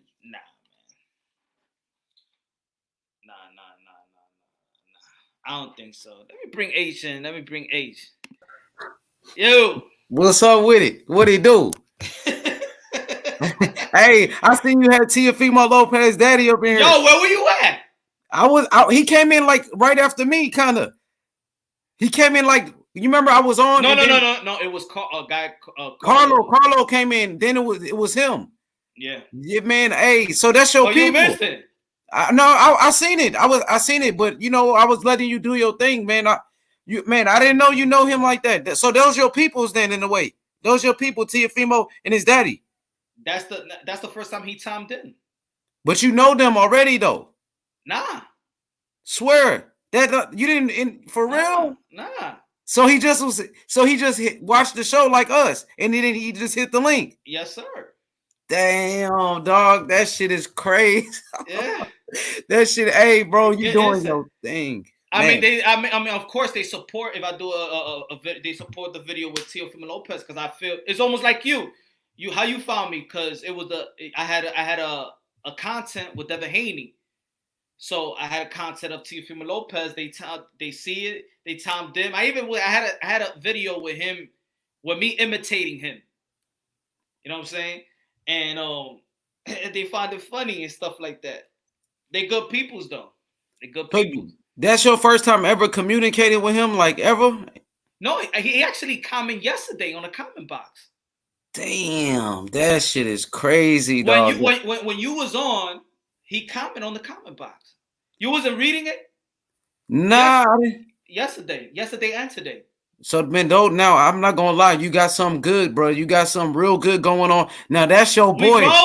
We growing. We growing, bro. It's a we thing. It's all a boxing. It's a boxing family. It's a community. You know what I'm saying? Man, you doing a great job, man. I gotta salute you for that. Now I see why Teofimo your boy. Now I'm seeing that's your boy, bro. Now I know, bro, you're gonna ride with Teofimo no matter what. You know, his dad showed love. Like, those your people. Imagine if Teofimo beats Lomachenko. Now you right there with Teofimo and with his dad, bro. You know what I mean? So I'm gonna let you know like this. What I think about it. You keep building up Teofimo. They watching your platform. You know what I mean? So you know that's like in a way that's like your fighter. You gotta keep building them. You know what I mean? I'm going even regardless. I said it from the beginning. I got Teofimo Lopez winning. It's gonna be a good fight. It's gonna be close. It's gonna be a good fight. Put it that way. That's why I want to see the fight. So I want to see the fight. Make the fight for us. Yo, it's gonna be good. I mean, look. A lot of people find it interesting. Yo, even on Twitter. Yo, all the media outlets was timing in on their tweets. It's like everybody. They can make this fight real big. Yeah. And yo, I don't think we ever talked about. What do you feel about the 168-pound division? I love that division. You got David Benavidez, Caleb Plant. You got fighters like Daniel Jacobs now at 168. You also have who's the other champion? Caleb Plant, Benavidez, Charlo. Who else you said? Smith. Colin Smith. Yeah, Colin Smith. He's a good fighter, but he kind of struggled in his last fight, man, against John Ryder. Gave him a tough fight. Yeah, a couple of times. Yeah, he struggled. I like him, but I like 168 pounds, especially if Charlo moves up to 168. I would love to see Charlo possibly against Caleb Plant, Charlo versus David Benavidez. They were talking about it, but 168 is a weight division that's growing. It's growing. Now we're gonna see some of the fighters from even Canelo. Canelo's fighting at 168 right now, I think, too. So that's a hot division in the sport, man. Boxing is cooking, man. Boxing is starting to heat up right now, you know. But man, Man, that was crazy, bro. Because I had Mama Lopez. We love you, Mama Lopez. Oh, that's him right there. Hey, that's the trainer. That's the potential trainer of the year right there. Dang, for sure, man. Shout out for real. That's the trainer right there, huh? Yeah, Junior. That's his father. That's okay, man. Shout outs to team Teofimo Lopez, man. I'm a Devin Haney fan, but shout outs to Teofimo Lopez Sr., coming to the channel and supporting the channel, man. We appreciate it. For real. We just want to see a big fight. 2 undefeated fighters in their prime. You know what I mean? Somebody's old must go. Somebody's old must go. You got the IBF world champion Teofimo Lopez versus Devin the Dream Haney. It's going to be a massive fight, bro. It's going to be incredible. I think this fight could possibly be like Sugar Ray Leonard versus Roberto Duran, bro. One of those type of fights. Oh, now you're talking Ace. Now you're talking. That's what I'm talking about. Man, I could see like a trilogy of these guys fighting, like a rivalry between Devin Haney and Teofimo Lopez. It's going to be the biggest rivalry in boxing. This going to be probably one of the biggest fights in the sport of boxing, man. They say, look at the comment. They say H Money hype. Yeah, now man. we talking boxing. Yo, now okay, I'm gonna ask you a question. Look like now you feeling it. Now you feeling it. Nate, tell me what you think, because even Teofimo Lopez Sr. said, yo, if y'all, you see, look, he saying you good, money. He even said, yo, if y'all critique my son, critique it. You know what I'm saying? He's down, man. He's real as it comes. What do you feel? What you see is Femo's strength or weaknesses? Teofimo, his strengths, okay. He got hands. Or if it's not weaknesses because they still young. What do you think that you feel he should work on more? What you see? Okay, as far as Teofimo Lopez, from what I see from him, he's a very strong puncher. He has tremendous power. He has great hand speed. He's very athletic. He's explosive, bro. He's very explosive, and he's a pressure type of fighter, but he can box as well. He had a great amateur background. He can box. You know what I mean? He has a lot of skills, bro. You know what I mean? But for me, if it's anything I want to see Teofimo improve, is his possibly his footwork. I want to see him use his feet more. You know what I mean? Be a ring ring generalship. I want to see him use the ring. You know what I mean? That's what I want to see. It's not all about knockouts, bro. That's I know he's in love with the knockout punch. He's a knockout artist, but I want to see Teofimo Lopez, be more of a boxer, use his skills and techniques, because he got the skills, he got the techniques. What about you, Mr. Moonshine? If I missed something, what do you think about his strengths and weaknesses? Yes. First, I can't gauge on the weaknesses. That's why I even said what I feel. If it's not no weaknesses, what he could get better at. The only thing that I said about Teofimo Lopez and all his fights and what I've seen is I probably would like to see more the punch count. I would like to see more his high volume punch. I want to see him to be more probably as a high volume puncher, because I just feel he's young enough. He's very accurate. That's one thing. He's very accurate with his counter punches. So it's hard, like, why are you going to waste your punches? For me, he don't need to waste his punches, or he haven't had to fight somebody that's going to make him waste his punches. So I think for me, I would like to see probably more of a high volume puncher. I think he will outbox people even easier. He'll be more deadlier, but he's been deadlier already. Now, with Devin Haney, what you think is his strength and what you think, not weakness, but you want to see more out of Devin Haney? Devin Haney's a master boxer, bro. Great defense, great reflexes. He's very fast, great jab, very athletic.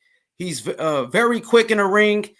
Like I said, man, the guy reminds me of Floyd Mayweather, man. He got a lot of skills, bro. A lot of skills.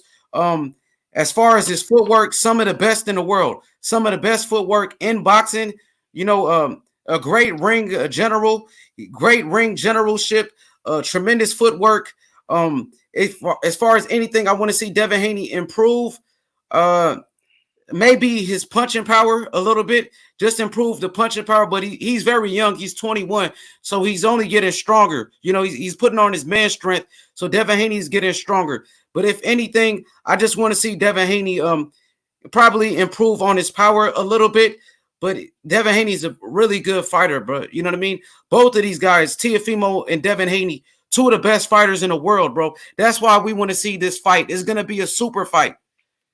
It is. It is going to be a super fight, man. It's going to be a super fight. But do you think the fight, you want to see it now, or do you want to see it build up? Like, you know, people talking about making the fight juicier. Let's make this fight juicy. They're too young right now. Let's make it build up. Build it up, and then it's going to be bigger, more money involved. What you think about that? Possibly at 140, you know, later down on the line, they meet up and the fight will be bigger. I say this. I'm a fan. I got a retro mentality. I feel like if there's other greats that did it while they're young, like, because now if we're gonna start talking, let it build. I mean, that's what everybody's doing now. If these guys are doing differently, if these guys are willing to get in the ring while they're young, why not? I mean, think about it. We could always say it could be more money down the line. We could always say, but it's also, while we're thinking about down the line, there's also risks. There's also risks that they could lose. A lot of fights recently, look what happened, Wilder and Joshua. That's supposed to be one of the biggest fights of this young century. What happened to that? Hurd, Charlo, they waited too long. What happened? Hurd got upset. Harrison beat Charlo. You know what I'm saying? So we're losing great fights that could potentially happen, and people losing. Look, Keith Thurman, after the Josecito Lopez fight, he could have chose Earl Spence, but he went with the legendary Manny Pacquiao. He lost. That fight is not going to be as big as it was. Now, let's say if Brooke Crawford, Earl Spence, they could have fought, but Earl Spence chose to fight Porter. And let's say this guy, Brooke Crawford, would have got knocked out. Then we would have lost that fight. I mean, we losing fights because we're trying to over-marinate fight. When you over-marinate something, the food tastes bad, and you can't go back. So let these guys, if these guys could fight now and could unify, just think about the accomplishment as much as the money. You know what I'm saying? These guys could really work on legacy. And that's why I see it in Teofimo Lopez, that if he was going to get in the ring with Loma, that means he's looking at legacy. Legacy reigns supreme. I always preach that. Legacy reigns supreme. And think about it. Let's say if Lomachenko would have beat Teofimo Lopez, that he would have lost to the guy that's regarded pound for pound, and he was an underdog. Would that really hurt his career moving forward? No. He's young and still could go, just like these other greats that lost early in their career. Yeah, like Canelo. Like Canelo, Manny Pacquiao. They all still great. They all still... Hey, Lomachenko lost early in his career. And look how they feel about Lomachenko. Yo, remember that telecast? They even erased it. They put him undefeated. Remember? Yeah, when they messed up, they put him undefeated. Like, they try to make people forget that he lost. Like, you know, it doesn't matter. It's not about winning or losing. It's how you win and how you lose. It's how you win and how you lose. For sure. I totally agree with you on that one. You know, just for me, like, I think, you know, I wouldn't mind watching the fight right away. I wouldn't mind watching it right away. But I feel like, say, if they fight later on down in their career, it'll be bigger. You know what I mean? Like, you know, I don't see Teofimo Lopez really losing to anybody like that. But, you know, the Lomachenko fight is a 50-50 fight. But, you know, at 140, just imagine probably a year or two from now, you know, that'll be a very big fight, bro. You know what I mean? Maybe at 140. Let's see them fight at 140. I think that'll be realistic. But right now, this back and forth, though, Mr. Moonshine, is only making the fight bigger. You know, now people want to see it more and more. I mean, it could. I just don't want to. If I put my manager thinking cap on, then of course I'm going to say, yeah, they should wait probably a year and a half, 2 years. Let's see what. But, I mean, you're going to have fighters like Gervonta Tank Davis that's getting less hungry and less hungry. The more money they're making, because these guys ain't making money like these old guys. These guys aren't making money without even having legacy type of fights. A lot of these people are making money. You know what I'm saying? So they're going to get hungrier. I mean, less hungrier. I mean, the fight, I want to see it now, man. Yeah, we want to see it now, but we don't want to be greedy, though. You know, I don't want to be greedy. I want to see it now, bro. It'll be a perfect fight. Eddie Hearn said he wants to make it happen. Teofimo Lopez said he wants to do it. Let's make it happen, man. You know what I mean? Let's do it, bro. But Man, hey, you did a hell of a job, bro. You know what I mean? You're doing a hell of a job. Shout outs to Teofimo Lopez Sr., man. We appreciate you so much coming to the show, man. Good looking out, yeah, man. He's one of the most entertaining guys in boxing right now. Yes, he is. You scared? They all scared, man. They scared. For sure, he talks a lot of shit, man, and you know his son backs it up, man. So appreciate Teofimo Lopez Sr. Shout outs to Teofimo Lopez. Shout outs to Devin Haney. Let's make it happen in the future, if not right away. Possibly Devin Haney versus Teofimo Lopez is going to be the biggest fight in boxing. Like I said, it reminds me of Sugar Ray Leonard versus Roberto Duran. Devin Haney. They could bring the golden era. Like, even we got to add, let's say, Ryan Garcia, if he fights Linares and beats Linares. That would be another boom. That's another boost, because we already know the Devin Haney and Ryan Garcia fight is already projected to be big as soon as they turn pro. Everybody knew they're gonna cross paths. That, for me, that's De La Hoya versus Shane Mosley, just because they have a lot of history in the amateurs. So that's a big fight. Gervonta Tank Davis versus any of these guys is a big fight. Like, yo, that's what I'm saying. They gotta fight when they're young. Are we gonna wait till like 26 years old? Nah, these guys know how to promote themselves. They're the one that actually keeping the light on boxing right now. If you think about it, when we're thinking about boxing right now, whatever's trending right now is Teofimo Lopez, Devin Haney, Ryan Garcia. Who else right now is doing promotional work, is putting their name out there? That's about it right now, man. That's about it. They're doing a good job, bro. And they're young. Devin Haney's 21. Teofimo, I believe, is how old is Teofimo? 23 or 22? 22, gonna be 23. So, man, they bringing boxing back, man. This is excitement. Hey, my boy, Teofimo Lopez Sr., man, I can't wait for this fight, man. Your son is a good fighter, man. I think he should be, possibly even getting paid more money, man. You know what I mean? Let's get your son on the zone, bro. I'm telling you, for real, Eddie Hearn and those guys gonna give him a lot of money, bro, to fight on. I love the zone. They'll give him a lot of money. He comes fight on the zone, bro. They gonna give him millions. It's gonna be a big payday, bro. But Top Rank is doing a good job promoting them. Shout outs to Bob Arum and Top Rank as well. Yeah. We appreciate all the networks, like I was saying yesterday, PBC, all of them. Bob Arum is the most prestige promoter ever in boxing. But for me, Eddie Hearns, I think he's gonna carry boxing, bro. Eddie Hearns, man. Yo, I like the way Eddie Hearns, man. Eddie Hearns is probably the most noticeable guy in his promotional company. He's bigger than the fighters. He does a good job. Yo, you seen that Eddie Hearn is trying to build like a fight island right there? Around his house? Yeah, that's crazy. Yeah. He got that money, bro. He can do it. I know, man. That's good. That's why he probably do that Smith and Billy Joe Saunders fight probably out there. For sure, bro. But Teofimo Lopez versus Devin Haney be a hell of a fight, man. It doesn't matter who wins. If they fight, both fighters win. They'll get big paydays. They'll make history, bro. You know what I mean? It's a win-win situation. I don't think there'll be no losers in that fight. Man, it's gonna be an electric fight, bro. I feel like it's gonna be electric. I got Fimo winning that fight, but it's gonna be electric, man. I mean, I respect your opinion. You got Teofimo. I got Devin Haney. It takes two to tangle, a 50-50 fight. And these guys been having beef for years, though, Mr. Moonshine. Like, they've been going back and forth for years. Teofimo was talking about a sparring session against Devin Haney. He said he beat up Devin Haney in a sparring match. They've been going back and forth. The animosity is there. People want to see it, bro. I want to see it bad, man. You know what I mean? But shout outs to you, Mr. Moonshine, man. Shout outs to Teofimo Lopez. Shout outs to his father, Teofimo Lopez Sr. Shout outs to Devin Haney and his father. Yeah, I'm thinking like this. At that press conference, imagine Teofimo Lopez and Devin Haney going back and forth, and then the fathers, they going to have beef. That's going to be promoted. That's going to be promotion heaven for us. That's going to be promotion heaven for us, bro. It's going to be the biggest fight. I wish I could. That Devin, Bill Haney, he timed in on me too, on the comment.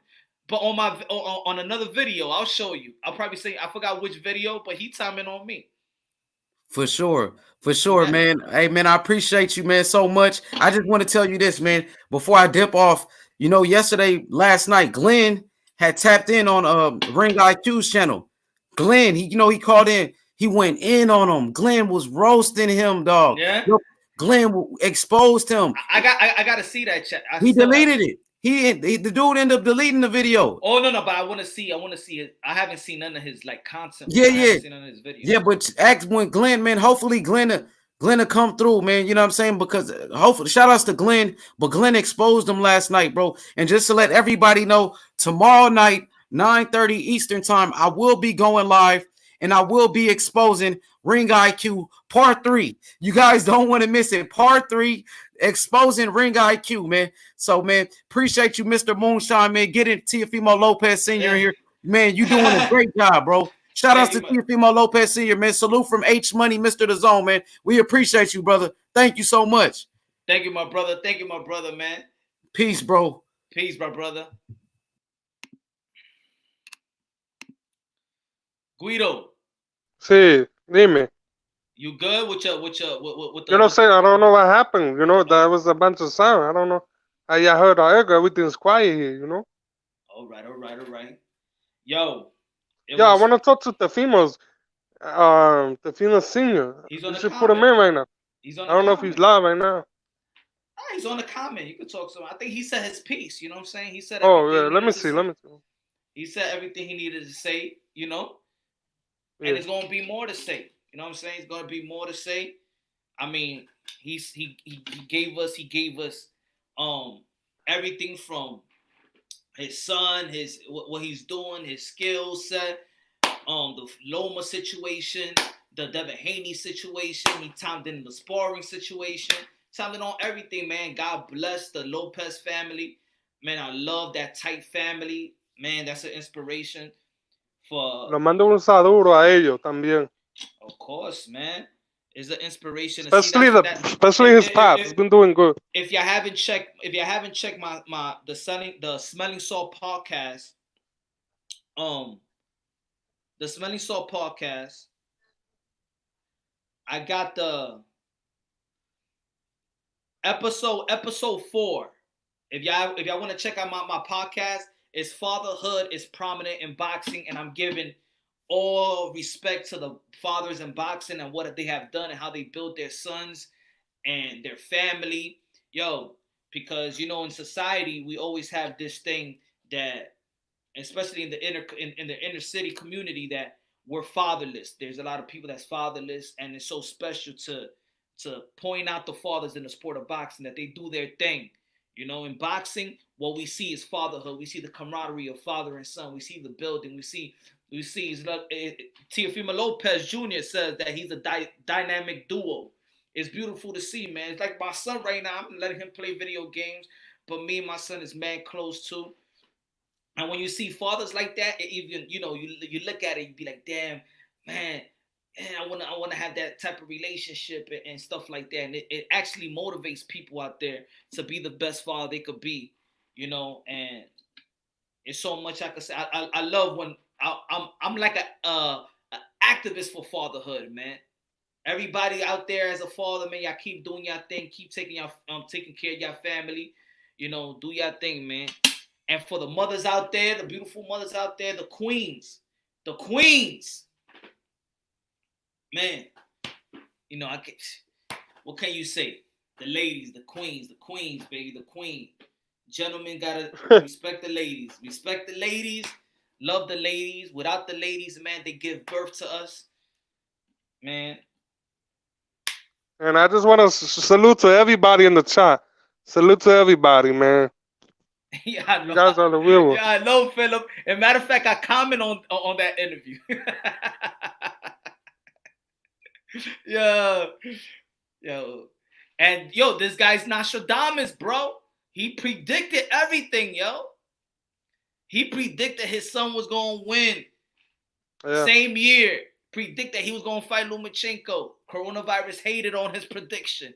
But he was heading there, bro. Him and what's his name from LeVar Ball predicting that their son is going, But also for me, probably not even just prediction, man. It's the hard work that they put in, man. They had a plan. Sometimes in life you gotta have a plan. A lot of people ain't going to know what's the plan. Not everybody gotta know your plan. 15 fights, 22-year-old, became champion. Come on, man. It's hard work, dedication. All these guys, all these boxers, my modern day warriors, modern day gladiators, they put their life on the line for pure entertainment. They working hard. The trainers that sacrifice their life, because just as the fighters, trainers sacrifice their life and time as well, man. They put in that hard work. Can you imagine all the sacrifices that these parents had to make for their son to be in the position that they are right now? You know? It takes a lot of sacrifice, man. Mm-hmm.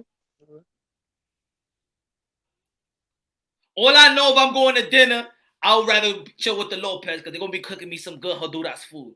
Hey, yo, bro. Yo tengo hambre también aquí. Yo tengo una hambre de pinga, nada más bebiendo soda aquí yo estoy. Hey, don't forget Angel, too. Yeah. Yo, nah, Angel Garcia. Angel's gonna go crazy. Angel Garcia and Teofimo Lopez. Yo, y'all gotta have a reality show. Diablo, si tienen un reality show esa gente. Oh, man. VH1, Angel Garcia, Teofimo Lopez Sr. A reality show of fathers of boxing. Yo. That'd be crazy. And then Mayweather. Imagine the club, though. Imagine they go to the club. Yo, they go to the club. Ay. Diablo. Oh, man. my God. I even got a playlist. Yo, there's a bar in New York City called Ethel's. And they got Disco Friday. Ooh. I be dancing and shit like that. I be out there, man. I get my Saturday Night Fever on. Do some break dances and stuff like that. Like break. Ozone. What y'all know about that, young bucks? Ozone. Shabadoo.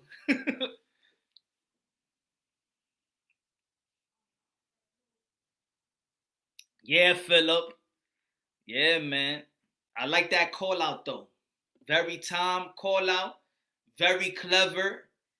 With the email picture. Yeah, I saw the email picture. I put it up. That was clever by Teofimo Lopez because I haven't heard nothing from nobody, man.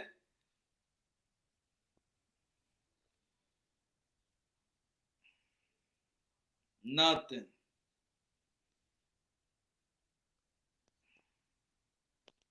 We gotta try to get Teofimo Lopez too to get here one day. Hopefully, right, bro? I hope so, yeah, man. Tom, man, he got a lot of fans, man. I want to speak so he can speak his piece, you know? Yeah, man. Soon, it's all early, man. It's good that they timed in and set their piece. Again, I break things down unbiasedly, logically, and objectively, but of course, I've been saying since day one, Teofimo Lopez, the number one guy of this young era, in my opinion. You know, I love also Virgil Ortiz style. I love Boots Ennis style. You know, there's just certain styles that I see something, I'll be like, yo, it's something special about them. Gervonta Tank Davis, special as well. You know, and for me, these four got something that the other guys don't have. I feel, and that's natural power. Power that you can't teach. You're just born with. it. Yeah. Teofimo Lopez is just born with that power. You can't teach that. See, when it comes to Devin Haney, Ryan Garcia, we say, oh, we want to see if they could develop a power. We already know what Teofimo Lopez. He already got power. Develop. Imagine when it does more develop. But that's something that's already given. You already got that power. We just waiting on these other guys to see if they're gonna match that power. You know? So that's the scary part about Teofimo. The only thing I want to see from Teofimo is his chin. I want to see if he could take bigger shots. You know what I mean? I mean, that's the only thing that's question. That's all. Yeah, man. That's one, and that's what people. That's when we analyzing the fights. I don't hear nobody saying really, oh, we want to see how Teofimo Lopez is gonna take a shot from Devin Haney. We don't even talk about that because we feel like his power is not like over exaggeration. We'd be like, yo, Teofimo Lopez gotta look out for Devin Haney's power. Or yo, Teofimo Lopez gotta look after Lomachenko's power. So with all that said, Fimo is gonna be taking that type of risk. Are you willing to stand? Are you gonna stand toe to toe with Teofimo Lopez? Who's gonna stand toe to toe with Teofimo Lopez? I don't see. Nah. So his power could make you one-dimensional. His power could dictate your approach against him. His power alone could neutralize other skills that other fighters got. So let's say if Devin Haney is a mover, he will gonna have to move all night. Is he willing to stand in front of Teofimo Lopez and take those shots? Because I think that Teofimo Lopez is willing to take some shots to give out some shots. And that's a bad idea for David Haney. That's a really bad idea. Nakatani stood toe to toe. Where was the power? He lost though.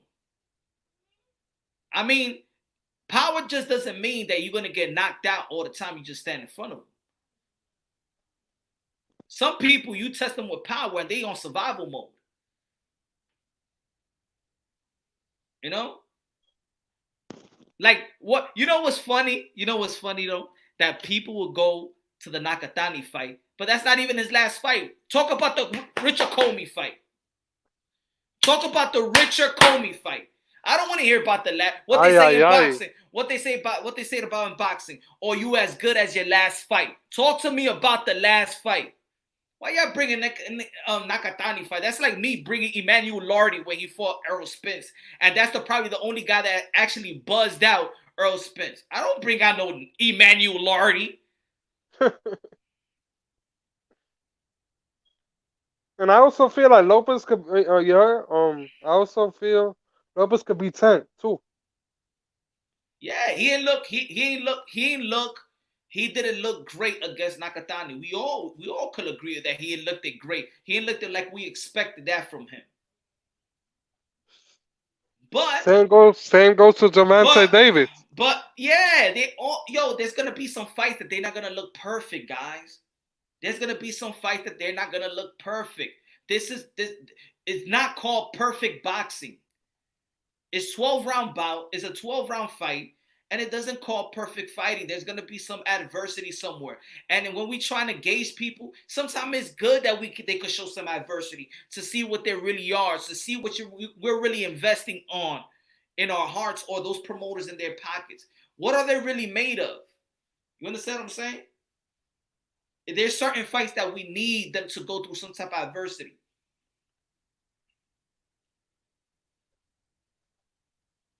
The Lardy, if we want to talk about the Lardy fight where he got buzzed in the 4th round by the Errol Spence, he dug deep and boom, okay, this guy could hold up. He don't have to drop. Danny Garcia when he fought Herrera, a lot of people thought, well, Herrera beat him or whatever. But you know what? He dug deep. He was still fighting. And there's going to be fights out there that these fighters are going to have to come. Not everybody fights a perfect fight. Not every fight is a perfect fight.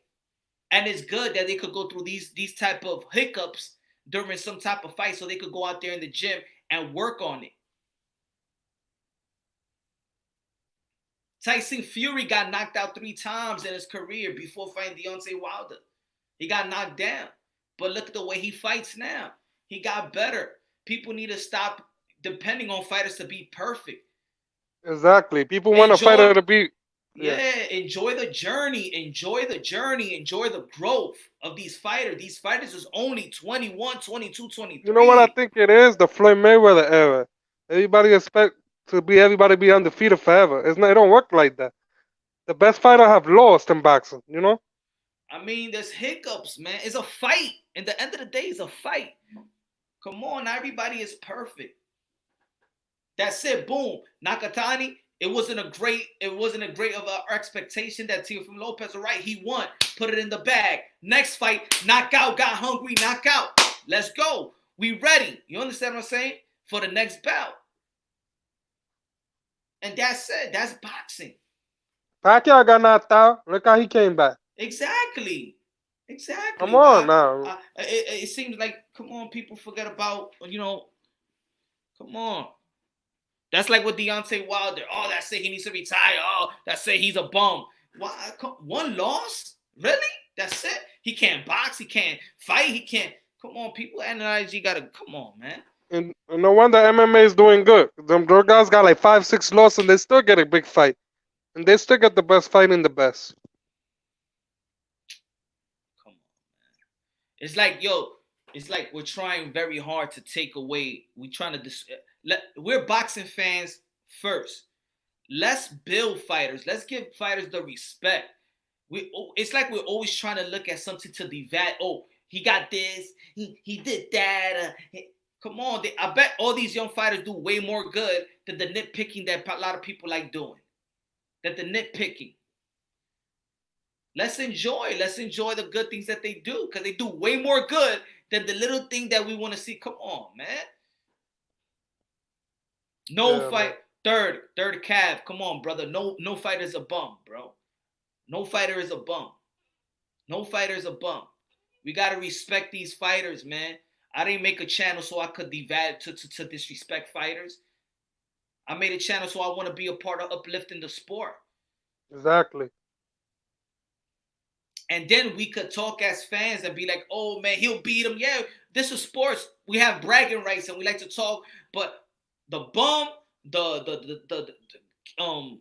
calling people out their manhood, you don't respect combat sports.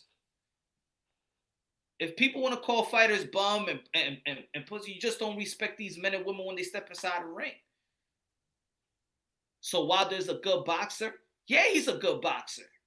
He might not be better, technically sound, like other boxers, like maybe Anthony Joshua, Tyson Fury, maybe Andy Ruiz, maybe not Luis Ortiz.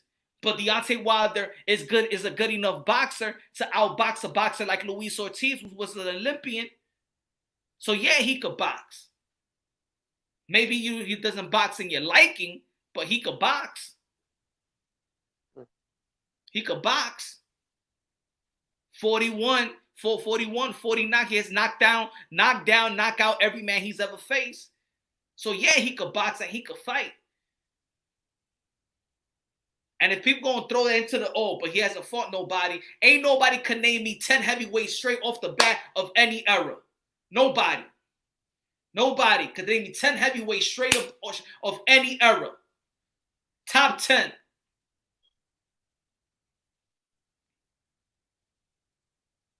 Who was the top 10 heavyweights in the 80s? Like I said in the other live show. Now name me your top 15. Name me the top 20. Come on, man. Yeah. People are trying mad hard to discredit fighters for what?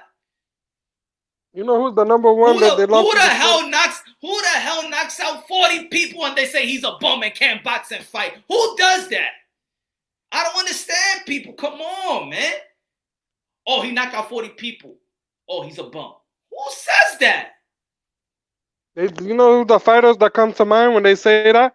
Julio Cesar Chavez. They love talking about he fought bums only because he went 89-0. But he fought great fighters too. They don't talk about the great fighters he beat. You know what I'm saying? And it's not always the fans. It's always it's the boxers. It's the boxing personnel. They discredit their own sport.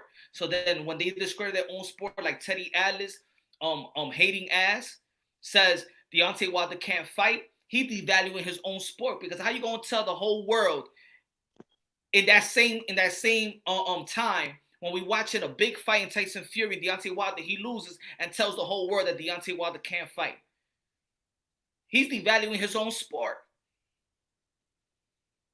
Teddy Atlas is a hater. It's nothing new. You already know that. But Pacquiao, he got an out for Pacquiao. He got an out for Pacquiao. He says Mike Tyson don't got no heart. Man, get out of here, man. I argue with people and be like, yo, Teddy Atlas no more boxing than me. Man, he sounds like he don't know nothing. He sounds like he's a hater, man. He sounds like he wished that he could have fought like these guys in their career. He even hates on Freddie Roach too. You know. Come on, man. Come on, man. Deontay Hey, Wilder hold could on, hold on. box. Sorry, brother. Hold on. Somebody said that Julio Cesar Chavez is known as a legend for the easiest fight. He's a legend for world champion. He defeated. The quality of champ is important. They're all, man, they legends. We gotta respect them. We gotta respect them all. Now I understand we fans, we may like a style better than another style, and that's it. Yo, what's good, Bronze? Bronze Dozer. What's good? Come on, let's. It's not even about trolling boxers, man. Let's respect the fighters. People may like them more than others, less than others, but people that saying this wild stuff that Deontay Wilder can't fight, can't box, come on, y'all gotta stop with that, man.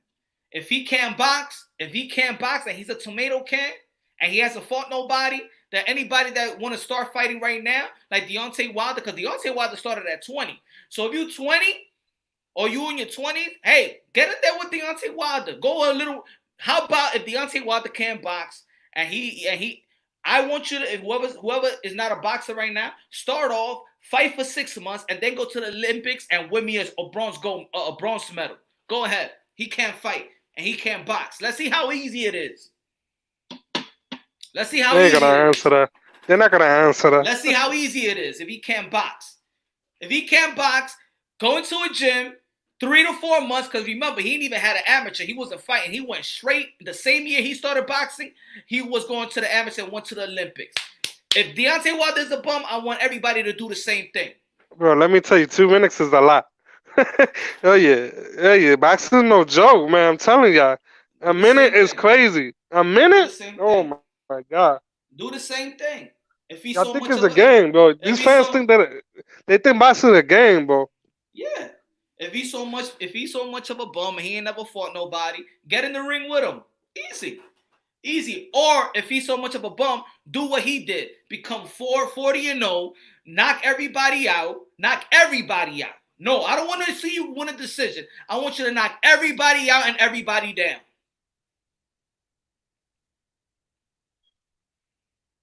It's hard to knock Deontay Wilder's a bum. He wasn't hurting people in the Olympics. It wasn't his technique. So what was it? He wasn't hurting people in the Olympics, and it wasn't his technique. Then what it was? They just gave him. They gave him a medal like Devin Haney. They gave him a belt. Deontay Wilder won an email bronze medal. Yeah, power, and that has to do with boxing as well. Power.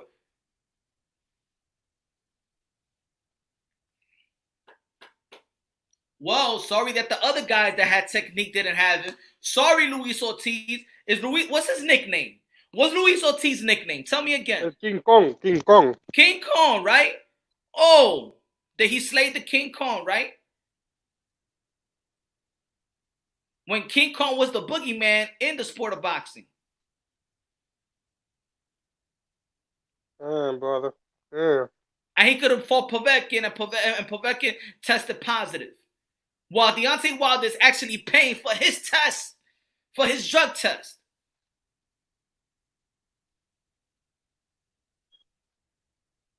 Come on, man. Stop, man. People got to stop with that hating Deontay Wilder, man. I never seen nothing like that in my life. A guy knocks out everybody, he's getting hate. You know, a lot of people always want to hate. They're going to hate on Pacquiao. They're going to hate on Chavez. There's a lot of haters. They're going to hate, you know? That's part of the sport. Usyk will smoke Wilder. Could Usyk takes Wilder punches? Could Usyk take his right hand? How about that? Oh, no, I don't think so. I'm going to be honest. I don't think Now, I like Usyk. But the thing is, they want people like to discredit Wilder after time and time again. Nah, I don't think Uzi. Hell no. Uzi will go out. A person can have technique, but sometimes the power negates whatever technique they have. Hey, that's a strength. Sorry, guys. Hey, maybe if Paulie Malignaggi had some power, he would have been a better fighter, but he didn't. Sorry. If Wilder's supposed to say sorry that I got power and y'all don't, the Wilder probably got the most devastating 1-2 punch in the history of boxing. Guess what? That's boxing 101. That's the first combination you learn in the sport of boxing. The 1-2. So he's beating people up with the number one combination, and everybody knows it's coming in the sport of boxing. Now that you're talking about that, brother, I was reading in my group, right? A lot of people discredit Amanda Serrano. They said that she fought only bums for the 7-weight division. That shit got me angry. You don't know how angry that got me. Yo, how you gonna tell me that she only fought bums? Come on. People are always gonna say that because people want to. 7-weight division, the only female boxer that did it. Are you kidding me? Oh man, you gotta be kidding me. Clarissa Shields fight 9 fights and have 2 knockouts, and she's the best. And she's the GOAT, and they're all calling her the GOAT. Give me a break.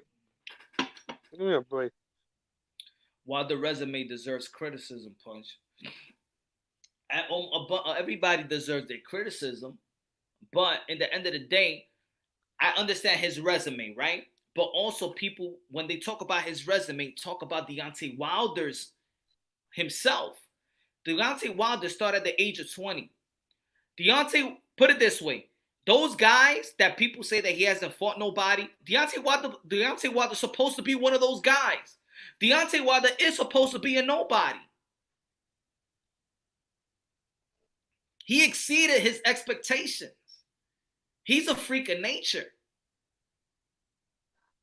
That's what it is. That's my debate when people say look at his resume, but look at Deontay Wilder.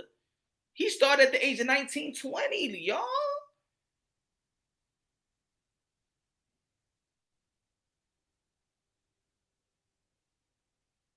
So how many have Deontay Wilder's resume is could be red flag.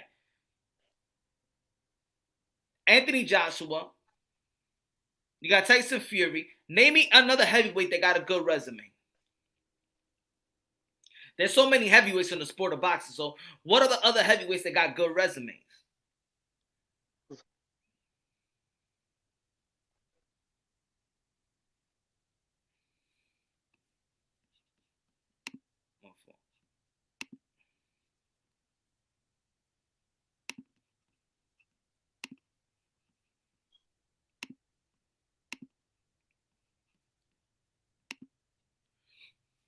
And when I say good resumes, tell me the wins that I just don't want to name names like, yo, he fought this guy and then he lost.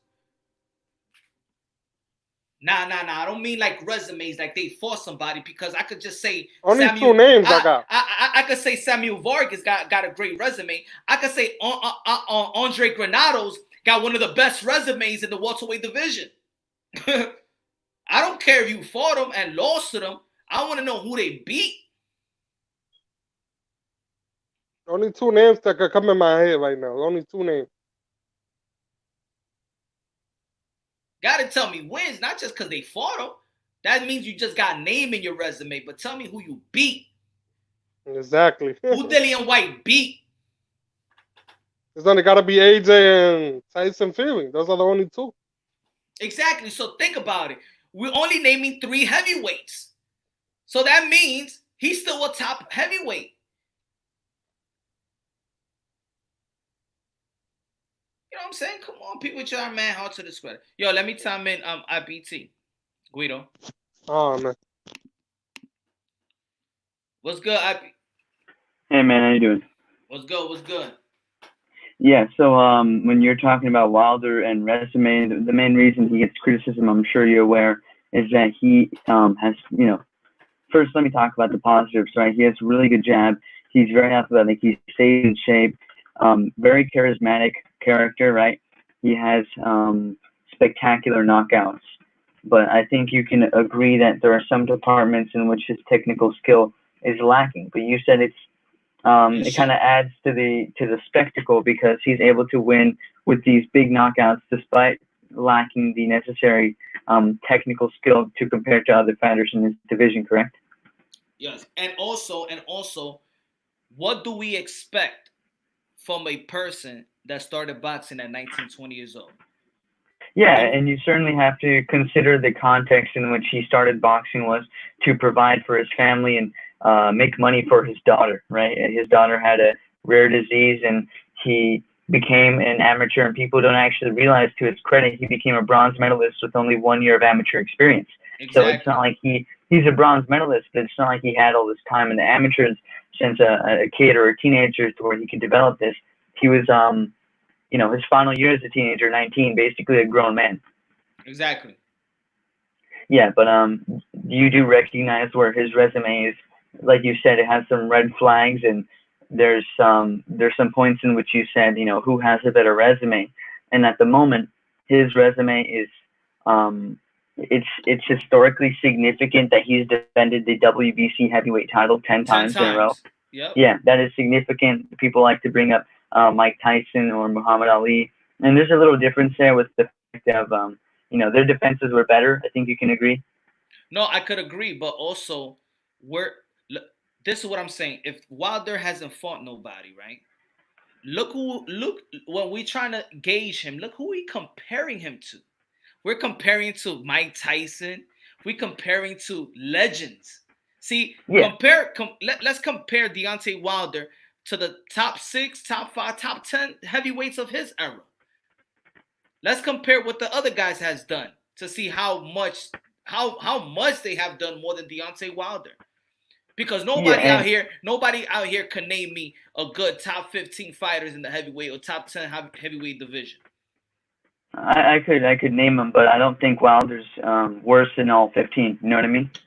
No, I mean, no. Go ahead, name them. Name me the top 10 heavyweights. Yeah, so the guys who at this point have a resume better than Deontay Wilder would be resume as in based off of wins, not just wins. Yes. Yeah. Based off of wins, the 3 guys, maybe 4 are Anthony Joshua, unified champion; Tyson Fury, former unified and currently WBC champion; Andy Ruiz, former unified champion; and Dillian White, interim WBC champion. So at worst, he's 5th, I think. And let me just kind of bring up the main criticism of his defenses. And I do understand what you mean by we're comparing him to legends, but you have to consider that there's a lot of his fans that like to say, well, he has 10 defenses. That's the same as Ali. That's the same as Tyson. When it's not quite the same, because those guys had better competition on their resume, and they also had multiple belts when they were defending, right? So of his 10 defenses, 4 of those wins were against guys who were not rated in the top 10, being Eric Molina, Duopis, Spielka, and Washington. But to be fair to him, those were like his earlier defenses. So I think his resume has actually improved relatively recently, since like 2017, right? Because his first defense against Molina was in 15, then Duopis 15, Artur Spielka in 2016, Chris Arreola in 2016. And Chris Arreola was top 10 rated at one point, but he's a bit removed from being top 10 rated. We know he's a good fighter in terms of he has heart, but he's come up short in his big fights against Bermane Stiverne and Vitaly Klitschko, right? And then you go to Gerald Washington, who was also not a top 10 opponent at any point in his career. And I think he was undefeated when they fought, but he hadn't beat anyone in the top 10 except maybe Thomas Adamek. But I could check right now if you want, but I don't believe he had any top 10 wins. And Bermane Stiverne was a former top 3 rated opponent because he had the WBC champion when Vitaly retired. So, yes, he was inactive and wasn't currently ranked, but if you want to give him the credit of defeating someone who was former top 3, that's fair. And Luis Ortiz is an interesting case because he is a good fighter, right? And he has a decorated amateur career in terms of his wins. Mm-hmm. He's a bunch of fights. That's just how the Cuban fighters are, right? But you said that he was in the Olympics, and unfortunately for Luis Ortiz, that isn't true. He never qualified for the Olympics, but he was a decorated amateur, so I understand where you're coming from there. He's a very good technical boxer, and he's a southpaw, right? He was also top 10 rated, and he had 3 top 10 wins over, I want to say, Brian Jennings, Tony Thompson, and another fighter, I don't remember, but Tony Thompson, I believe he was around 40 or 50 years old, so he was already past his prime. And essentially, Luis Ortiz's best win would be Brian Jennings, TKO, which is, if you consider that he TKO'd him when Vladimir Klitschko went all 12 with him, yes, he did beat Jennings after he just lost, but that's still impressive I mean, you knock someone out who. Yeah, but Matt, naming all those fighters. All of his 10 defenses? No, I'm just saying. No, I'm saying in general. I'm just saying we could name all those fighters, and Wilder could have knocked them all out. They still was going to critique him. The only boxers that people will respect Deontay Wilder beating is Tyson Fury and Anthony Joshua, and everybody else nobody was going to respect. I think if he beats at this point, right? I think if he beats Andy Reese Jr., Joseph Parker, Dillian White, any of the other guys who are rated highly right now, I think they would give him credit. But unfortunately, his best win on his resume would be Bermane Stiverne or Luis Ortiz. You know why they wouldn't give him credit? The only reason haters. Yeah, but even boxing personnels, because the haters is not only the fans. The haters are guys in the boxing world that says this guy don't got no technique. This guy is this. It's people in the boxing world. So think about it. If Deontay Wilder would have beaten Tyson Fury the first fight, they was just gonna say Tyson Fury was out. He was never the same. He was on drugs and all of that stuff. They was never gonna give him a credit for beating Tyson Fury. If Tyson Fury would have stayed laid on his back, it just would have been, okay, let's see what Anthony Joshua got. If Anthony Joshua would have lost to Andy Ruiz, there is nobody that Deontay Wilder could beat in this era that would give him legendary Hall of Fame status. I slightly disagree with that, but you could already make an argument. Like if you really wanted to look at the Hall of Fame, International Boxing Hall of Fame precedent, that he might already be a Hall of Famer based on the amount of defenses and the fact that they count amateur careers, so he's a bronze medalist. But from the perspective of opposition faced, I already told you 4 of his opponents were never ranked in the top 10. One of them was formerly ranked in the top 10. Another one was formerly ranked in the top 3. Ortiz twice was ranked in the top 10 both times. Brazil was also ranked top 10, but I don't believe he beat any top 10 opponents. Cruz Ariel was formerly top 10. He did not beat any top 10 opponents. Bermane Stiverne was formerly top 3, beat 2 top 10 opponents in Cruz Ariel twice. Ortiz, I told you, beat Bryant Jennings. What did I say? Bryant Jennings, Tony Thompson, and I forget right now. But Monty Barrett.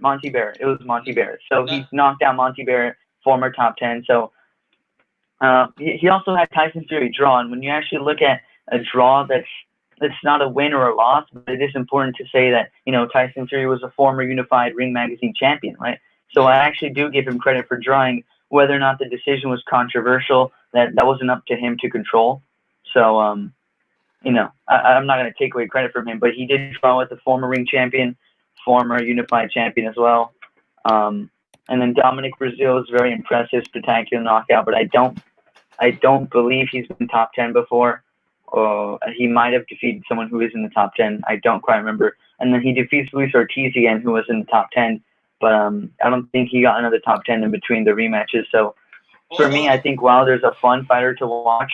But the main criticism, I think you can understand from me breaking it down right now, that the main criticism comes from the level of opposition faced in his 10 defenses is not equal to the other heavyweight champions that have had 10 defenses of their title. What I'm saying was that the way Deontay Wilder was beating these guys, even he was not getting credit if he would have beat Tyson Fury. The only person that was going to give him credit, put it this way, the only way that Deontay Wilder is going to get credit if he beats Tyson Fury, and that's because the way Tyson Fury beat him the second fight. If Deontay Wilder would have beat Tyson Fury the first fight, he was not going to get credit for it. If Deontay Wilder would beat Anthony Joshua, they'll probably say he only had 19 fights and blah, blah, blah. This era, no, Deontay Wilder was not going to get credit. He was not going to get credit. He needed to lose. And now he needs to prove himself that he could overexceed the expectations. There is no, we naming all these names and we know all these names, but these guys, nobody cared about Andy Ruiz.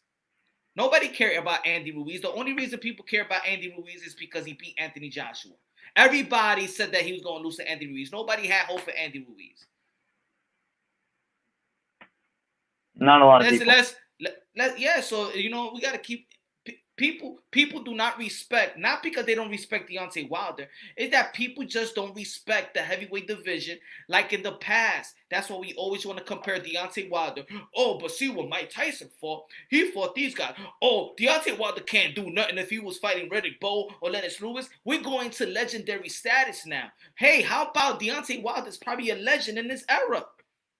Maybe it's that. Maybe it's that these guys are not really bums. It's because he's knocking everybody out.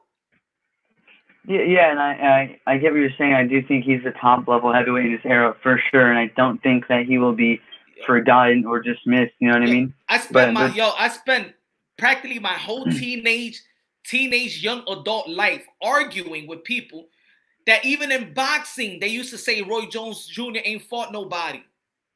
I spent my whole teenage young adult life debating and arguing that they said Roy Jones Jr. never fought nobody when he beat Bernard Hopkins, when he beat James Toney, which probably was regarded the best defensive fighter in that era, and was pound for pound too. At that time, when even he beat James Toney, people would say he ain't fought nobody. People always say that the great people fought nobody, especially if these great fighters is demolishing every opponent ever. Know what I'm saying? Yeah, I get where you're coming from. That's the thing. You know what I'm saying? People are too nitpicking. People look at Deontay Wilder, but when they looking at Deontay Wilder, they thinking about Mike Tyson and his era.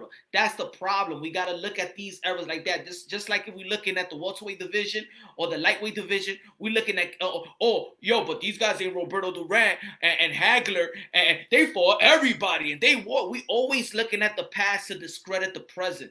That's bad. Let's just look at what's today. The best heavyweight today is Deontay Wilder, Tyson Fury, Anthony Joshua. I'm not saying it in order. These are the best heavyweight.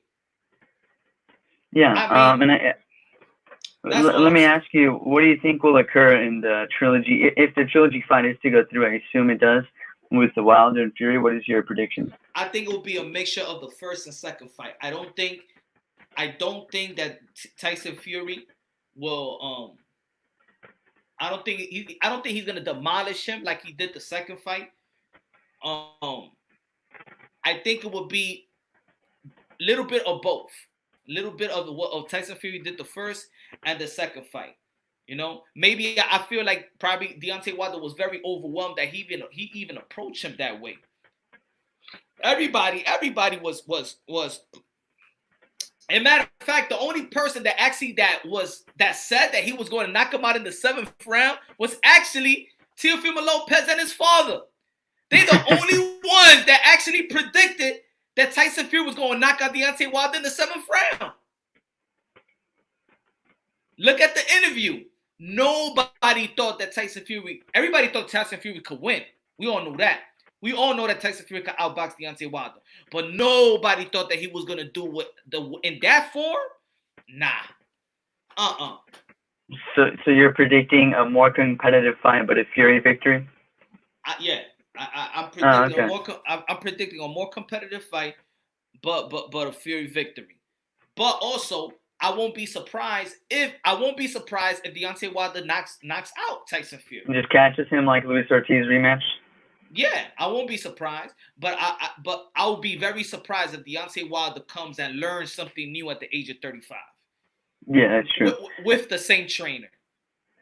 Yeah, I do. I am very glad that Mark Brilliant, who was an excellent amateur and an excellent professional fighter, I'm glad he was able to basically get the towel and throw it in and save his fighter. He didn't need to take more beating. I thought it was an appropriate stoppage, and I actually applaud him for that stoppage because he was doing what the cornerman is supposed to do, which is protect your fighter at all costs.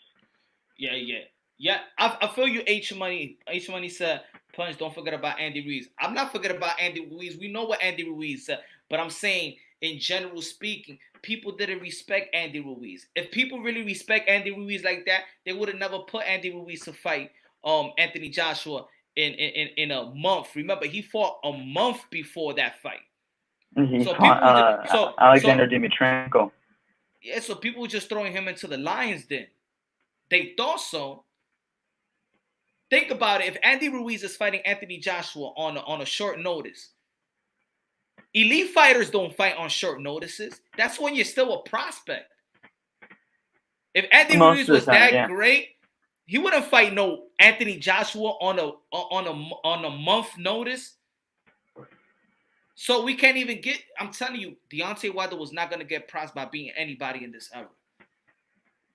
I think if he can beat Tyson Fury, he'll get props. I think if he can beat Anthony Joshua, he'll get props. But there will always be. I mean, if his technique stays the same, right? If he loses rounds and then wins with a comeback KO, I think there will always be that criticism that he didn't learn how to perfect his craft technically, right? Like, I think he has a good jab, and I think he actually has underrated timing. People don't think about the timing that he has, and his ability to counterpunch guys is better than most give him, but he does have some issues with his footwork and, his variety of punches. And like you were talking about with this 1-2, it's really good, but sometimes people don't really look into that or care about that. So I definitely think there are some aspects in which he's underrated, but I also think it's fair to criticize him for some of the level of competition. And I don't think it's all his fault, because it's mostly that's what I mean. I mean, the other guys around him have to be good for him to beat good guys. You know what I mean? Exactly. And people gotta respect these other fighters, because these fighters are not bums. These fighters just might be, these fighters are not bums. Yo, I could match the number 20 to the number 10 and put them in the 80s era, and it'll look the same way. It'll look the same way. Maybe the top 8 wouldn't look the same way, but top 10 and 20 would. Just look at the guys that this guy Tyson was fighting in the beginning of his career. Oh, definitely. He fought his fair share of lower level opposition. Yeah. I mean, even in between his fights, he fought Tom Schwartz, who was essentially undefeated, but he wasn't really a big fighter, right? And he had Otto Wallin, who. Schwartz was ranked number 68, and Wallin was 56. Because I did a video of it. And no disrespect to them, they're undefeated, right? But they aren't the top. They aren't the top opponents, and I think we can all admit that. And I think Wallin made a better account of himself than most expected, but that doesn't change the fact that he wasn't, a top opponent. And it's this is no one-way street. Fury has to get the same criticism. I mean, if you take his 2 best wins, they are very good wins, like Klitschko and Deontay Wilder. What do you feel about Deontay Wilder's defense? Not looking at the Tyson Fury fight, before the Tyson Fury fight. Before, because of course we already know what happened.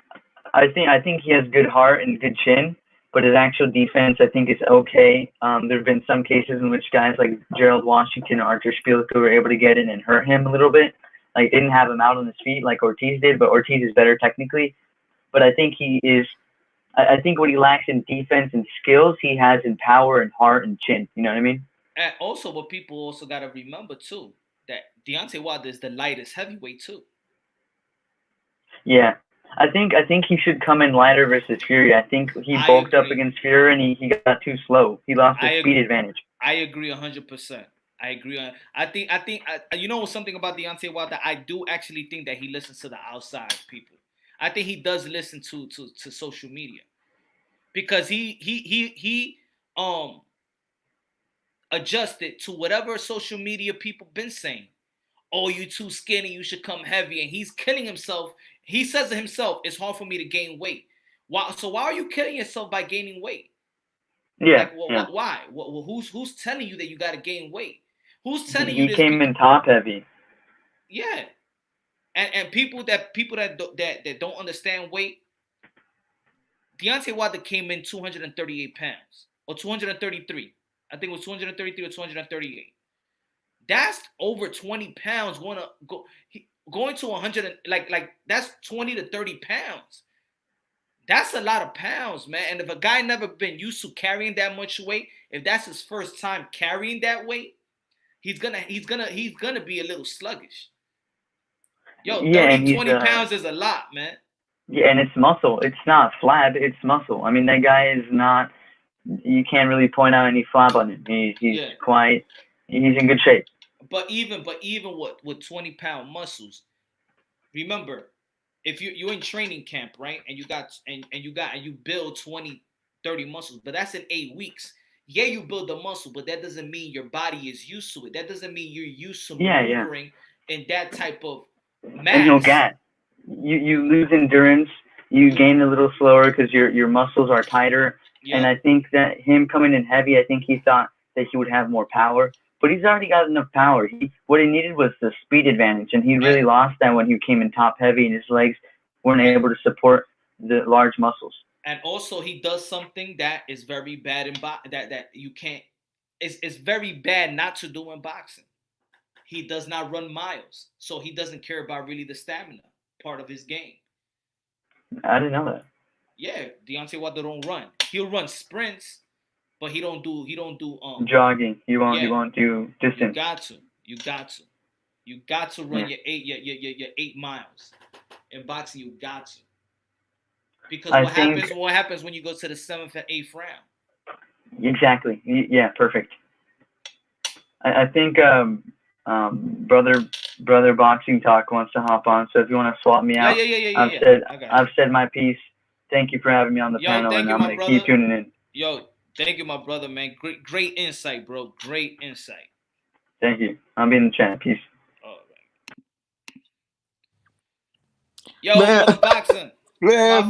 Hey. Yes, sir. Start giving Deontay Wilder his credit. I don't care about skills, okay, right? This is the heavyweight division. Why we should care about skills? Like you see Dillian White doesn't throw the perfect combination, but they always want to criticize Wilder. Because I know why, bro. I know why. I ain't gonna say nothing. I know why y'all criticize Wilder, bro. I don't criticize. I know why. I ain't gonna say nothing. I don't criticize. I know, not you. I'm talking about everybody else. These England guys, bro. Like, how could you not say that Archie Spuker was ranked? Archie Spuker was ranked, right? You go back, he was ranked. So Wilder fought ranked opponents. Eric Molina might wasn't ranked, but Eric Molina had people on his resume. The best win of Dillian White's career is Derek Chisora. No, excuse me, Joseph Parker. And the best win of Joseph Parker win is Andy Louise. Andy Louise is a middle of the road guy. Nobody cared about Andy Louise. Mm-hmm. So why could we not give Deontay Wilder his credit for beating the boogeyman and still the boogeyman, and ask Dillian White why he's not fighting Louise? I really don't know. Me, to be honest, yo, we all know why he's not fighting Louise. Like we all know this is something that we as boxing. Come on, man, give him some goddamn credit, bro. Yeah, this is something that that people got to come and be real in the sport of boxing. The heavyweight division was in a coma. Come on, man. The heavyweight division is a coma. Excuse my cousin. He bought the motherfucker back. He bought heavyweight division back. He bought excitement back to the heavyweight division. American, he was the last American to win the heavyweight championship. Shannon Briggs. He brought against Remains to Burn. Burn was landing shots in that fight. Yo, he brought the freakish power that we've been waiting for in the heavyweight division. The Burn fight, you seen that good 1-2 he was landing to Burn head. Beautiful 1-2. I said, I want him to bring out against I already said that. I said that Deontay Wilder got the most boxing, bro. Deontay Wilder got the most devastating 1-2 punch in the history of boxing. Come on, man. You don't know boxing. And you try the best win, like I said. So we're gonna say Dirt Chisora is a middle of the road guy. Look at the wins that Dillian White against people that we don't even know. Come on, man. But then y'all not gonna give Dillian White the same criticism and y'all gonna give Deontay Wilder. Come on, bro. Come on. Let's be fair here, bro. Let's be fair. What is it? What is it? What you think? What you really think? Oh man, you know I want to say it, bro. I don't want to bring race up, bro. You know I want to say it. Come on, man, because he tried to be a black African American man, bro. He did that, and they hate on him. And bro, I'm telling you, Crunch, bro, if he was John Wilder, bro, this man would be getting credit all out of the roof, bro. But if he was a white man, bro, knocking people out with 1 point, he would be getting credit out of the roof. I'm telling you. Look. And I'm gonna give you this. If we're gonna go if we're gonna go that route, this is what I say, because I saw it with my own eyes. This not me seeing on TV. I saw it with my own eyes. Yeah, I'm not trying to bring up the race part. And I was tight. I was tight at the Barclays Center because. Yo, you see, it was Deontay Wilder's there, Keith Thurman is sitting there, Earl Spence was there, and then they put Earl Spence on the Jumbotron, and people was cheering, yay! They put Deontay Wilder, and people was booing. Now, this is why I say I don't think I'm not gonna say that it was because he's American. He's a black American, because the fan base that night was all like really African American fan base. It wasn't UK. This was Charlo. This was Charlo. Tyson Fury. Can I say something about Tyson Fury? No, I got you. Don't worry. You don't even got to rush. Outside of Wilder and Fury was Steve Cunningham, a guy that was at cruiserweight. Wasn't even a natural heavyweight.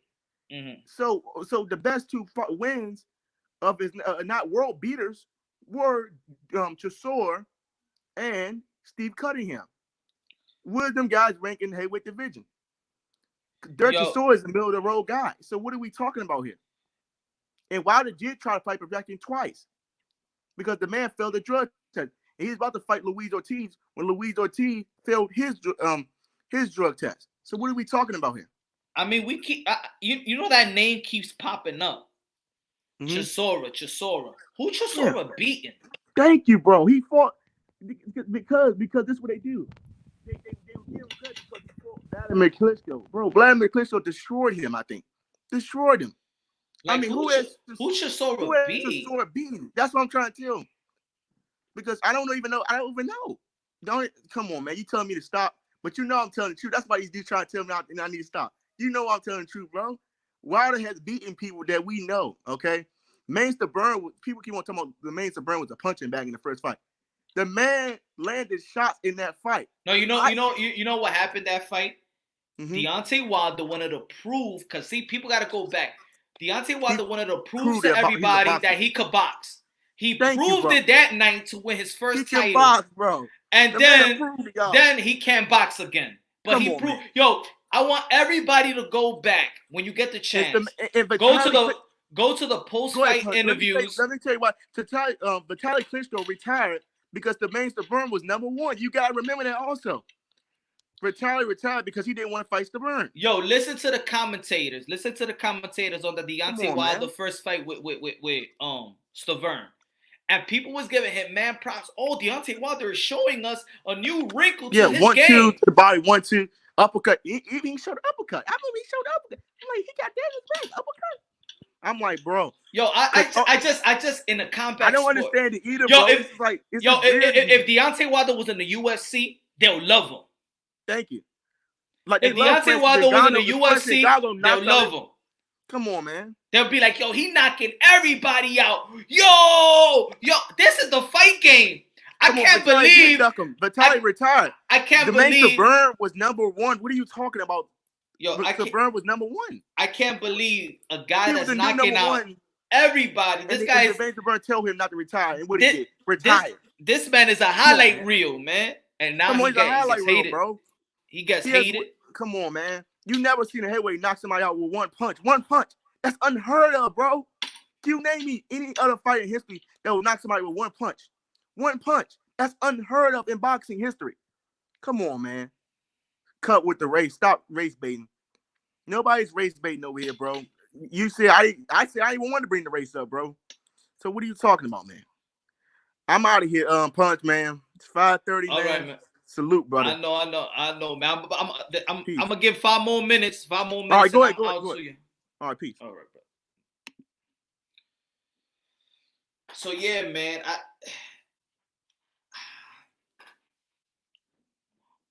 All I'm saying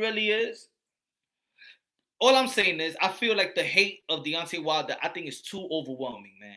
That's all I'm saying about the hate. Like, a lot of people could be like, yo, Tyson Fury is a better technical fighter. He is. He's a better Anthony Joshua is a better technical fighter. He is. Does he got a jaw like Deontay Wilder? Probably no. I mean, like, why are we? I'm just saying, why is this overwhelming discredit of Deontay Wilder? He got 1 loss in his record, y'all. 1 loss. Why is people so disgusted with Deontay Wilder? I just want to know. I mean, this is the fight game, man. My man's knocking everybody out. People want to argue, oh, Mayweather is not fun to watch. Oh, Klitschko is boring. Klitschko had all the skills in the world. While Klitschko was reigning in the heavyweight division was on a coma. Pure coma. Nobody was talking about the heavyweight division. Now here comes this freak of nature. He's knocking everybody out, but now he's a bum. Oh, and we want to see some boxing. Do you want to see big 6'5", 6'6" dude tippy-toeing? Like, I don't understand the logic when it comes to fans. People are boring with Klitschko, but mad at Deontay Wilder. What is it? What is it, guys?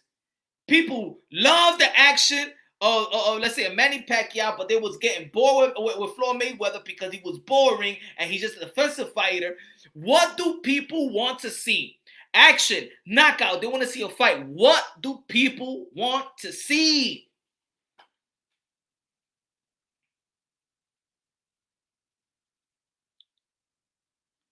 It's just resume stuff. I broke it down. Yes, we're talking about the resume, but how many fighters are there so we could gauge his greatness? Nobody cares about all the names. Look at right now. Look at the top. Let's go to the top. Let's go to the top. Nobody cares about these names. If Deontay Wilder would have knocked out all of them, nobody would have given no credit. If he would have knocked out Chisora, he already knocked out Luis Ortiz. Dillian White, he knocked out Dillian White. Andy Ruiz, nobody was paying attention. Povetkin, he tested positive. The only people he was only going to get credit for beating Tyson Fury or beating Anthony Joshua. Alexander Usyk just moved up. Look at the top 20. He was never going to get credit. He was never going to get credit. Not overwhelmingly credit. He was never going to get credit. We want to see him fight better competition. Of course. We all want to see all the great fighters fight best competition. But like I'm saying, Black and Brown, I feel even if he was good, look, Tyson Fury was who was the favorite to win? Deontay Wilder or Tyson Fury the first fight?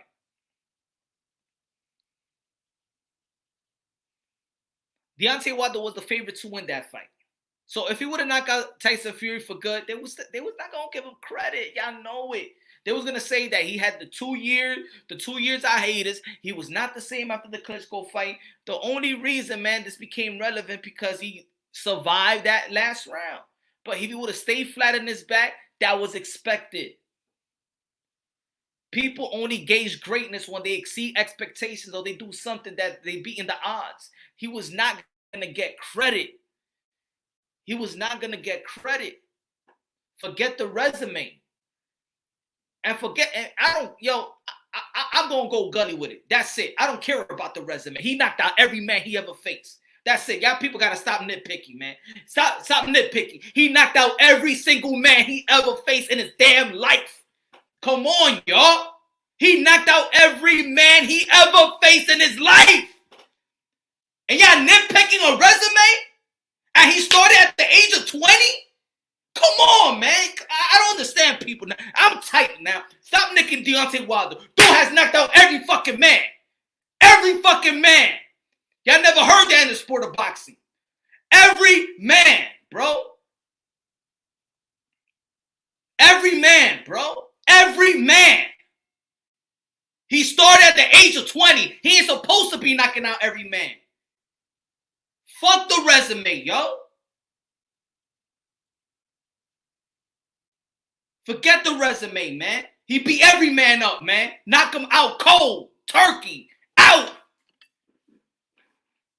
Come on, man. Let's be real here. We're watching the fight game right now. Oh, he's supposed to outbox people? He wants to go 12 rounds or something? Get out of here, man. Nah, man. Nah. We've been waiting for a freak of nature heavyweight. He brought the heavyweight division right back. He brought the heavyweight division back.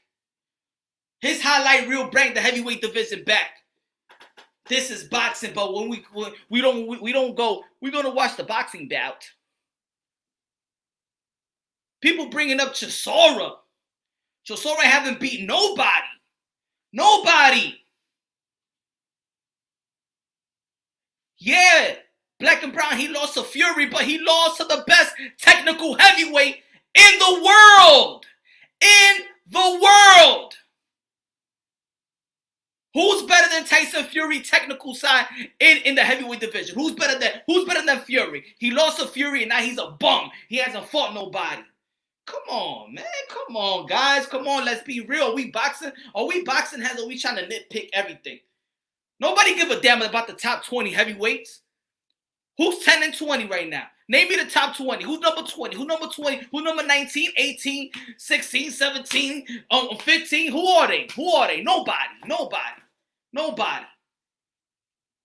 If he would have knocked out Andy Ruiz, everybody would be like, oh, he would have knocked out some overweight tomato can. That's what they was going to call Andy Ruiz, bro. That's what they're going to call Andy Ruiz. Let's keep it real. Nobody was respecting Andy Ruiz when he was going up against Anthony Joshua. Now people going to mention, oh, but Andy Ruiz. Ain't nobody was respecting Andy Ruiz. Nobody was respecting Andy Ruiz. Who else? Usyk just moved up to the heavyweight division. Nobody was thinking about Usyk. He was a cruiserweight. I'm not saying black and brown. A lot of people call Deontay Wilder bum. Teddy Atlas said he can't fight.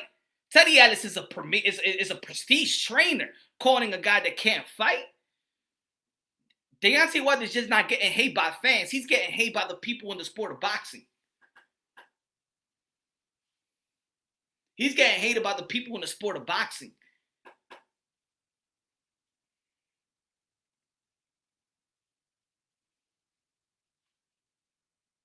Third, so get in there with him. Yeah, we're not boxing fans here. We ain't boxing fans here. We ain't fight fans.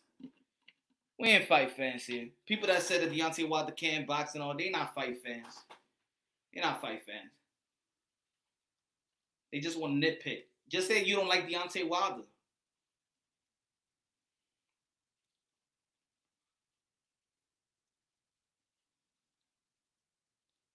Get in the chat, man. I'll send you the link. I'd rather talk.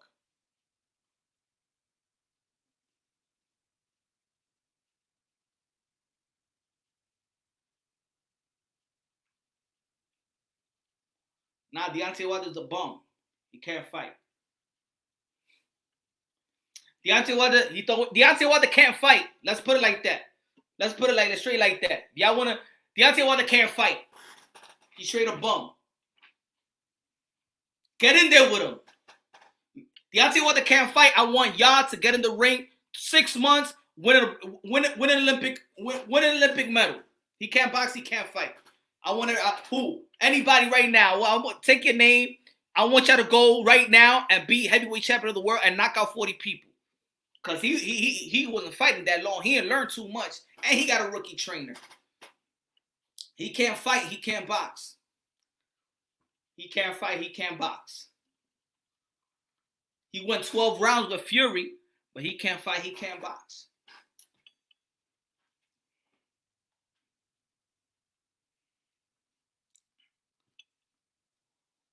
Like I said in my live show, it's like me making 40 women come, making them come, and then you tell me that I can't satisfy a woman, but I'm putting them to sleep, making them come and putting them to sleep 40 straight. But I can't fuck. I can't satisfy a lady.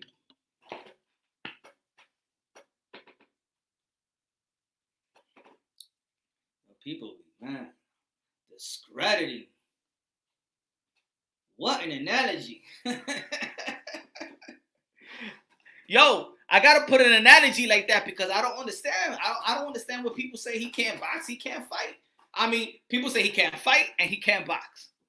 What? And then power. That's it. That's all he got. Power. That's it. He can't do nothing else. He can even tie his shoelaces right.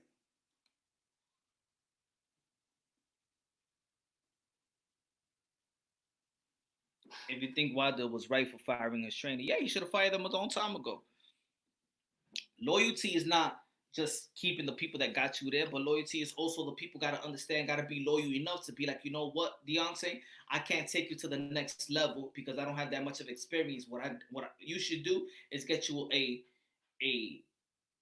elite trainer at this level so you could be fighting elite opposition. Even Tyson Fury did that.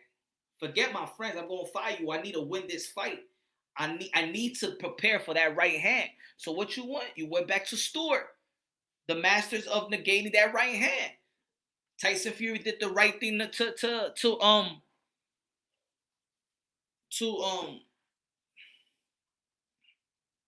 he made the proper adjustments. Wilder didn't actually end up firing Barkman. Nah, he ain't firing him. Nah, he ain't firing nobody really. But he should. Not Berlin, but the what's his name? The other trainer. I think he should. I think he's a rookie trainer. Berlin, he knows. He knows his stuff.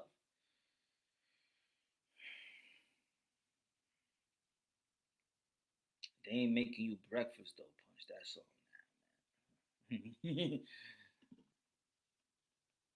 Yo. I just can't believe, bro. I can't believe, man. I can't believe what I've been hearing. The hate with Deontay Wilder. I can't believe it. I could understand if Deontay Wilder was 40 wins, 19 knockouts. But my man has knocked out every single man. Like, I can't believe this critique. I can't wrap it around my head. I can't. What's good, Sabash? What's good, man? I'm here 5 hours straight, bro, giving y'all some content. Thank you for the people that supported me. Thank you for the people that donated to the channel, man. Thank you a lot, man. I appreciate it so much. I appreciate it so much. I don't care if it was 1 cent. I appreciate y'all, man.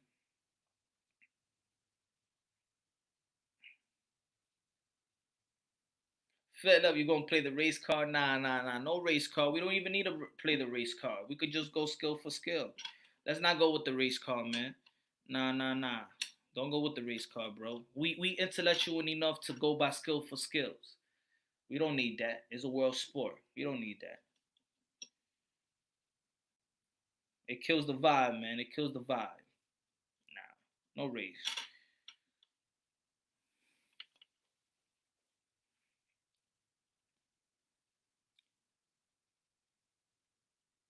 That's all Wilder does is race bait.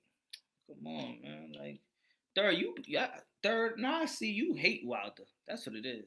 You hate his guts. You hate everything about Wilder.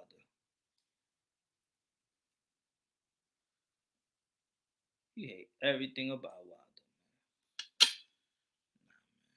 Nah, man. I'm trying to race. No need to race bait, man. We talk boxing, we talk skills. I just see a lot of unfairness when it comes to people timing it on Deontay Wilder. I see a lot of unfairness, man. I think it's overwhelming. I think a lot of people go overboard with the hate with Deontay Wilder. They go overboard. They go overboard, bro. Like, I ain't even saying he's a technically sound fighter like that, but people go overboard saying that he can't fight, he can't box. Too many people saying that. That's crazy. That's crazy. That's crazy. Guy knocking out everybody. He's actually a Cinderella story. He's actually a Cinderella story, man. 20 years old, went to college, trying to take care of his daughter, knocking out everybody, went to the Olympics. And this is the flack that he get? Represent the USA, the last person to actually bring a damn medal to America. And he can't fight, he can't box. I'm out, y'all. I'm out. That's it. I'm out. Take it no more.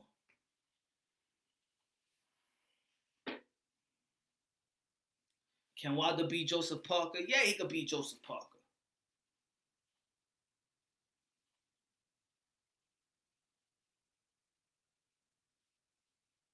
Deontay Wilder could knock out every man in the heavyweight division.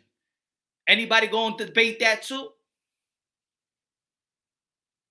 Who wants to debate that? Come on. Deontay Wilder could knock out every man in the heavyweight division.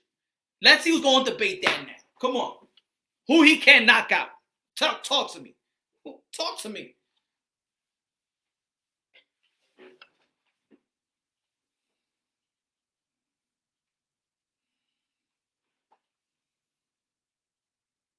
Black and brown.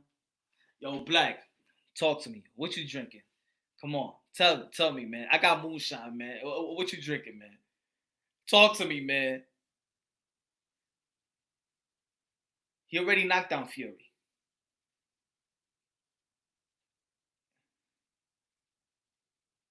He already knocked down Fury. You telling me that he can knock out Fury, y'all? Knock out or knock down? Y'all telling me that Deontay Wilder can't knock out none of these guys? Exactly. He could KO all of them when he knock out Fury. Could he knock out Fury? Yeah, I don't think he could knock out Fury either. Like he can't knock him out. He can't knock him down. He can't knock him out. Yeah, I don't think it can happen. He's capable of doing that. Of course, he can knock out. He can knock out every man, yo. He can knock out every man. He can knock out every man. He can knock out every man.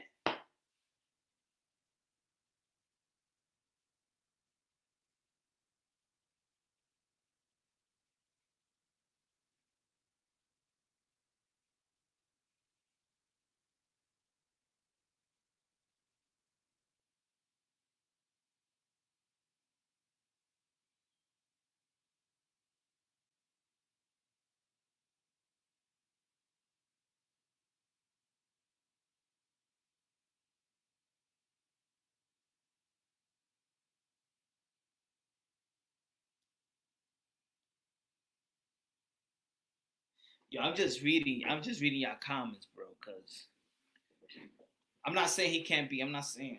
I'm just reading the comments. Like, I'm convinced, bro. I'm just convinced.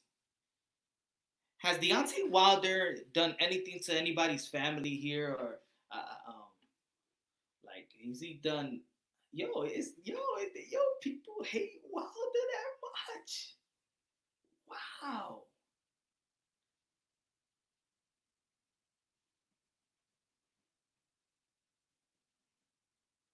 I'm gonna send the link. I want anybody to time that. Yo, I got for real. 10 more minutes, 5 more minutes. I gotta go to sleep too. I mean, the Deontay Wilder backlash has really, like, man, it actually did kill my mood, man. I ain't see no logic in it. Wilder has given me many hours of entertainment. Talk to me, Ben. I guess nobody was entertained by Wilder. I guess.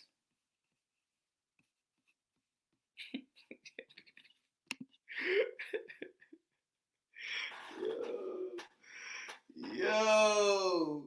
I guess Wilder just nobody was entertained by Wilder, man. He was just he's a tomato can.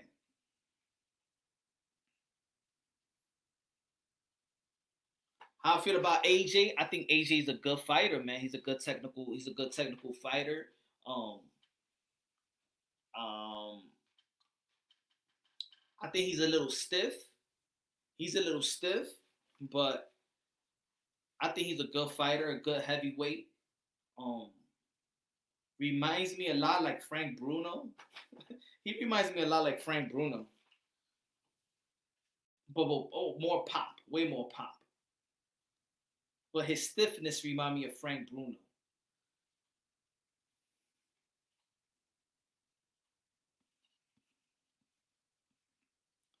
I think AJ can knock out anyone out as well. What about? Yeah, I think he could knock out almost everybody in the heavyweight division. But y'all won't say that about Wilder. Yo. I told you, Mr. Pondron, man. I told you what these dudes be doing out here, bro. And I tell you, that's why LBC don't letting y'all dudes in sometime, bro. Man, y'all be trying to make this about race, bro, every single time, bro. Disrespect the man, man. I don't care about his skills, bro. Disrespect the man's power, bro. I'm telling you, bro, if he was John Wilder in boxing, all y'all dudes be on his dick, riding his dick so damn hard. If he was John Wilder, bro, I don't even have to say it no more, bro. Disrespect the man's power. Disrespect the man. He can knock out any heavyweight. He can't be fit. But do you feel? Okay, no,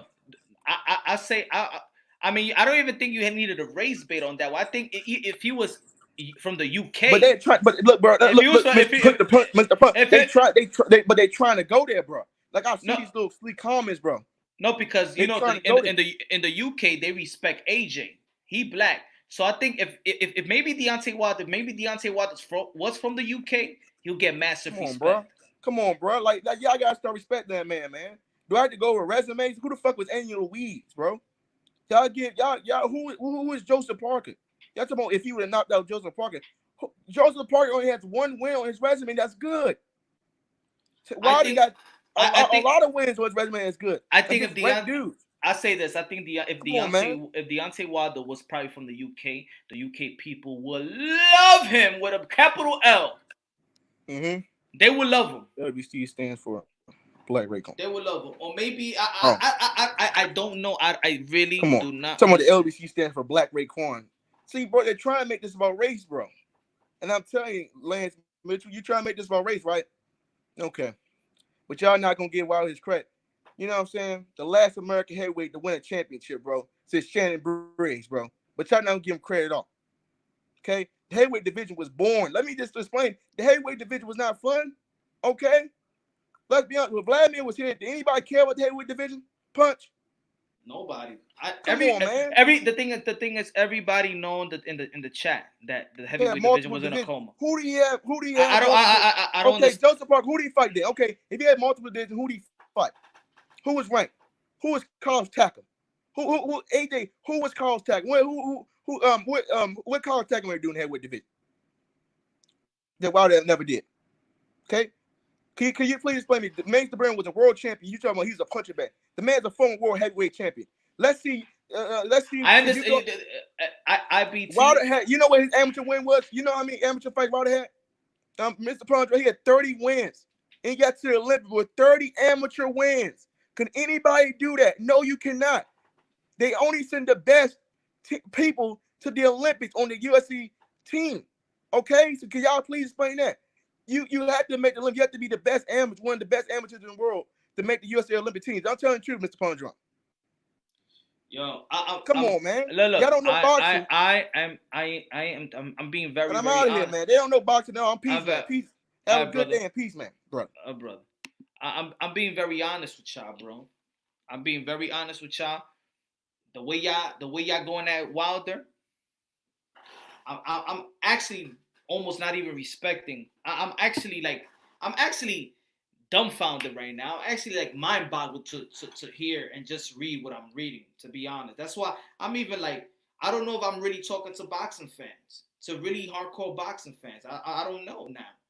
I really don't know. Just say right now, I'm a Deontay Wilder hater. So I understand who I'm talking to about this matter. Because it just seems a lot of people just hate Deontay Wilder. That's what it is.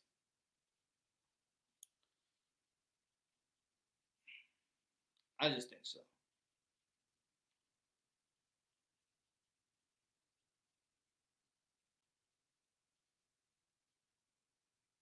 Not Immortal. You broke it down. You broke it down. I respect what you was trying to say, Immortal. I'm not saying that you hating. I'm saying that even though we're going ranking for ranking and you're naming boxers, these boxers was not respected. These boxers was not respected that way to elevate somebody's legacy or greatness. That's what I'm saying. It don't matter if Deontay Wilder would have beaten these other guys. He was not going to be respected. Yo,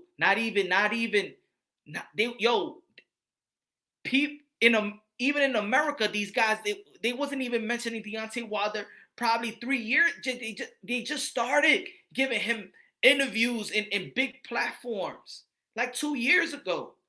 They didn't care. Nobody cared about these heavyweights out there. The heavyweight division was in a coma, bro. He was not going to get respected. He would have beat anybody, these guys, it would have been a nobody. The only people that he got respected, it was going to be Tyson Fury. And if he would have beat Tyson Fury the first fight, they would have been blaming it on his I haters. It's only Anthony Joshua, Deontay Wilder. That's it. That was only be the respect level. Ain't nobody talking about these other heavyweights that big. Nobody's talking about the heavyweights division, man. He bring it back, man. He bring the excitement back. And all I'm hearing is a bunch of hate. You take Deontay Wilder out the division, and Tyson Fury and these eye haters, and what we talking about? What we talking about?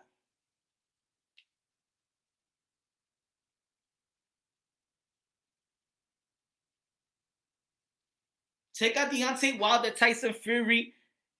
Let me know what's a pay-per-view heavyweight bout. Since the heavyweight bout is so stacked up, tell me a heavyweight bout that's pay-per-view without these three guys. Tell me.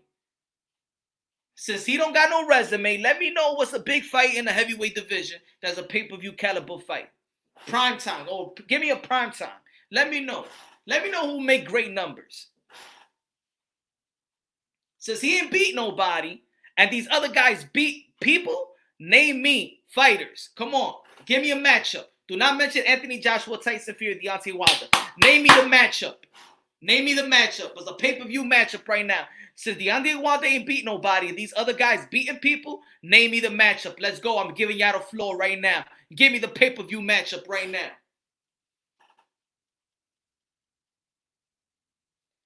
Now. Do not mention Deontay Wilder, Tyson Fury, and Anthony Joshua. Name me a pay-per-view heavyweight bout right now. Since Deontay Wilder didn't beat nobody, and these other guys did beat somebody, so them somebodies can make a fight. Come on, guys. Come on, hurry up. Give me a pay-per-view bout, guys. Come on.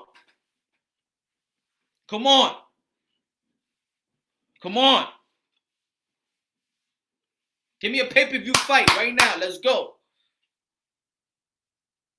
Y'all slow right now. Come on. We slow right here. Name me a pay-per-view fight.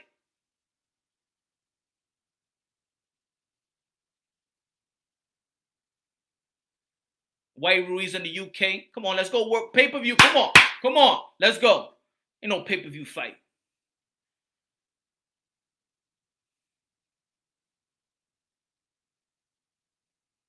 White Parker. Come on, how much is a pay-per-view? $25 over there? 20, 19, 15. Come on, stop it. Give me a pay-per-view fight.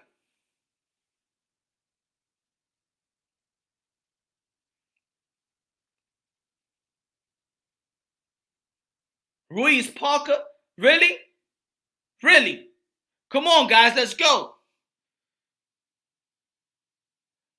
Come on, guys, let's go. I thought that all these fighters fought somebody.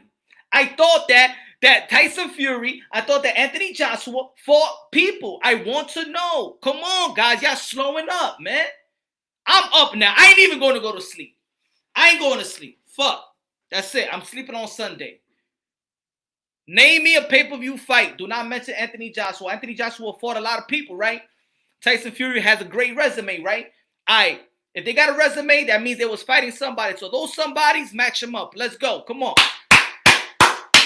Matter of fact, I'm going to take a piss, and I'm going to be right back, and y'all let me know. I want to know. Let's go. I'm giving y'all good minutes right now. Go Google your asses. Let's go.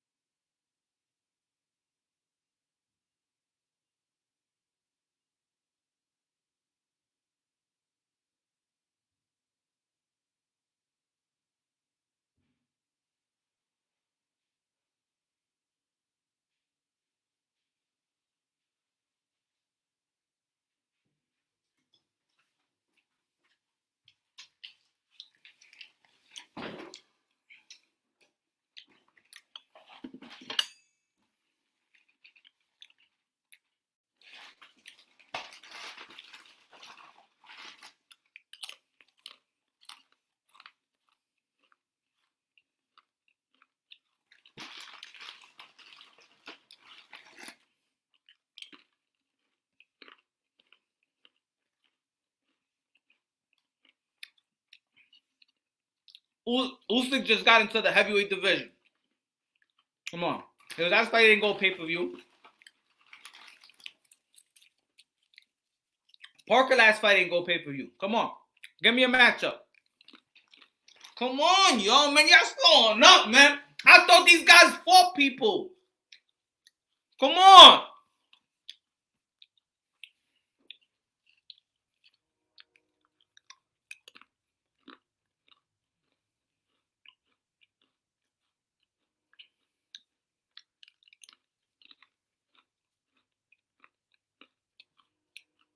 Was Mike Tyson and Peter McNeely for a belt?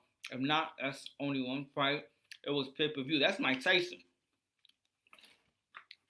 That's Mike Tyson. And that's his... all right. Mike Tyson, that's a pay-per-view because that's his first fight coming back. His next fight after that wasn't pay-per-view. It was on Fox 5.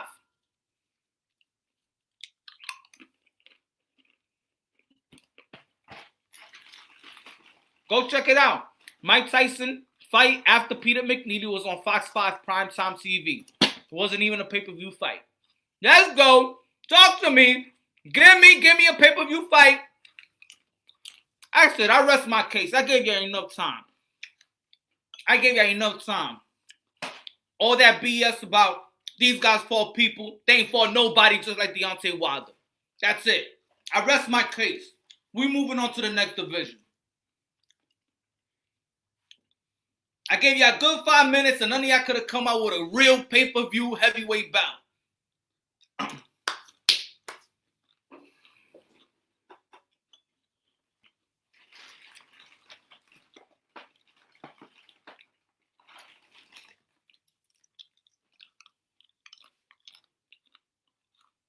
Yeah, exactly. No big fight, bro.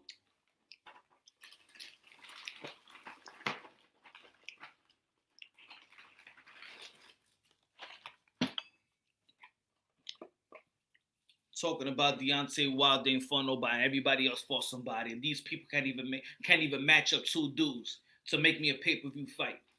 None of y'all could have matched up a good two dudes to make me a pay-per-view fight. Come on, man.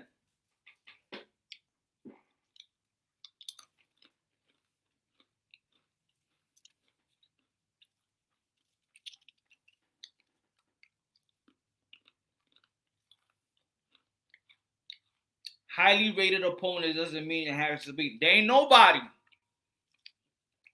Deontay Wilder was not going to get respect if he would have beat any of those high-rated opponents. He would have knocked him out in the second round or the third round and people would have said something about it. Nah. Devin was a champion. Deontay Wilder knocks him out, but now he's a nobody. Luis Ortiz, great amateur background. King Kong Ortiz, that's supposed to be one of his hardest matchups. Good look at the scouting report. Check out what they said about that fight. A lot of people thought that King Kong was going to win that fight too. He knocked them out twice. And now King Kong Ortiz ain't nobody. That's how it is. That's what happens. King Kong Ortiz, he was supposed to be a problem, the boogeyman of the heavyweight division around that time. Deontay Wilder fought him. He knocked him out. He ain't nobody. Nobody just want to give credit to Deontay Wilder. People been praying for his downfall since day one. That's what it is. And as soon as he lost, everybody got happy. Let's be honest here, man. Ain't nobody in the heavyweight division. Heavyweight division is an alleyway at 4 o'clock in the morning. It's quiet. It's a coma. Nobody give a damn about the heavyweight division. Nobody gave a damn about the heavyweight division. And when Deontay Wilder sparked it up with his freak of nature power. Let's be real, man. And Anthony Joshua was doing his thing too.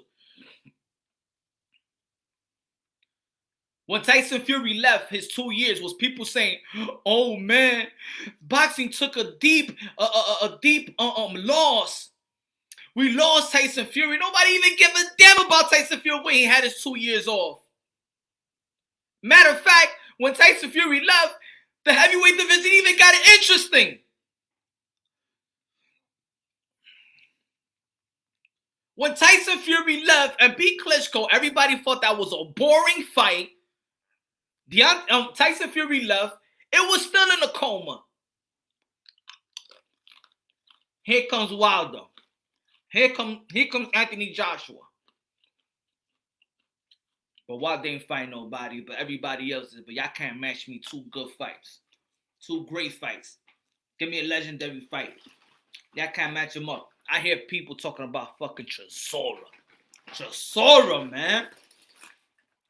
Chisora is as good in the heavyweight, just as good as Andre Granados is good as a welterweight. That's Chisora.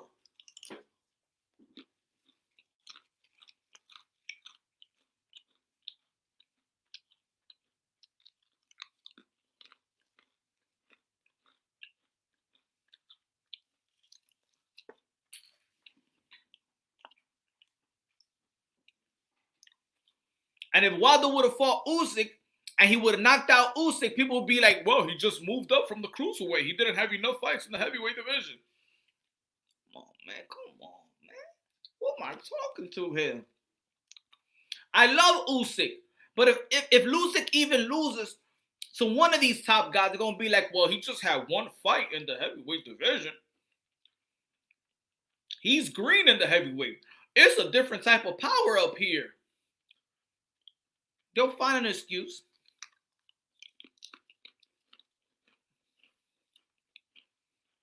Exactly.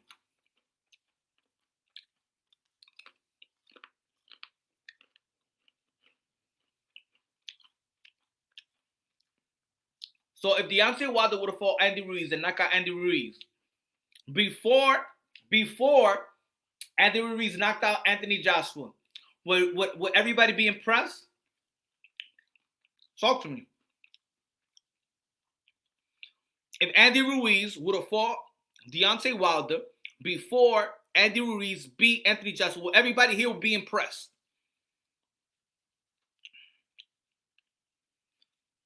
Answer me, goddammit.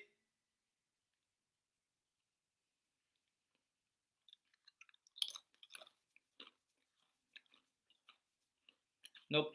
Oh, so now he fought somebody, right? Third, now he fought somebody. That's it. I'm catching on all y'all lives. Y'all just hating. Let's move on. Let's move on. Heavyweight. That's it. Y'all just hate Deontay Wilder. Let's move on. I already exploit y'all on hating Deontay Wilder. Y'all couldn't come up with a matchup, a pay-per-view matchup. Ain't nobody fought nobody. Let's go next. 154-pound division. Banana Charlo. Who y'all got? Who y'all got?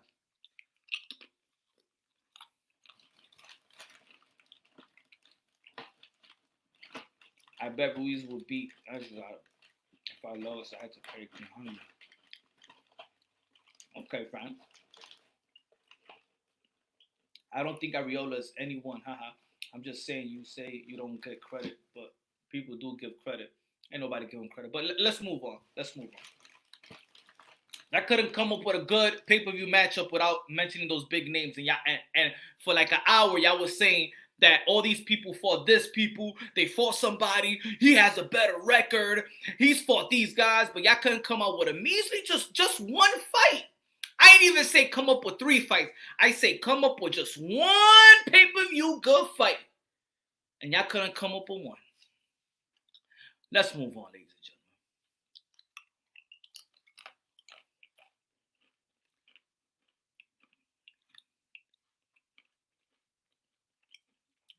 Banana Charlo. Who y'all got? Charlo, but honestly, neither one is that impressive to me. Look, both of them has gotten better though. Banana has gotten better. Charlo has gotten significantly better. He's actually gotten better than his brother, Jamal Charlo. So, and Jamal Charlo was taking a lot of punches from Tony Harrison. I love the way Charlo dig deep and he stays in shape all year round. I like the Charlo brothers, man. I like the way they're constant professionals in the way they stay in shape.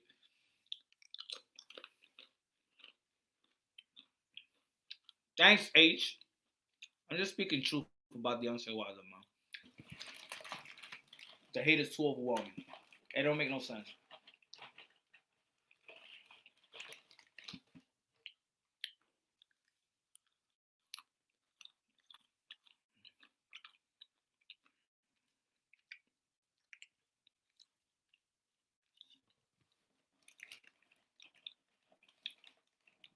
Jaime Munguia versus Demetrius Andre.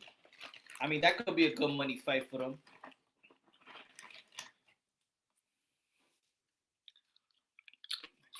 Middleweight division.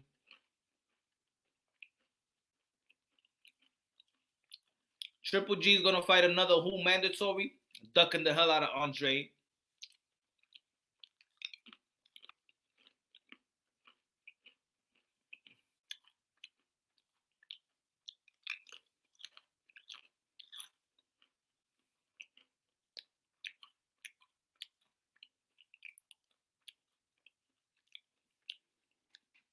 France, Deontay Wilder is still a beast. He might lose to Fury, but other than that, he will slaughter heavyweight division.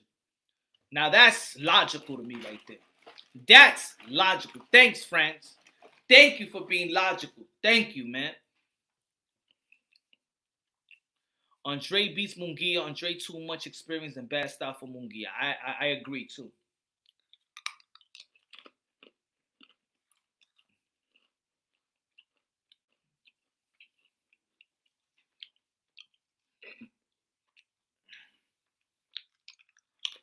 Yeah, I know Rosario. I know he's been knocked out.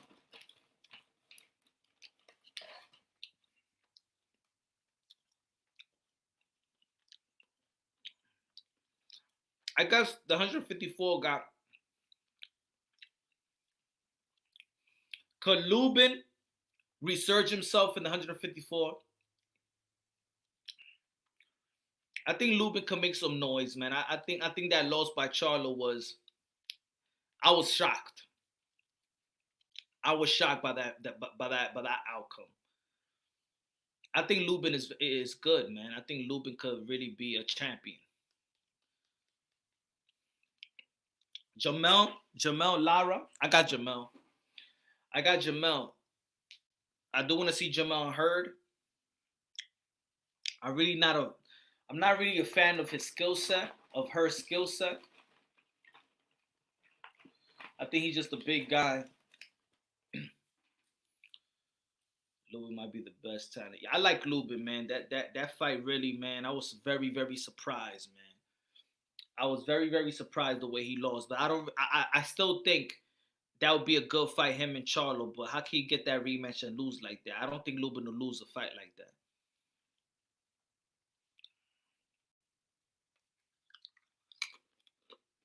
I would like to see Lubin versus Tony Harrison, maybe. If they fight.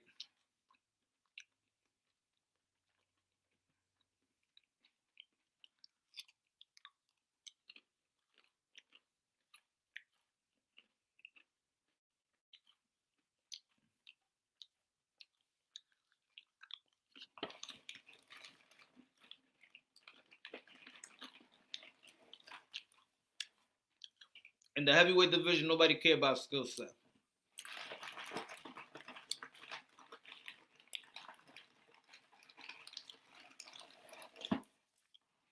Nobody care about Sonny Liston's skill set. Nobody care about George Foreman's skill set. What was George Foreman's skill set? Nobody cared. Heavyweight division, they care about knockouts. Let's be real. Come on. That's why it was in a coma.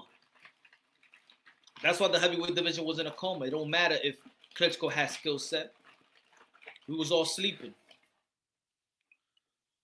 Heavyweight's always been about knockouts. Rocky Marciano, what was his skill set?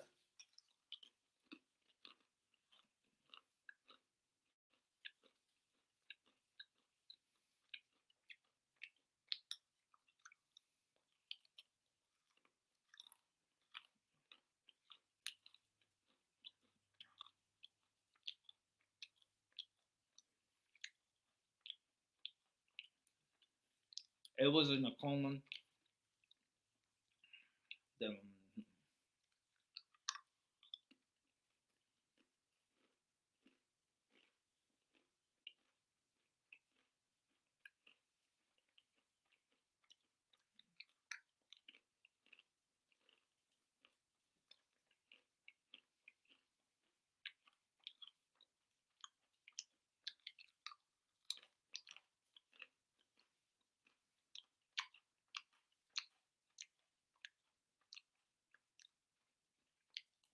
Patterson came from a lower division. Patterson came from a lower division.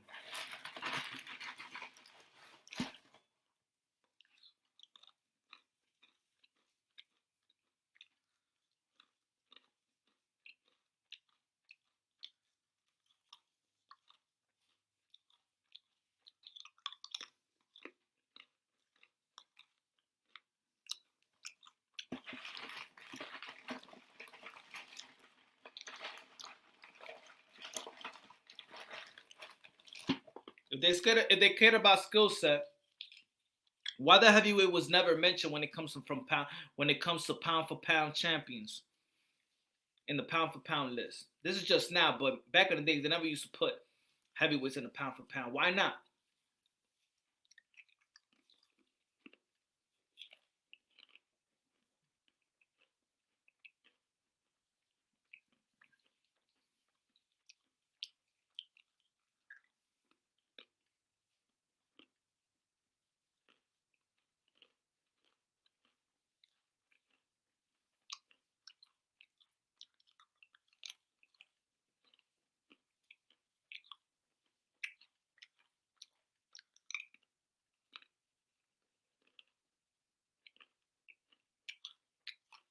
Tupac or Biggie? Yeah, I like Pac. Speaks about substance. Biggie was one dimensional.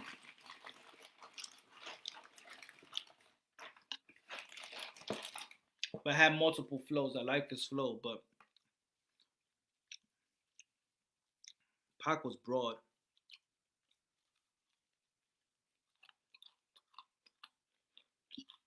Biggie was the better lyricist. Tupac was the better artist.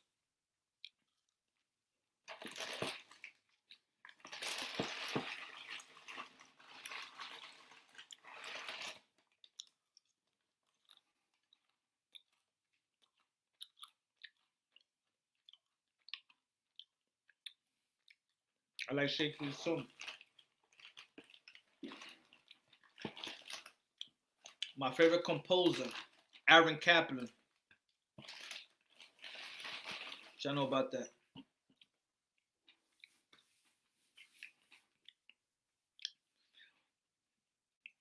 Yo. Nah, man. Nah, man. He cool though. I met him before. I met him a couple times. He cool though. Immortal Tech. I don't like hip hop that much anymore. I'm an R&B cat. I'm an R&B cat. I like my slow jams.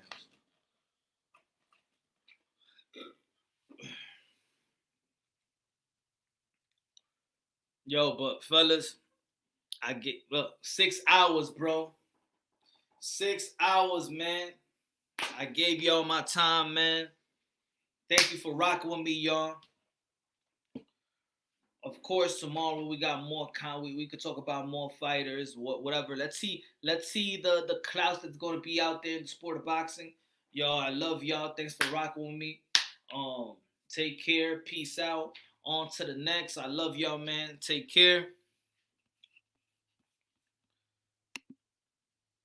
Nah, you awesome, friends. Everybody out there, y'all awesome, and thank you for the constant support, man. Thank you, man. Y'all don't know how much I appreciate y'all support. I'm going to sleep, y'all. I gotta go, man. The babies are gonna wake up. Look, it's 6:16. My son, my 2 years gonna climb on me like in 30, like a half an hour. Let me get my half an hour in, man. I'm a power napper. Yo, Immortal, good talking. H, good talking. Shout out to Teofimo Lopez, Senior, Junior Lopez. Thanks for timing in, man, and give us the insight and giving us the facts. Sometimes remember, we always talk about, man, we want to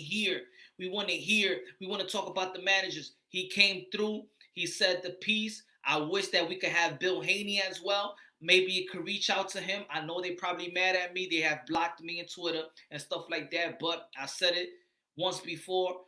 It's not about Haney. I just didn't respect the move. I wish he would have spit at the WBC and be like, get the hell out of here with that belt. That was the only thing I was really mad at. And the raise bait comment. He's young. He got over it. He apologized. I'm with it. Let's move on from that. Devin Haney's gonna be as a potential going to earn the right to be a world champion. That's all I want to see from Devin Haney, because we saw him from the ground coming up, and I just feel like, come on, Devin, man, you should don't pay attention to the WBC, man. They trying to take advantage of you, man. That's what the WBC is doing. I'm gonna say right now, I'm not pro WBC this whole year. Nah, man, they put Devin Haney as a champion. Now he's paying the most sanctioning fees. Nah, get out of here, man. You know. Devin Haney, man, you should have went to the IBF.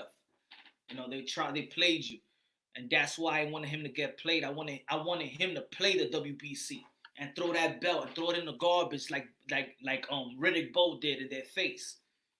That's what I wanted Devin Haney to do. If people feel like I hate it because of that, then it is what it is. I feel like he had power, man.